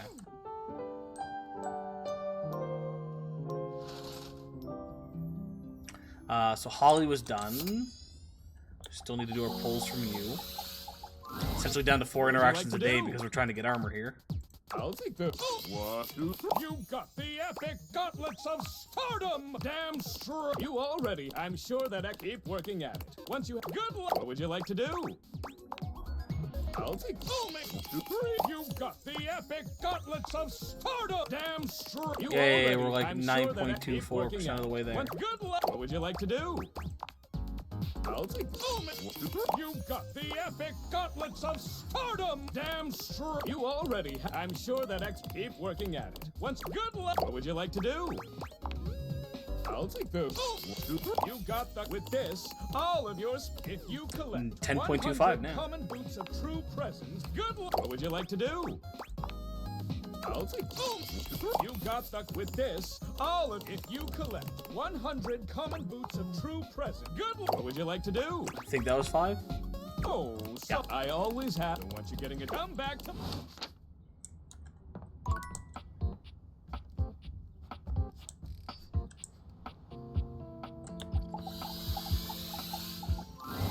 Ah, you wish to continue going on practice dates with myself?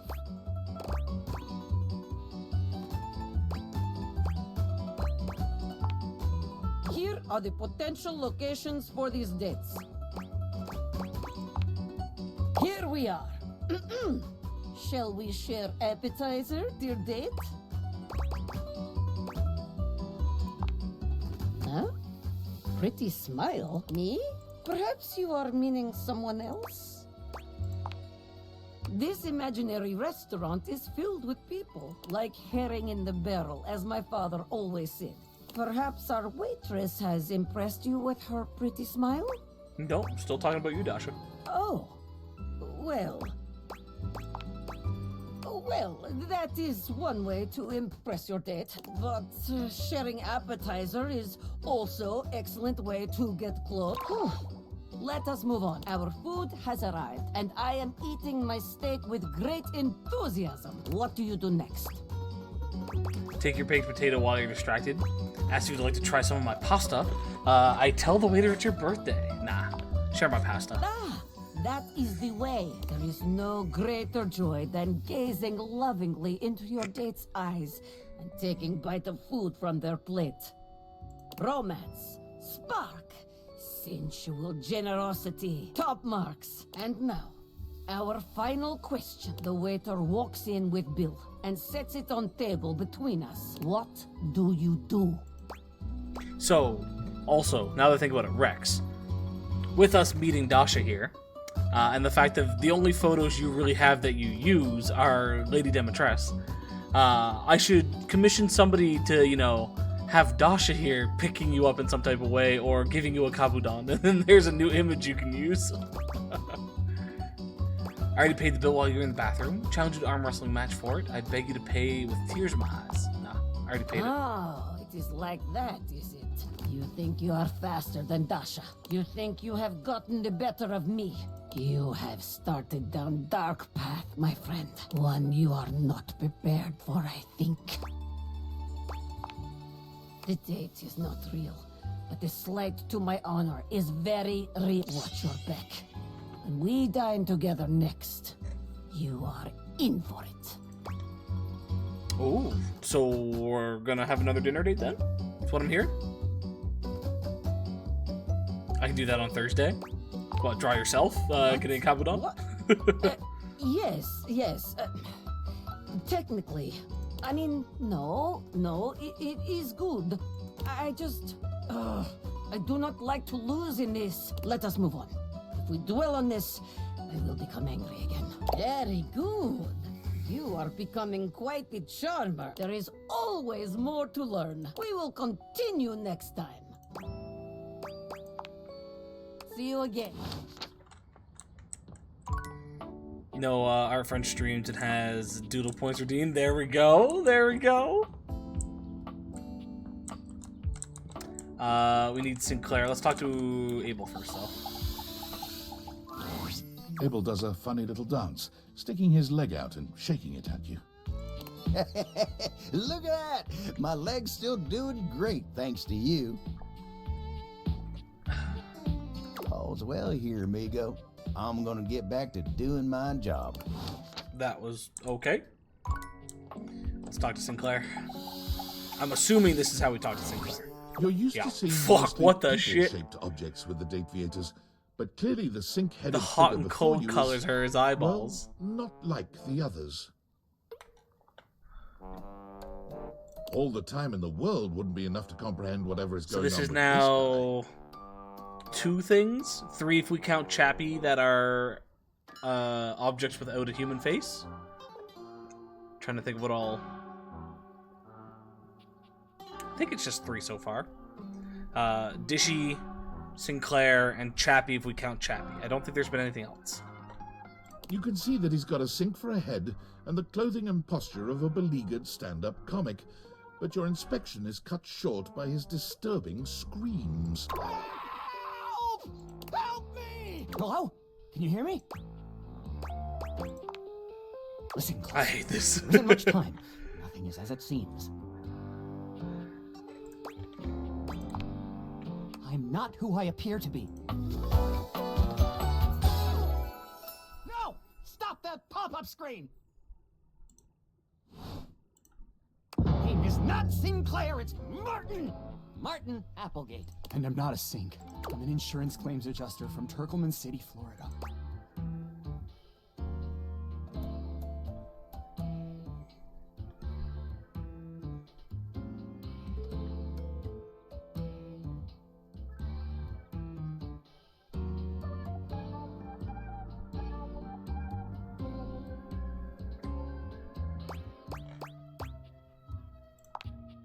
Of course it's a real plate. Do I look like the kind of guy who would lie to you? Yes. No! That's just what she wants you to think. Allow me to explain. Sudsy! A strange creature that looks and sounds like a soapy little dog Band's missing jumps out. up at your legs, yapping and barking.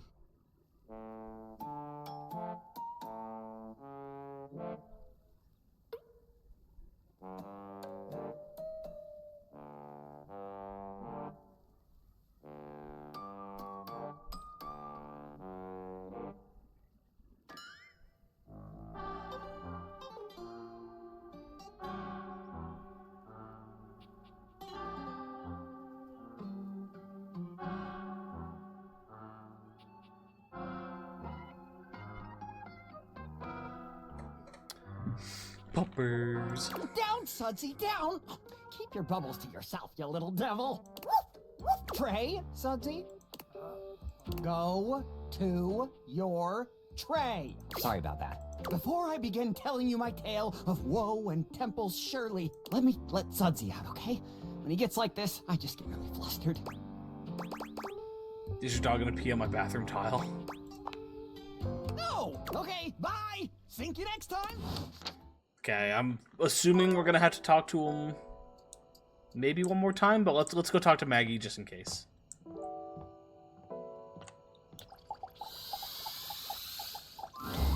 To the sink! The sink! A great mystery emanates from there. I feel it. I need to know the truth. Okay, so we do need to learn more.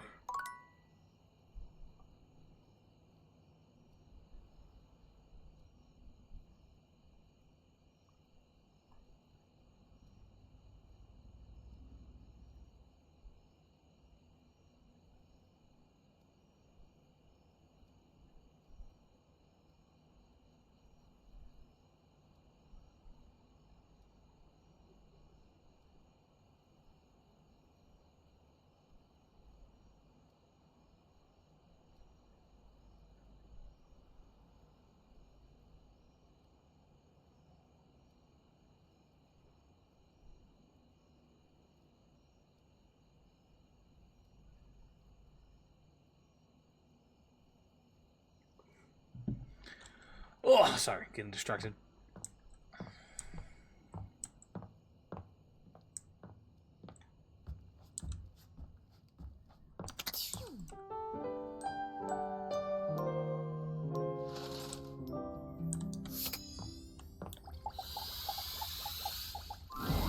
What would you like to do? Would you like to exchange money for Brundles? Let's get you over to... Oi, would you like to exchange cash for bundles? My mother saw you. Would you like to 140, exchange okay. cash for bundles? How much? It's 10 money for 6. Good grief. Would you like to exchange cash for bundles? How much? It's 10 money for 6 bundles. Okay, so the other 20 would get me 24.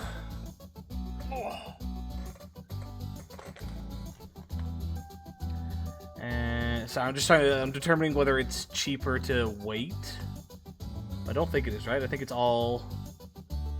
Yeah, because 10, 20, that would still be 30, so it's the same no matter what, so I might as well spend. Mikey hands you. Blimey, would you like to exchange cash for bundles? How much? It's 10 money for 6. Oh, you seem to be out. It's dangerous to spend all your coin do you on pulling.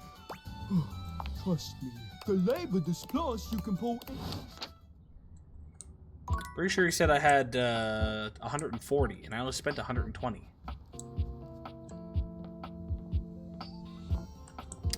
We're going Dasha.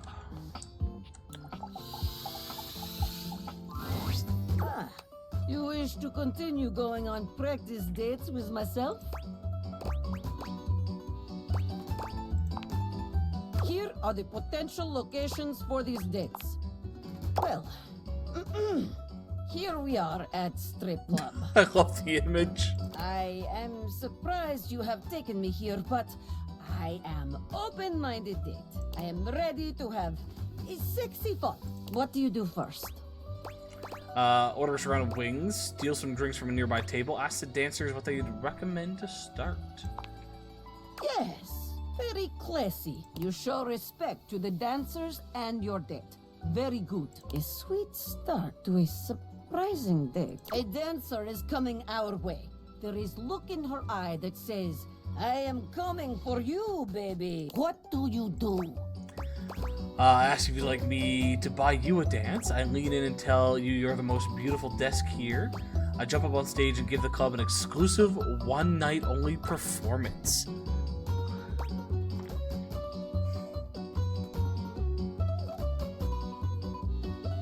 See, I feel like Dasha might actually like the last one. Fuck it, let's do it. You are giving club performance? The club and not your date? Tip you? Okay, I don't think she liked it. I have seen many things in my life, but this is new. You have invited me on date you cannot afford, and are now stripping to afford this date. But not for me, for the club. Incredible. Moving on then. The music is pumping, our hearts are racing, we are having good time enjoying the dancers. A woman named Diamond Delight has given us dance that left both of us forever changed. What do you do when it is done? I tip her generously and thank her. I lean in and ask you if you'd like to get out of here. I hand her an Apple Keys gift card I found in my pocket. Yes, yes. It is important. Shake my head. to show Hey, your I had to try, gratitude, okay? not I was only hoping it would be more of, but you with know, money. a dance for Dasha that, you know, the rest of the club would also get to enjoy, but I was focused on her. Didn't work out. Thank you does not pay rent or tuition. Money is most important, but thank you is also important. After all, dancers are human beings. They are not vending machine for sexiness. This date is now over. Well done. Very good. You are becoming quite the charmer. There is always more to learn. We will continue next time. See you again.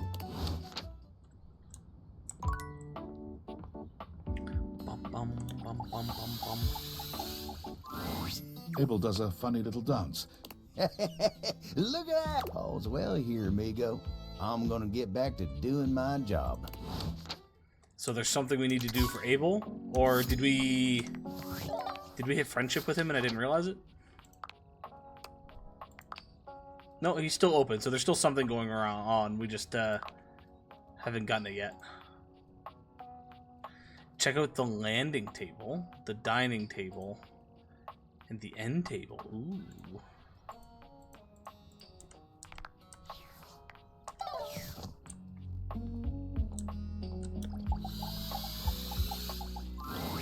You're back! It all happened one rainy night on the north side of Turkleman City, the tough side. I'd stayed late at the office because I had extra work to do before the holidays. Well, when I left, I was feeling a bit low, so I went out to a local bar. It's called the Banana Club. They make a mean Shirley Temple, heavy pour.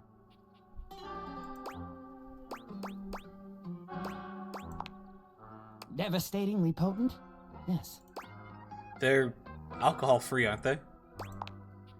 A recipe for disaster? I know. I shouldn't have indulged. I should have known better. But after I'd had about 7 of them, I went out for a stroll. So what is it? I probably have this completely wrong, but is it like a Sex on the Beach is supposed to be almost a Shirley Temple, but with alcohol? They're not the exact same, but they're close, or something like that? I don't know where I was going. Just trekking the streets with my dog. Suddenly, I came upon a fine dining establishment called the Questionable Dandelion. They've got an incredible buffet. Lots of strange ingredients from all around the world. They're always trying new things. Like Diplodocus berries. And Jimson weed cupcakes. They also sell Excedrin by the pint, the headache medicine.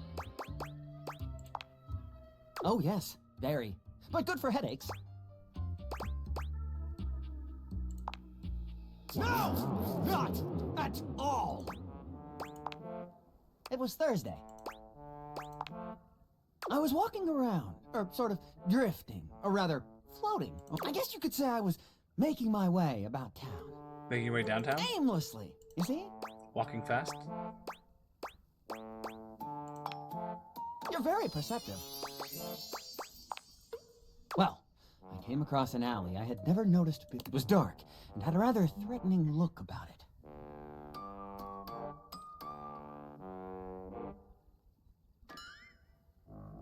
So naturally, I went down it.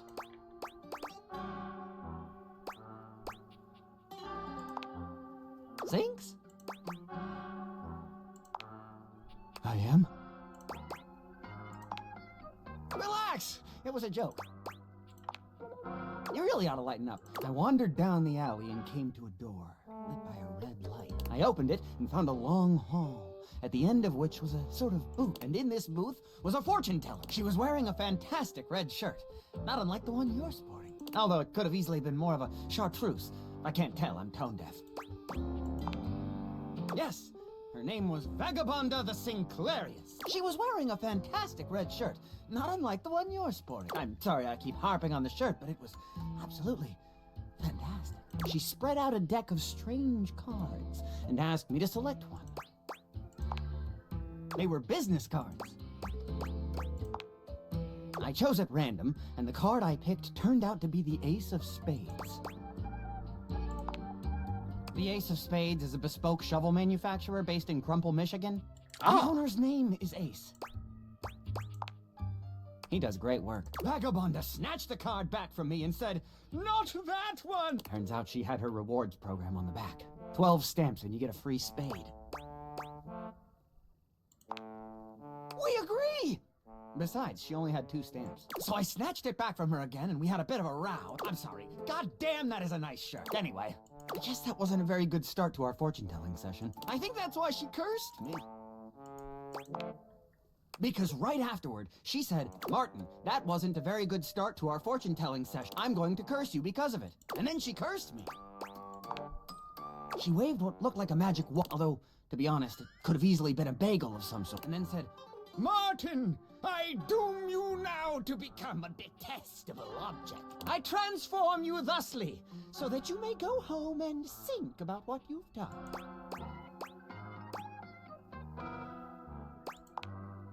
She wasn't above a bad pun. And then I became a sink. Now you find me as I am. trapped in this porcelain. All I want to do is return to my old life, to stroll the streets of Turkoman City once more, without a care in the world. Oh, how I long for it. Please, oh, Sudsy and I would be oh so grateful if you could get to the bottom of what's going on here and return us to our proper forms. Will you?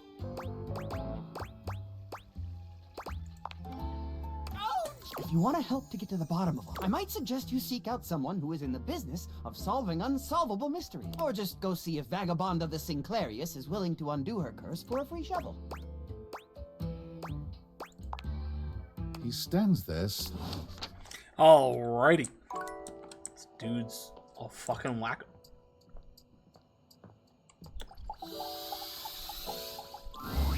It all started with the dandelion. It's the first thing I remember, and up until that point, Sinclair was his usual self. Just a sink and a bar of soap shaped like a dog. Nothing fancy. But then, one day, you came home late with some takeout, and after that, things started to get a bit weird.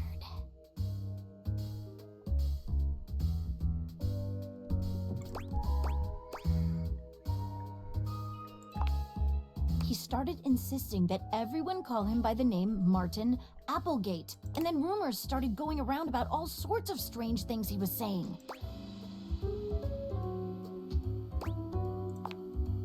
I must confess, I can't make any sense of it. What I suggest we do is go and speak with him together.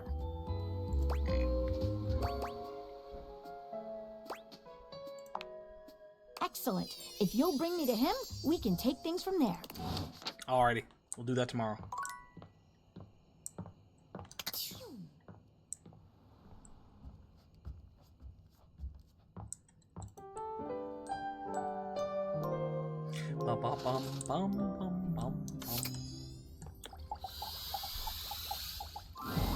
What would you like to do? I'll take you got stuck with this. All of your if you collect 100 common boots of true present. Good. What would you like to do? I'll take you got the epic gauntlets of stardom. Damn straight. You already have. I'm sure that keep working at it. What good? What would you like to do? I'll take you got stuck with this. All of if you collect 100 common boots of true good luck. What would you like to do? I wish I could expedite this. You got stuck with this. All if you collect 100 common boots of true good luck. What would you like to do? I'll take you got the epic gauntlets of stardom. Damn straight. You already. I'm sure that keep working at it. What good luck? What would you like to do? Oh, I always have. Don't want you getting a come back tomorrow.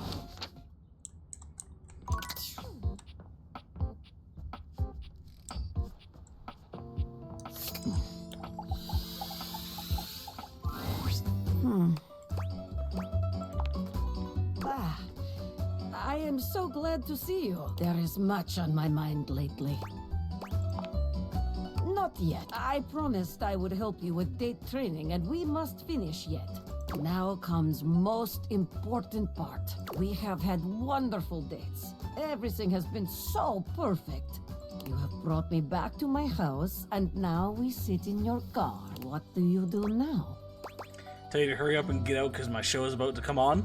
Fuck yeah, I gotta go watch some Survivor, baby.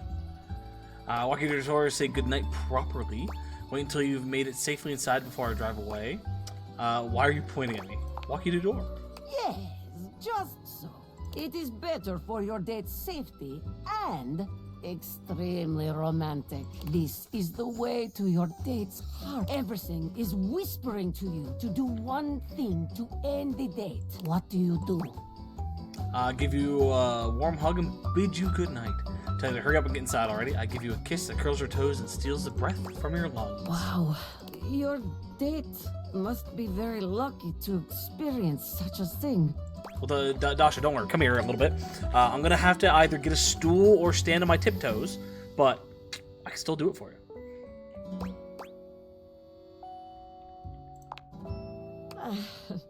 You will make me blush. No one is kissing Dasha these days. But This is not about me. If you are giving your date a kiss, they will be very happy. A marvelous choice. But the date is not yet over. Let us assume your date is not so old-fashioned, and after your kiss, has invited you inside. You are accepting this invitation because date has gone well. You find yourself sitting on my couch, looking into my eyes. What will you do now? Josh, what kind of foreplay is this? Jesus Christ.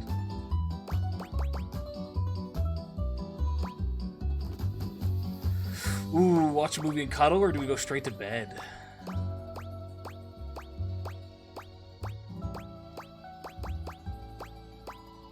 I don't know which one she's gonna go for here. Fuck it.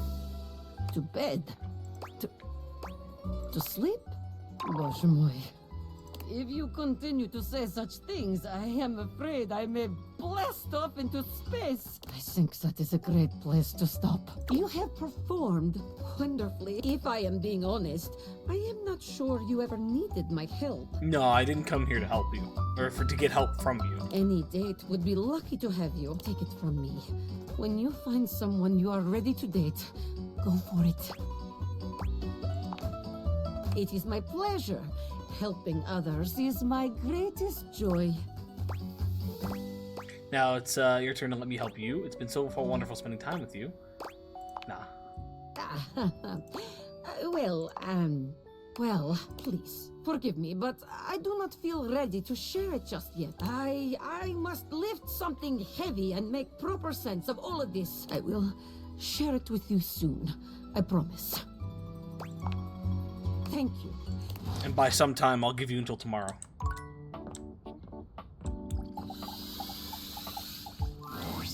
Well, look who it is. You know, it's funny being here in the foyer. I got the best seat in the house to keep an eye on everybody's comings and goings, but you ain't left the house in so dang long. Seems like I only see you here when it's time to pick up a package. Not that I'm judging, mind. Just ain't exactly living up to the full potential of the position here, am I? Yeah, but I'm not allowed to leave the house, But hey, so... I do my job no matter the circumstances. So don't you worry about me. Now then, I'm sure you got something on your mind. What can I do? All's well here in the folk. Would be nice if more folks came over. I'd love to see more of them coming through here. Oh, but don't you worry about that. Just keep doing what you're doing.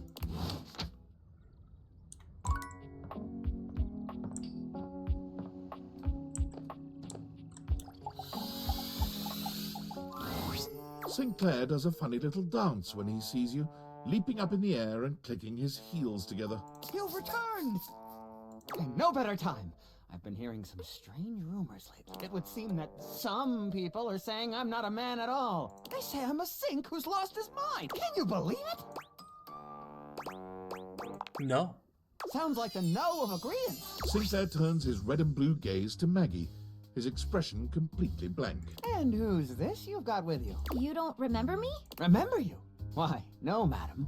We've never met before. I'm sure I'd remember such a stunning beauty. He waggles his handles the way a human might waggle their eyebrows. Maggie bends to allow Sudsy to sniff her hand, patting his head briefly. Hi there, Sudsy. That's a good boy. Now run along to your tray, won't you, dear? Yet my dog seems to know you. How curious. So that's the name of this shapely glass. Oi. Be good there. Let's dive right in. Our mutual friend here filled me in on your last conversation and— How rude. Yes, and that's very kind of you. I meant it was rude of me to interrupt just now. As I was saying, I know the contents of your last conversation. It seems to me there are a few different avenues for further investigation. There is my very curious choice of occupation, my journey downtown after work, my incongruous lack of memory with regard to other entities in the house, and my encounter with the mysterious vagabond of the Sinclairius. Why, yes, that's exactly right. I never cease to amaze me. Let's go through these again and see if we can't collect some evidence, shall we? Where should we begin our investigation? We'll just start at the top and work our way down. I work for Generali National Auto Insurance. I'm a claims adjuster. Mostly, I just adjust claims. On some special occasions, they adjust me. Sure! Adjusting claims is a lot like adjusting the human body, like chiropractors do. You kind of take one bit and then sort of twist it until something snaps. Then the person says, "Wow, thank you, I feel so much better." After that, you submit the claim for approval, and your boss says, "You did a great job, Martin. I'm proud of you." Reasonable is my middle name. What else can I tell you about my job? My boss is named Boss. Jim Boss. Jim Bossman. His name is Jim Bossman. Sounds legit. What else can I tell you about my 100%. job? Of course. But first, what do offices look like? Not exactly, no. What else can I tell you about my job? Before we do, let's discuss what we learned. What do you make of it? It's clearly lying about what he does for a living. He's making it. It's like he's making it all up as he goes. I thought the same thing. Yet there is no apparent ill intention behind it. Perhaps his benign fabrication is a clue in and of itself. What do you think it points to? He's a man. Transformation has driven him insane. He's a sink. Something deeper is going on here. I'm thinking the same. Let's get back to our interview. What else should we ask him about? Let us dive into that unfortunate Eve. Of course, I left work late and made my way to a local watering hole, the Banana Club. I had a Shirley Temple. And then I had 6 more of them. Surely not. Or should I say, surely not. My mistake. I probably just didn't finish. If I had, I would have said they were potentially the best drinks I'd ever had. It's like interviewing a can of silly string. He's all over the place. Then I went to the questionable Dandelion. With gusto! I had one of their new specials, Jimson Reed cupcakes with a side of Diplodocus berries. Delicious. I didn't have a headache, so naturally I avoided that item. I roamed about. Then I saw a mysterious, threatening dark alley, which I wandered into. Quite sanely, I might add. That's when I met Vagabond. Okay, let's go over this.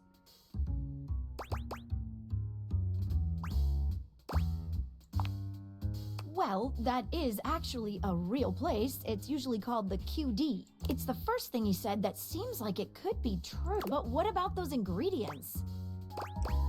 They come from the whatever bush. Jimson weed is a thing. Excedrin is real. It's an off-brand headache medicine.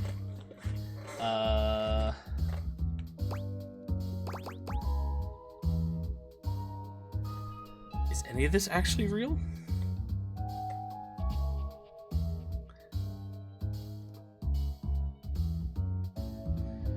See, there is Excedrin, but there's only one E, not 2.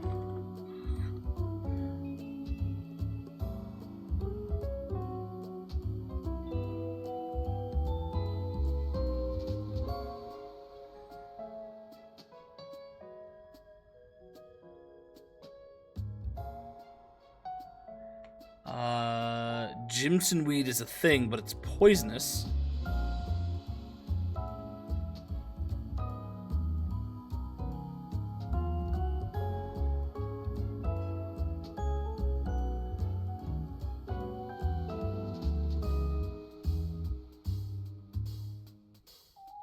Yeah, you're not supposed to eat Jimson weed from what I can see here.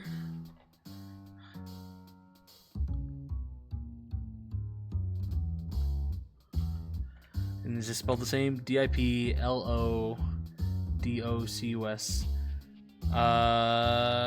Diplodocus berries.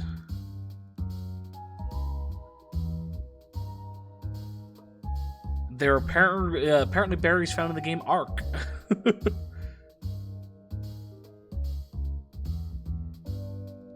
Oh, sorry, no, they're not berries found in Ark. They are, One of the dinosaurs in art?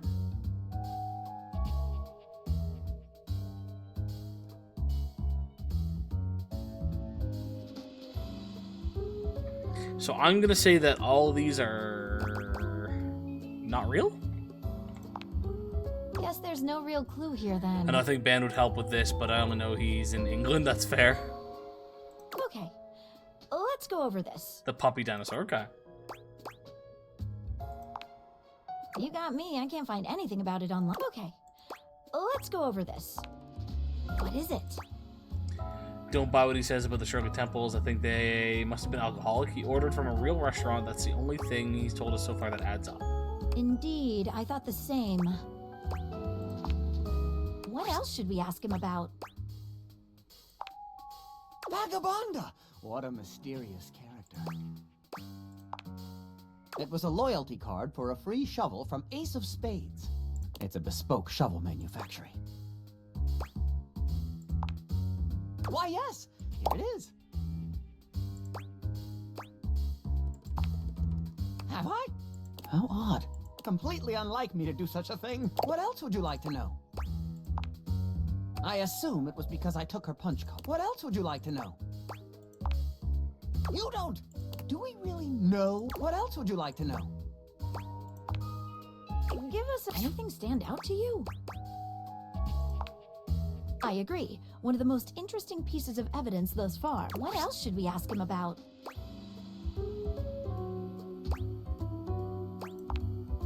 Sinclair, would you give us a moment? I think witnesses are in order. We can talk to Dorian, Arma, or Sudsy? Who should we talk to first? Let's go with Sudsy.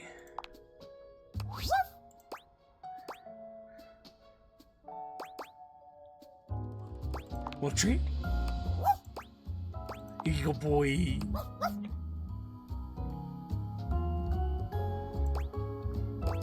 One heck of a pupper.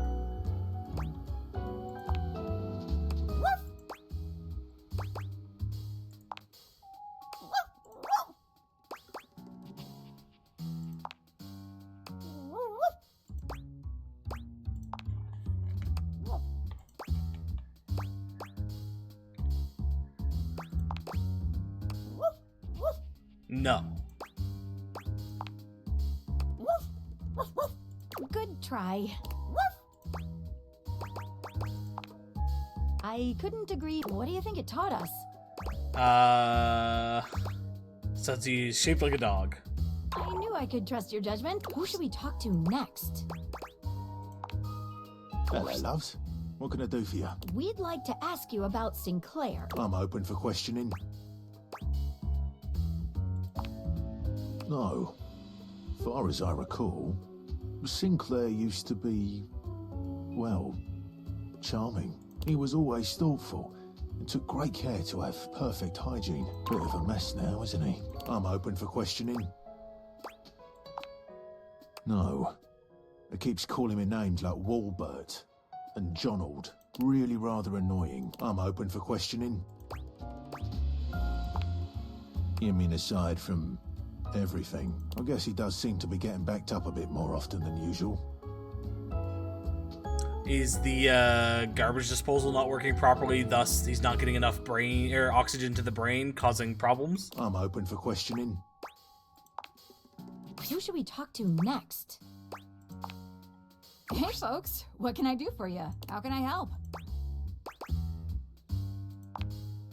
Well, I'm not a doctor, but I can speak to it from an emergency responder's point of view. Here's what I notice. There's definitely an altered state of consciousness. His erratic behavior points toward a head injury, or intoxication due to foreign substances. Or I guess, magic?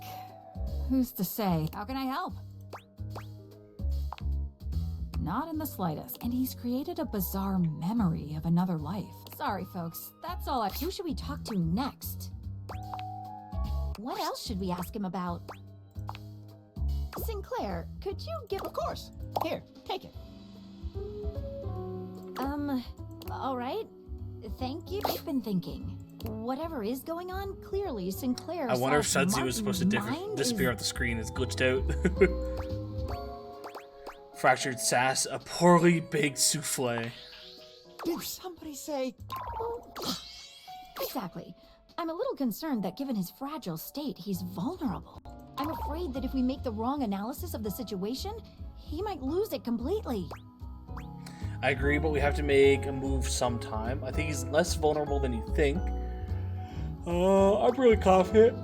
I'm glad someone is. I've never been so nervous. I can't make heads or tails of this. I've never trusted anyone with a case before, but I'm gonna trust you to make this call. So what's what? Have you gotten to the bottom of things? We have gotten as far as we can. Well, what's your verdict? Am I man? Or am I sink? Or am I walnut brittle? He's a sink. Preposterous! I don't believe it for a moment! What evidence do you have? Other objects in the house corroborated it. Something happened on your night out. Your encounter with Vagabonda wasn't real. You've clearly never worked in insurance. Something happened on your no. Other objects in the house corroborated. What? That proves nothing.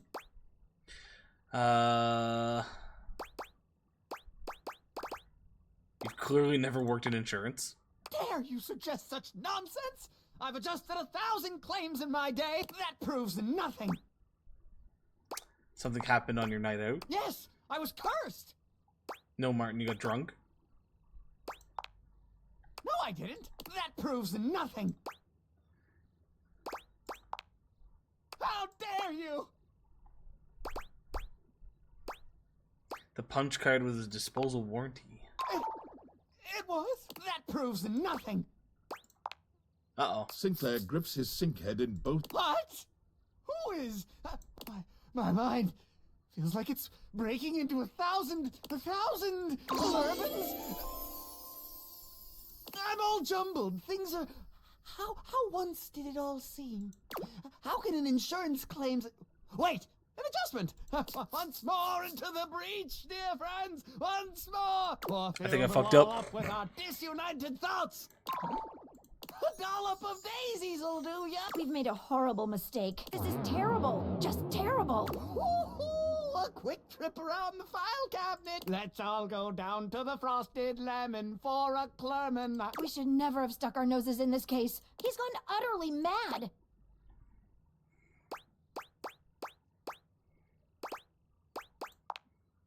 Oh, we've ruined everything. I have to... Dare I share a portion of Pebbles? Porridge is as porridge does, I always say. Sinclair hates. Oh shit. Uh-oh. Prestidigitation. Palatability. We done fucked up. I wouldn't be able to sink to your level if I tried. Just kidding. As they damn well should. Okay, so I know of candy being in the house. I don't know how to get it. I don't know what exactly it does, but we could potentially fix Sinclair. Which means I might hold off on talking to Maggie for a while until I can potentially fix Sinclair and then go back to Maggie and be like, hey, look, he's fine now.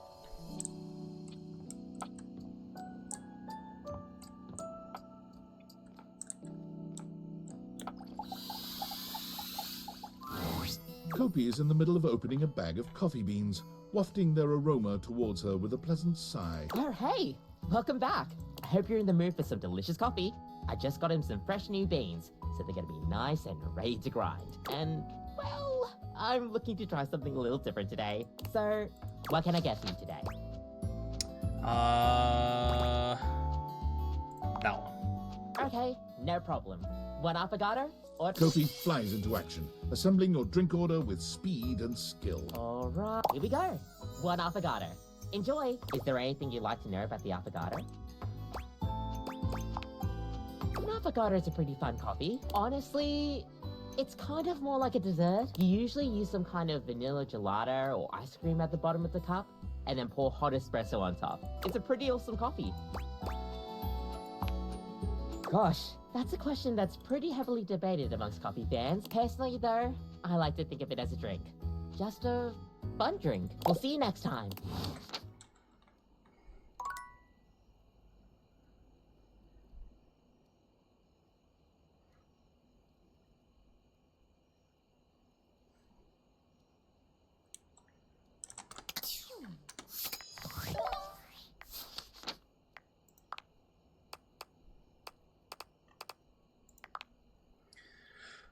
Likes classic literature, calisthenics, shoes with lace patterns. Dislikes oppression of the proletariat due to unrestricted capture of the profit by the means of production and cured meats.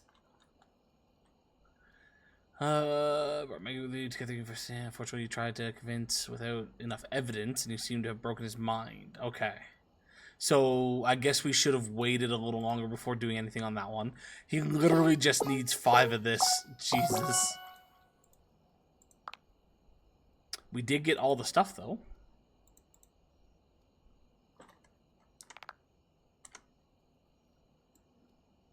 Sorry,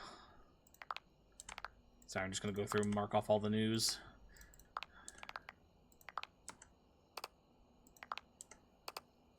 Oops. Too far.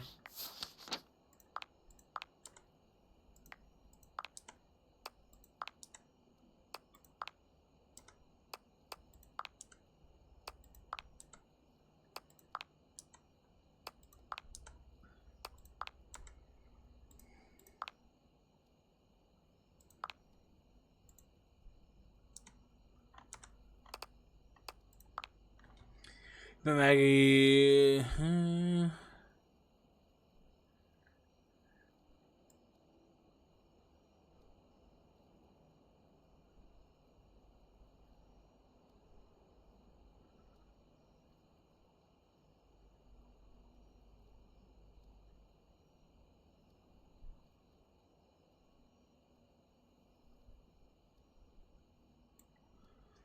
Okay, there's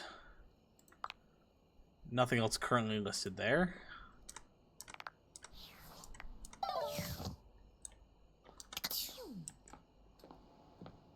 So yeah, we're gonna hold off on Maggie for a bit,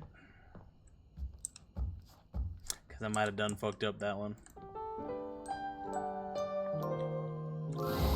Last time, Nightmare just launched right into an unpleasant dream she prepared for you. But for some reason tonight, she hesitates. Whatever the reason, this could be your opportunity to get to know her better.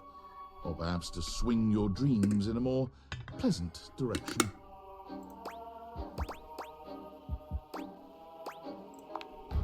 I'm not a DJ.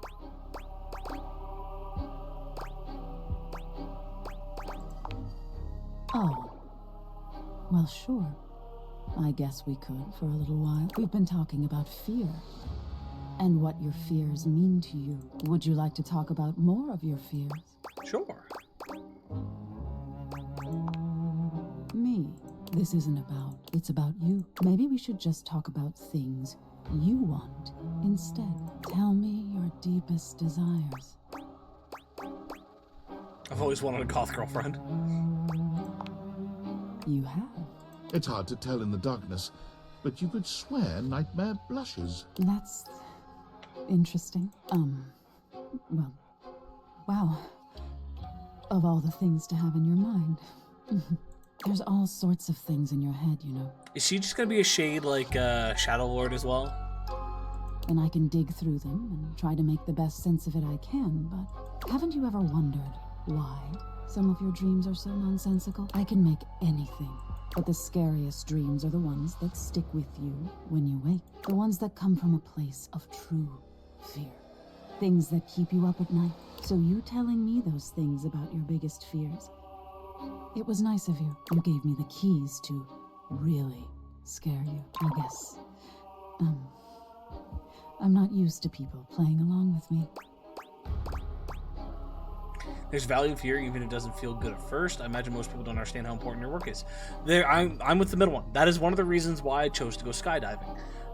There's this primal feeling that you get because of fear that I used to get growing up from watching horror movies and things like that. Again, it's a little different from genuine fear compared to just, again, you can turn a movie off whenever type of thing. But I thought skydiving would bring that back, and it did to a certain degree. And I genuinely think there is value in fear. You learn a lot about yourself because of it. Yes, exactly. There's so much to be learned from nightmares. On an animalistic evolutionary level, some say nightmares are sort of like practice for life-threatening scenarios. Others say nightmares are just your brain sorting through stressful events from your day. All pretty useful things, in my opinion. And yet, despite all the scientific advances humanity has achieved, no one really knows that much about me at the end of the day. It's a little sad, isn't it? I wish they would too. Can you imagine how much better the world would be if people actually paid attention to the messages in their dreams? Nightmare looks past you at something you can't see. Oh no. Look at the time. We've been talking so long. If I don't get started now, we won't have time to finish. You hear something dripping. Drip. Drip. Drip. You look up at the ceiling, then. Nightmare serves you some unpleasant imagery, but it's just not quite up to her usual standard. Something about her seems off her game. What could have happened? Perhaps you can ask her about it another night.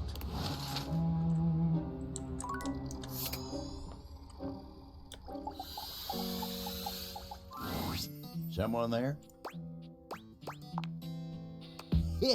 Wasn't expecting to see you. The end table is where I like to go when I want to be all alone with my thoughts. The view here's pretty nice. Makes me feel real thoughtful. Oh, glad you understand. You came at the best time for a talk. Much as I like to be in here to think, sometimes it's tough. Betty is sweet as pie, but sometimes the table's got to think on his own. But Betty's company's a darn sight better for thinking than those dang Hanks. There's so god dang many of them, and they're always jumping, crashing around in that closet like 5 bulls on a trampoline. It's just too dang much. And then you got Benoit. Abel looks like he'd rather talk about anything else. He lowers his voice like he's speaking of something truly scandalous. Oh, that one never stops talking about SEX, asking me if anyone's polishing my surfaces lately. They're telling me stories about their conquest. I'm an old-fashioned kind of table, dang it. That kind of talk's supposed to be private. Oh, but look at me. You came here to talk to me, not any of those guys. Let me get back to work. Hey, gotta share your thoughts sometimes. What would you like to do? I'll take those. You got stuck with this, all of you. If you collect 100 common boots of true presence, good. What would you like to do? Oh, shit. Unlocking access to me each day. You can pull me up to 5 times for my extreme. What would you like to do? I'll take. You've got the epic gauntlets of stardom. Damn straight. You already. I'm sure that I keep working at it. What good luck? What would you like to do? I'll take. You've got the epic gauntlets of stardom. Damn straight. You already. I'm sure that I keep working at it. What good luck? What would you like to do? I'll take. You've got the epic gauntlets. Well, at least they're giving us those ones. I'll take the gauntlets because if we get 100 of those, we can at least make the chest plate. Whereas 100 boots gives us only 1 pair of gauntlets, which is almost useless. Would you like to exchange money for bundles? Let's get you. Oi, would you like to exchange cash for bundles? My mother saw you. Would you like to exchange cash for bundles? How much? Exchange money for 6. Mikey hands you your call. Would you like to exchange cash for bundles? All right. What would you like to do? Oh, so I always have. Don't want you getting addicted. Come back.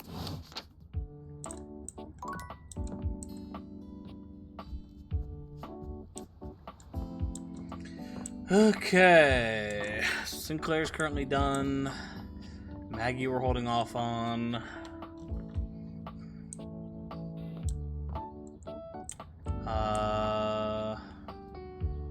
Kopi we save for last.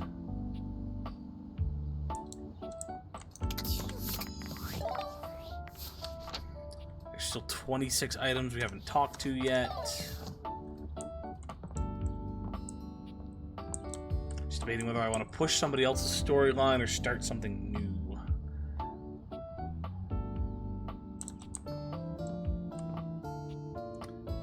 Oh, true. Sorry, yeah, we do need to do Dasha. There you are. Yes, Thank you for your patience with me. Spending so much time with you speaking of romance lately, it has given me much to think about. Perhaps it will surprise you that a strong and cheerful desk like myself is not going on many dates these days. A little bit. Truth is, I have put so much of myself into helping others, I have not left much time for myself. No, Dasha, do not lie to this wonderful human. I thought it would sound nicer if this were the case, but the feelings I have for you are real. Truly? I have found love at last.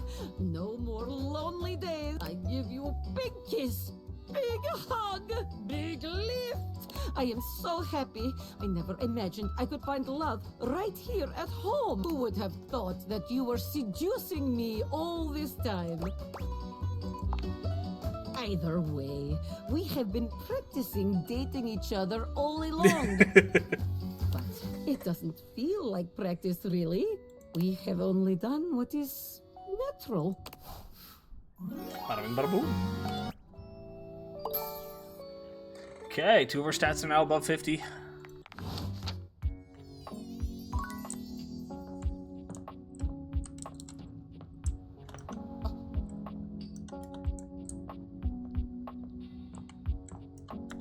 We were gonna try this at one point. Pop back over here. The frazzled figure standing before you has the sort of overworked and underpaid co-worker energy you've not seen since you started working from home. Is this what Dasha was lifting and then dropped in terms of the stack of paper? She startles when she sees you looking at her, dropping a number of office supplies clutched in her arms. Yeah, there's a stapler. Okay, so this is all a part of that. You can see me! Oh my god, you've walked by me for so long without looking at me. Office Romance Magazine was right. Maybe this really is my year. Oh yeah, it's the leading publication on office romances for office supplies. It said my love life was totally gonna be on fire this year. And fires, as we all know, are a very good thing. Oh gosh, listen to me babbling at you. You don't even know my name. What? I'm gonna pretend I didn't hear that. I'm Penelope. And I'm your See, I meant that more in a supplies. way of like, I don't need to know your name. I just want to get to know you.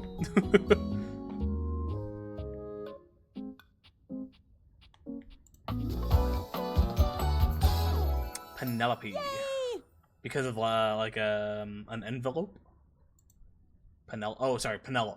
So yeah, like an envelope. Which boy, let me tell you, you sure haven't used those in a while. Yeah. It's great that you're here, though, because now you can bear witness to the resurrection of Penelope office supplies. So what if no one's using me like they used to? Oh no, this is Penelope. Okay. I'm not dead yet.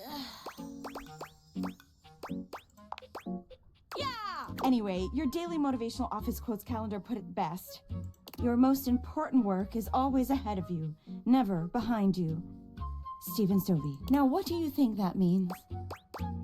Lead with your best asset, dead ass. Time to look to a brighter tomorrow. Oh, well, yeah, but I'm pretty sure this is saying I've got an ass that won't quit. That too. And it's time I make sure everybody knows it. Anyway, to that end, I've got a hot date with a cross trainer. You got any advice for me? Just be yourself, matches energy at all times. Just be yourself. A little boring, but all right. I have arrived to do Oh, it's Kristoff. battle. Oh, there he is. I assume he means date? I meant just what I said. Prepare yourself. Whoa. All right. Love it. See you later. Okay. Sit up, Kopi.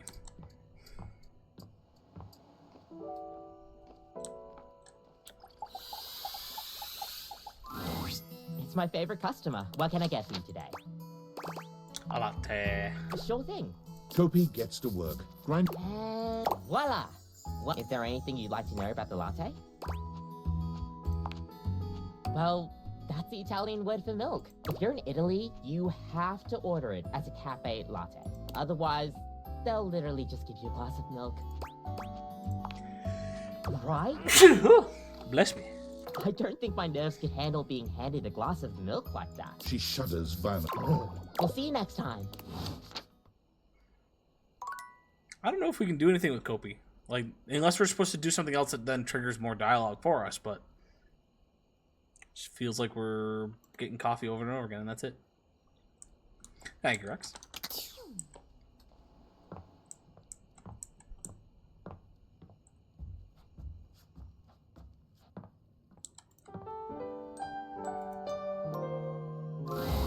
Nightmare comes to you at the usual time and place, but there's something strangely hesitant about her tonight. She fidgets with the dark wisps at the edges of her being, the same way one might fidget with their hair. Hello, my dear. Hey, you. The other night. Were you afraid? You know, I did my best, but I got the feeling you weren't all that scared. I knew it. I knew something was wrong. Nightmare sighs, her horrifying shoulders sagging visibly. You've never seen her look so out of sorts. I knew it. I knew better, but I did it anyway. I let you see more of myself than I intended. I'm losing some of my mystery. I'm losing my ability to frighten you.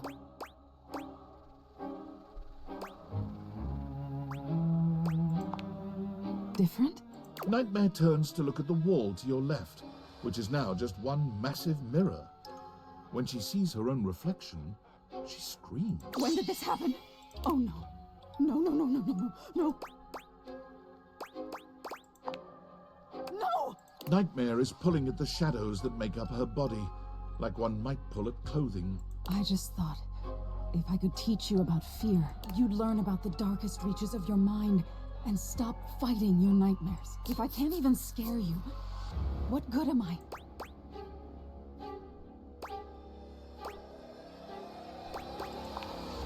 It's my entire reason for existing. If I can't scare you, I'm nothing. You can fix this. You're going to be afraid of me. She rounds on you suddenly, pointing a finger at you and letting out an unearthly screech that raises goosebumps all over your body. But despite even that fairly decent effort, you can't help but feel unthreatened.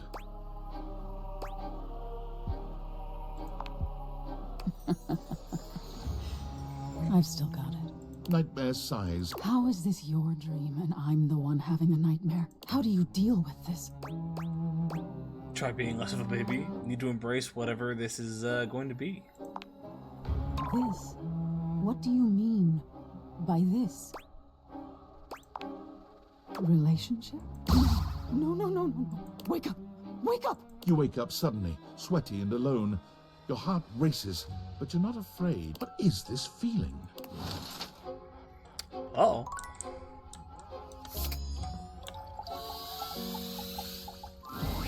What would you like to do? I'll take 1, 2, 3. You got with this, all of if you collect 100 common boots of true presence, good luck. What would you like to do? I'll take You got stuck with this, all of if you collect 100 common boots of true presence, good luck. What would you like to do? I'll take You got stuck with this. Stop giving me All of boots. yours if you collect 100 common boots of true presence. Good. What would you like to do? Would you like to exchange money for brundles? No, I don't have the Your money. remaining brundles. See you when you have. Alright, so we're gonna leave him be for a few days. Just don't have any money anyways. When you walk up on Abel, you find him in a state of distress, though the reason is immediately apparent. Tarnation. Why'd you have to come by now? These boots are made for walking? No, these boots are made to turn into gauntlets. What happened to him? You should be asking what happened to me. Begging your pardon, ma'am, but we're both dripping like a cracked bucket in a typhoon. Oh, my apologies. This must be so hard for you. How am I to know? All I know is I woke up in the middle of the night like this, absolutely waterlogged. Entirely unacceptable. Of course, she woke me up not long after. You gotta take care of Miss Celia first. But she ain't the only one. Poor Keith had to relocate for a little while. I've got so many folks counting on me. I ain't much good to him like this. Someone get a hold of Tony and send him up here immediately to fix this. Who? Toolbox. Handy guy. Nice fella. Sorry. Been up to my ears in contracts for jobs around the house. You know quite well that the needs of the governance outweigh your silly special projects. Right away, Madame Mayor. Whew, she's terrifying. Unbelievable. Well, Celia's got her leak fixed. But what about me? As if on cue, a cool breeze rolls through. Fantina has arrived, as though summoned by Abel's distress call. Fantina? What are you doing here? Oh my God. I heard Abel needed help, but I didn't think you'd be here too. Oh my God. Oh, okay. Abel looks back and forth between the two of you, still dripping water. You all right there, Fantina?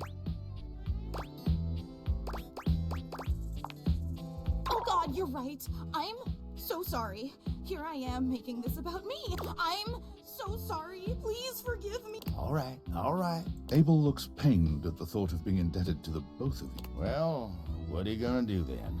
We are gonna dry all that water. If you could, like, She seems to quiver with anticipation. just put your hands on my shoulders and...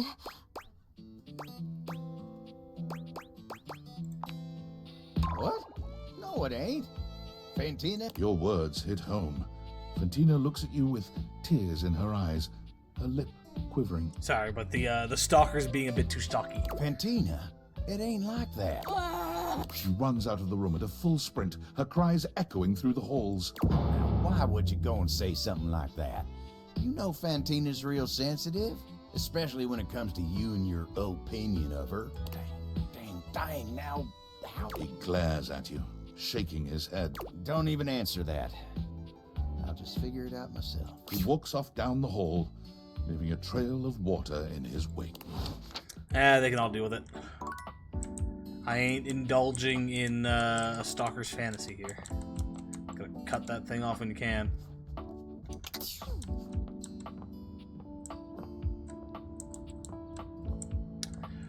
Oh, pretty much nothing but new people now. You can talk to Curtin and Rod on it. See what they're up to. No, Rod, stop! Rod is in the middle of a very loud, very off-key song. You know you want me, baby. This is torture, pure torture. You just can't have me, baby, because you belong to someone else. Nah, don't encourage him. Something about having this piano nearby that just gets my creative juices flowing. Could they not flow, though? Like, what's the opposite of flow? Whatever it is, can that be what the juices do? You just jealous. You trying to crack Gwendolyn with that singing? What are we talking about? Rod singing. Gwendolyn.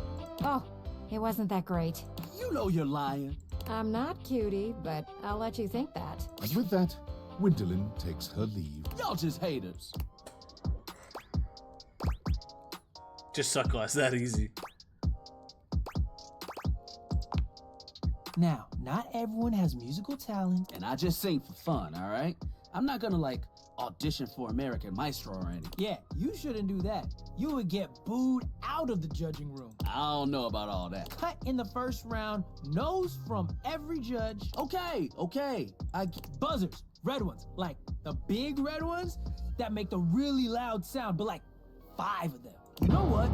No matter what anyone says, I'ma sing. Oh my goodness. So plug your ears, because I've got a song in my heart, damn it. And now I've got a pain in my side. You should get out of here before he starts belting a new song. I've got music in my bones. Click, run, save yourself! Alrighty, 2 more. Oh, do we want to meet Gwendolyn?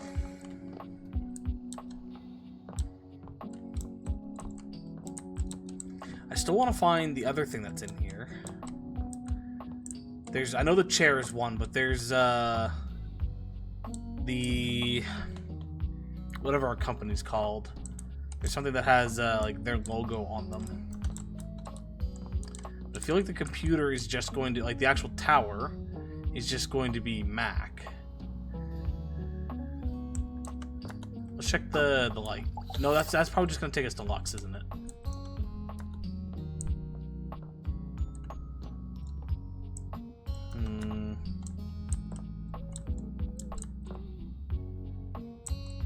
I wonder what the shelves are.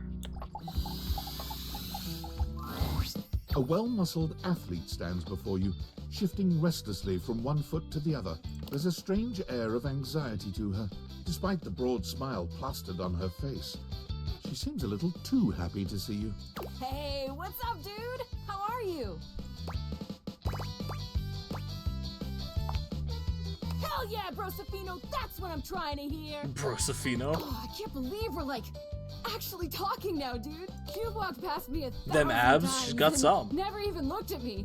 But that's totally okay. After all, I don't do this for the recognition. I'm just a humble shelf trying to grab life by the horns. Oh, she's friend vibes? Gotta carpe that diem, if you know what I'm saying. Oh, drywall! I almost forgot to tell you my name. I'm breathing just fine, my guy. The name's Shelly. Shelly.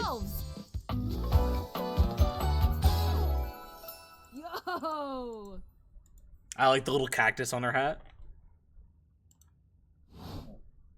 It's my job to hold your stuff up with my amazing muscles. I really enjoy doing it.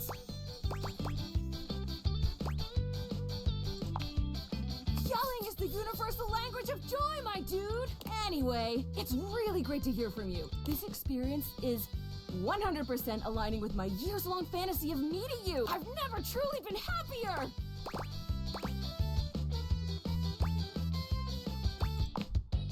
Oh no, you're amazing! 10 out of 10 human being. This is going really great, actually. Not a disaster. I'm just gonna go for a completely unrelated reason. Later, Deuterino. Okay, I do like Shelly. End our day off with another coffee and kind of go from there. It's my favorite customer. What can I get you today? Oh, alright then. No problem. We'll see you next time. So that just, okay, that one just leaves you right out. She's dog energy. Yeah, she's got that. I don't know if the putting it as golden retriever vibes is quite right, but like, no, actually, I think that's pretty fitting at the moment. We'll see how it goes.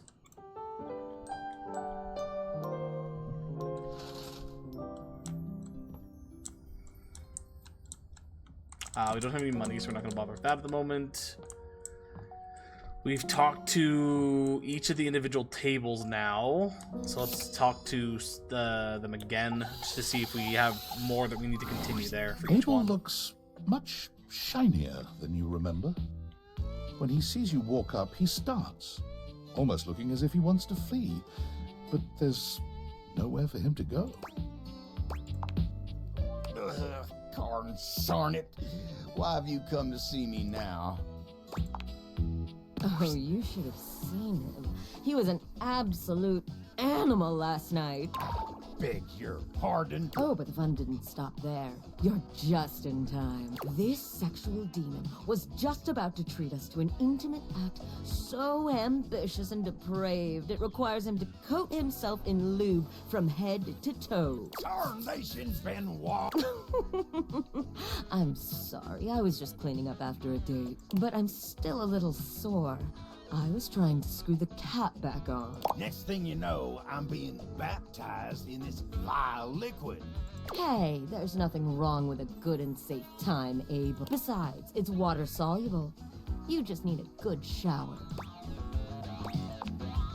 Well, if bubblegum's not your thing, I've got grape, strawberry, unscented. This was just an unfortunate and sexy accident. Ain't nothing Poor arousing Abel. about it. Isn't he adorable when he's all wet and distressed? I ain't in distress. Now leave me be, you miserable rascal. Oh, but it's so fun seeing you like this. Go on, get. Fine. Party pooper. I'm gonna call River. She'll take care of this. Don't you bring nobody else into this. Abel exhales, pinching the bridge of his nose between his fingers. You know, a little mess is part of the job from time to time, and I get that, but sometimes the table's principles are tested. But everyone deserves support, and it ain't for me to judge no one in this house. Not even Benoit. See, I do like Abel. Again, he's old-fashioned, and definitely feels like certain things should be more suppressed than they probably should necessarily need to be. But he's still open-minded in the fact of, like, yes, everybody does still deserve that support. I'm going to call him out for a little bit of judgy, though. It ain't my intention. I guess I have a hard time seeing someone flit about as free as a bird like that. Friend vibes, Something yeah. I can relate to. Ain't no worries in that battery-powered head of theirs, no matter how modern and casual they keep things. It ain't really something an old-fashioned table like me can understand. Then something like this happens and they ain't bothered about nothing, even when they did cause trouble for somebody else. It just ain't nothing I can understand. There are probably some things you can learn from Benoit. Benoit should still apologize. He is correct there. Benoit did spill some stuff on Abel, and as much as they're a free spirit and don't think it's that big of a deal, it is still something that is off-putting to him. So there should be an apology there. Well, I ain't waiting around for no forced apologies. River enters without Benoit. They wisely seem to have realized they'd be better off letting her handle this on her own. She doesn't even speak to either of you. She just breezes in and out, soaking Abel in water instead of bubblegum lube. Oh, tarnate! You're welcome. Abel manages to look more miserable than he had before.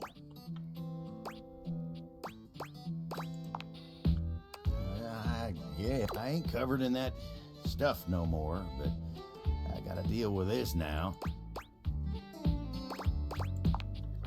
Oh, well, I hate to impose, but if you wouldn't mind... A man with glorious abs and a very, who's this? very fluffy wardrobe strides into the room, towels? all business, and looking only at Abel. He's holding a cute towel in the shape of a bunny. Heard there was a mess that needs cleaning up. Here to do my job. Actually, we got it. No need to trouble yourself, Tyrell. Tyrell. Interesting. Tyrell frowns. So I can't even clean up messes anymore? Tyrell's not even good enough for a mess. Is that it?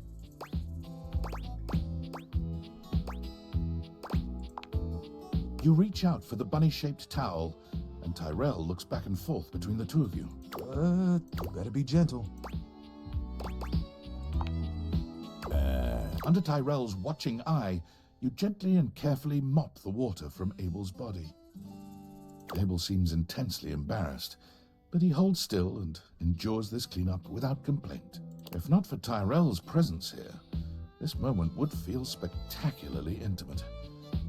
But as it is, you feel his gaze upon the two of you, motivating you to get through it faster. When you finish, Tyrell takes the wet towel from you, cradling it in his arms as he walks out the door, speaking soothingly to it in a quiet voice.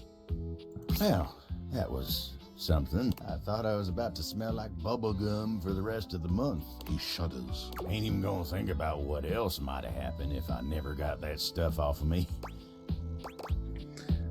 You'd never be able to hold anything again. I'd have to replace you. Nah. Table's worst nightmare. You really helped me out of a tight spot. And I ain't the kind of guy who likes Go meet him, I want to see the rely on buddy. others. I just don't like being in the spotlight, especially not for nothing like that. But sometimes the table's got to rely on somebody else. And I guess if it's you, maybe it ain't so bad.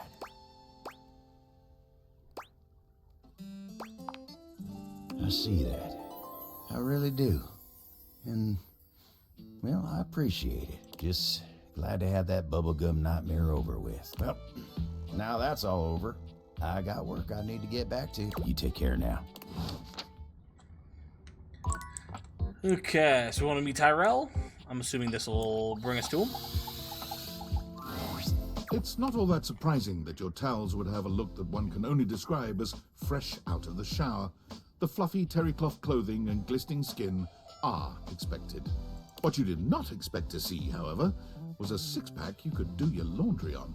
Wait, hold still. He holds his hands out in front of him, stopping you in your tracks.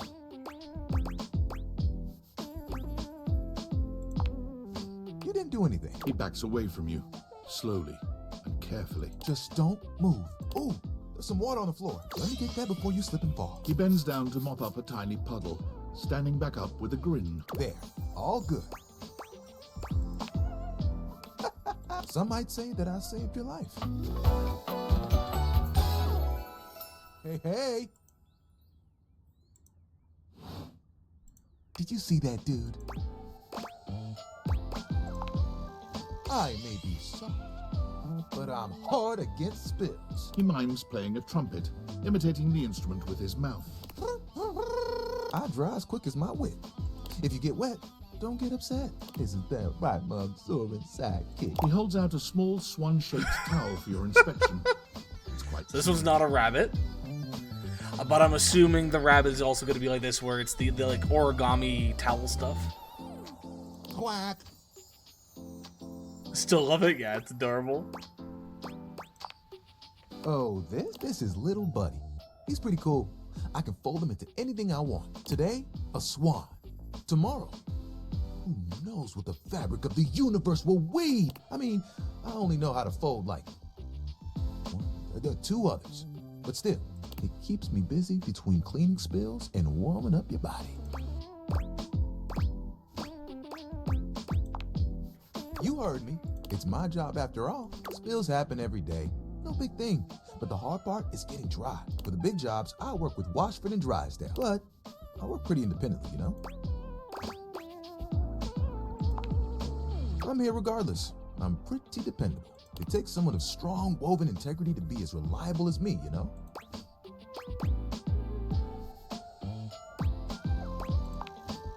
I mean, who doesn't? There are things I want to do, but my job is important, you know? Those spills ain't gonna unspill themselves, and I won't be spilling things to you until I get to know you better. So, let's make a deal. Next time you see me, I'll show you something cool, and maybe I'll tell you a bit about myself. I'll show you an idea I have. Okay.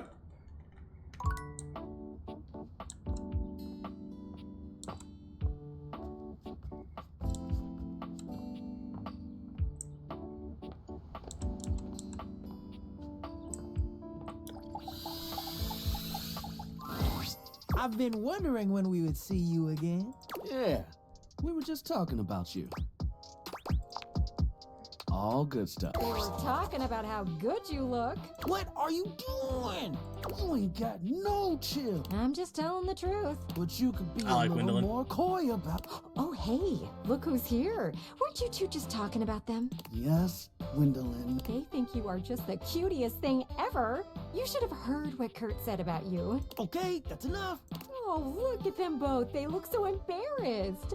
I haven't seen Rod like this since he tried to hit on me. Okay, I think we're all good. Oh, wow, so flustered. Oh, this is pretty funny if you ask me. It's not funny. Yeah, what Kurt said. I think it's awful sweet that you two were talking about me. Can't tell me you think I'm cute yourselves. Let Lewin speak for you. You both are, you're both chumps. Nah. They were going on and on and on. No shade detected. I didn't know Gwendolyn was listening that hard. I mean, she is right there. But still, a little privacy would be nice, man. It would be, but you won't get it from me. Why don't you just act like you never found out we were talking about you? Ooh, can't unring that bell. That kind of thing sticks with you. This is a nightmare. Okay, I'm completely embarrassed now. Can we end this, please? You two want to stop talking? That's your favorite thing to do. Thank you, Gwendolyn. I sense a hint of sarcasm in that thank you. You are not okay, are you, Rat? And to think you liked Gwendolyn. Cooler heads prevailed there. Oh, projection. This is getting bad. Okay, we're ending this conversation. Right now. I think you should leave before they explode from embarrassment. That can happen? I need a nap. I like that one. Okay, two more. And then I think I'll wrap it up for today.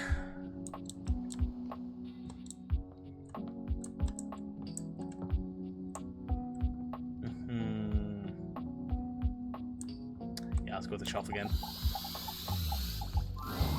Shelley's endless energy doesn't seem to have lessened any today.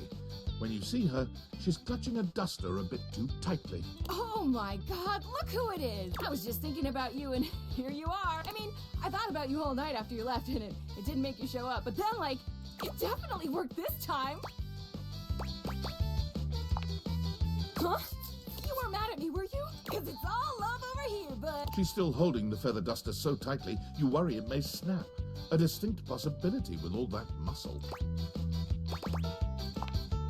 Oh, this whole thing? I was just, hey, so like, I know you've been real busy with all the things you've been up to lately, like sitting on the couch, sitting at the computer, taking naps, but since you haven't really been looking at me, like, ever, it makes sense you might not have noticed. I'm Dusty. I mean, like, I'm cool with it. Dust is great. It's so powdery, but it's making me sneeze, and that makes it a lot harder to hang onto these walls, so maybe we could, like, live to the fullest and dust me. Shelley thrusts the feather duster out towards you.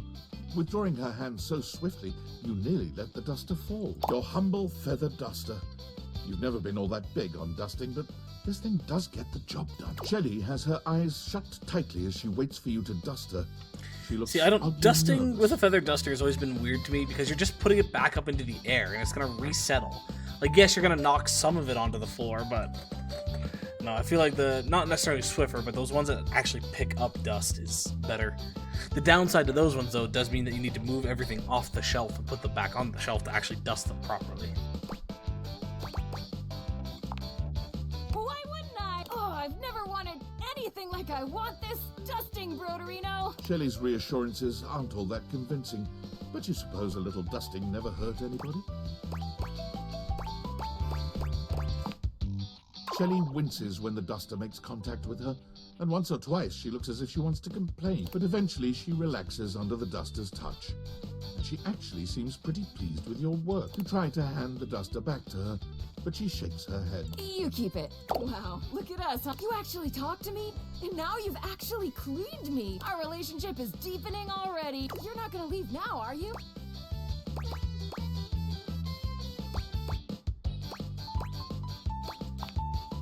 Oh, good. Look, buddy, pal, Boo-Boo Bear, you're a human being and not a shelf, so like, I don't know if you can understand the kind of stuff I deal with, and that's okay.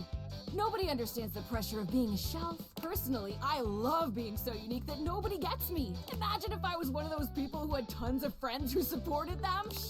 Where would I be then? Happier? Hardly! You think just because people believe in me and support me, I'd suddenly shake off the fear of falling? Wow, I'd like to get a taste of some of that positive thinking for myself. Tell you what, pal. Why don't I show you just what kind of life I live? Next time you come back, I'll give you a day in the life of a shelf. And then you can see just how and why I maintain such an impressively sunny and positive outlook. Is she just in a constant state of fear? It totally is. See you next time, pal. Alrighty. Let's, I guess, go for coffee and then wrap it up.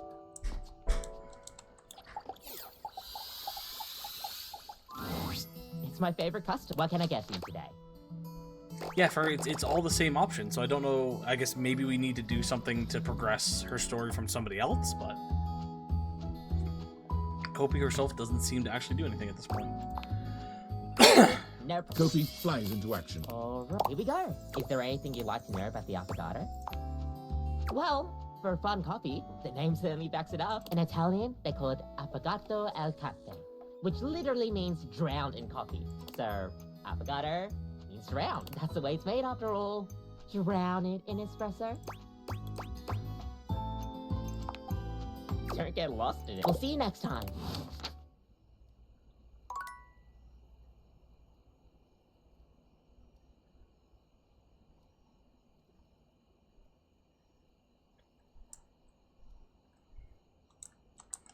Alright, let's see Nightmare and go from there.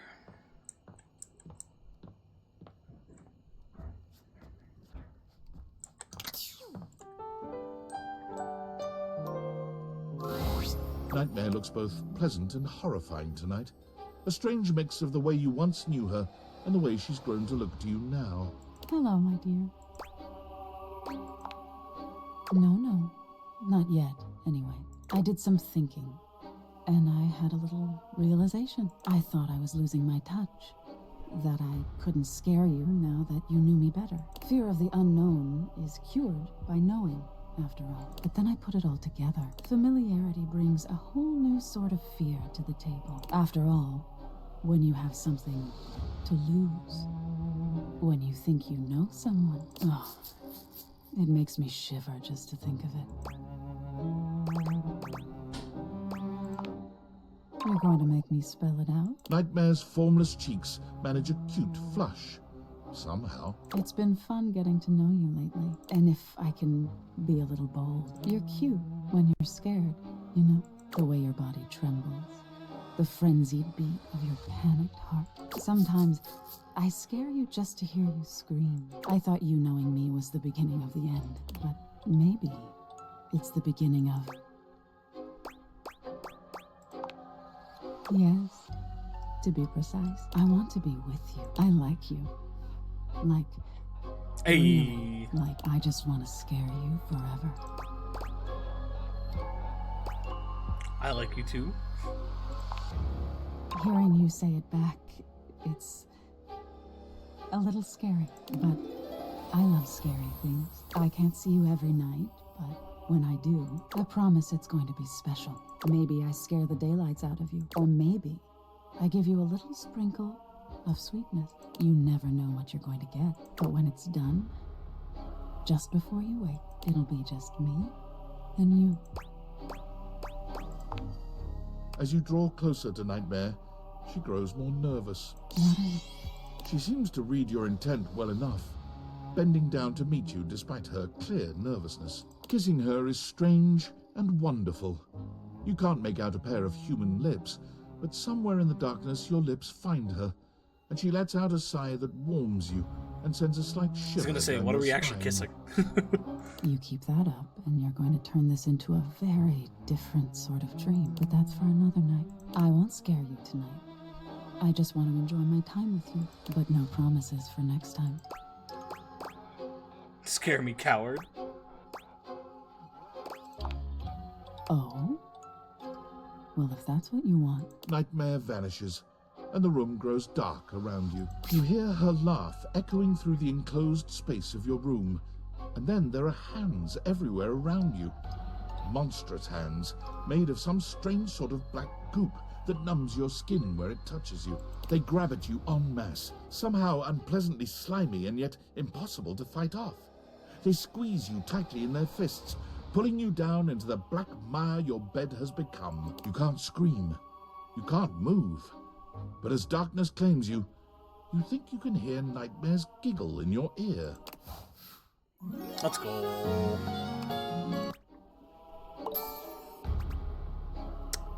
I want to say one of these was 41 and is now 46.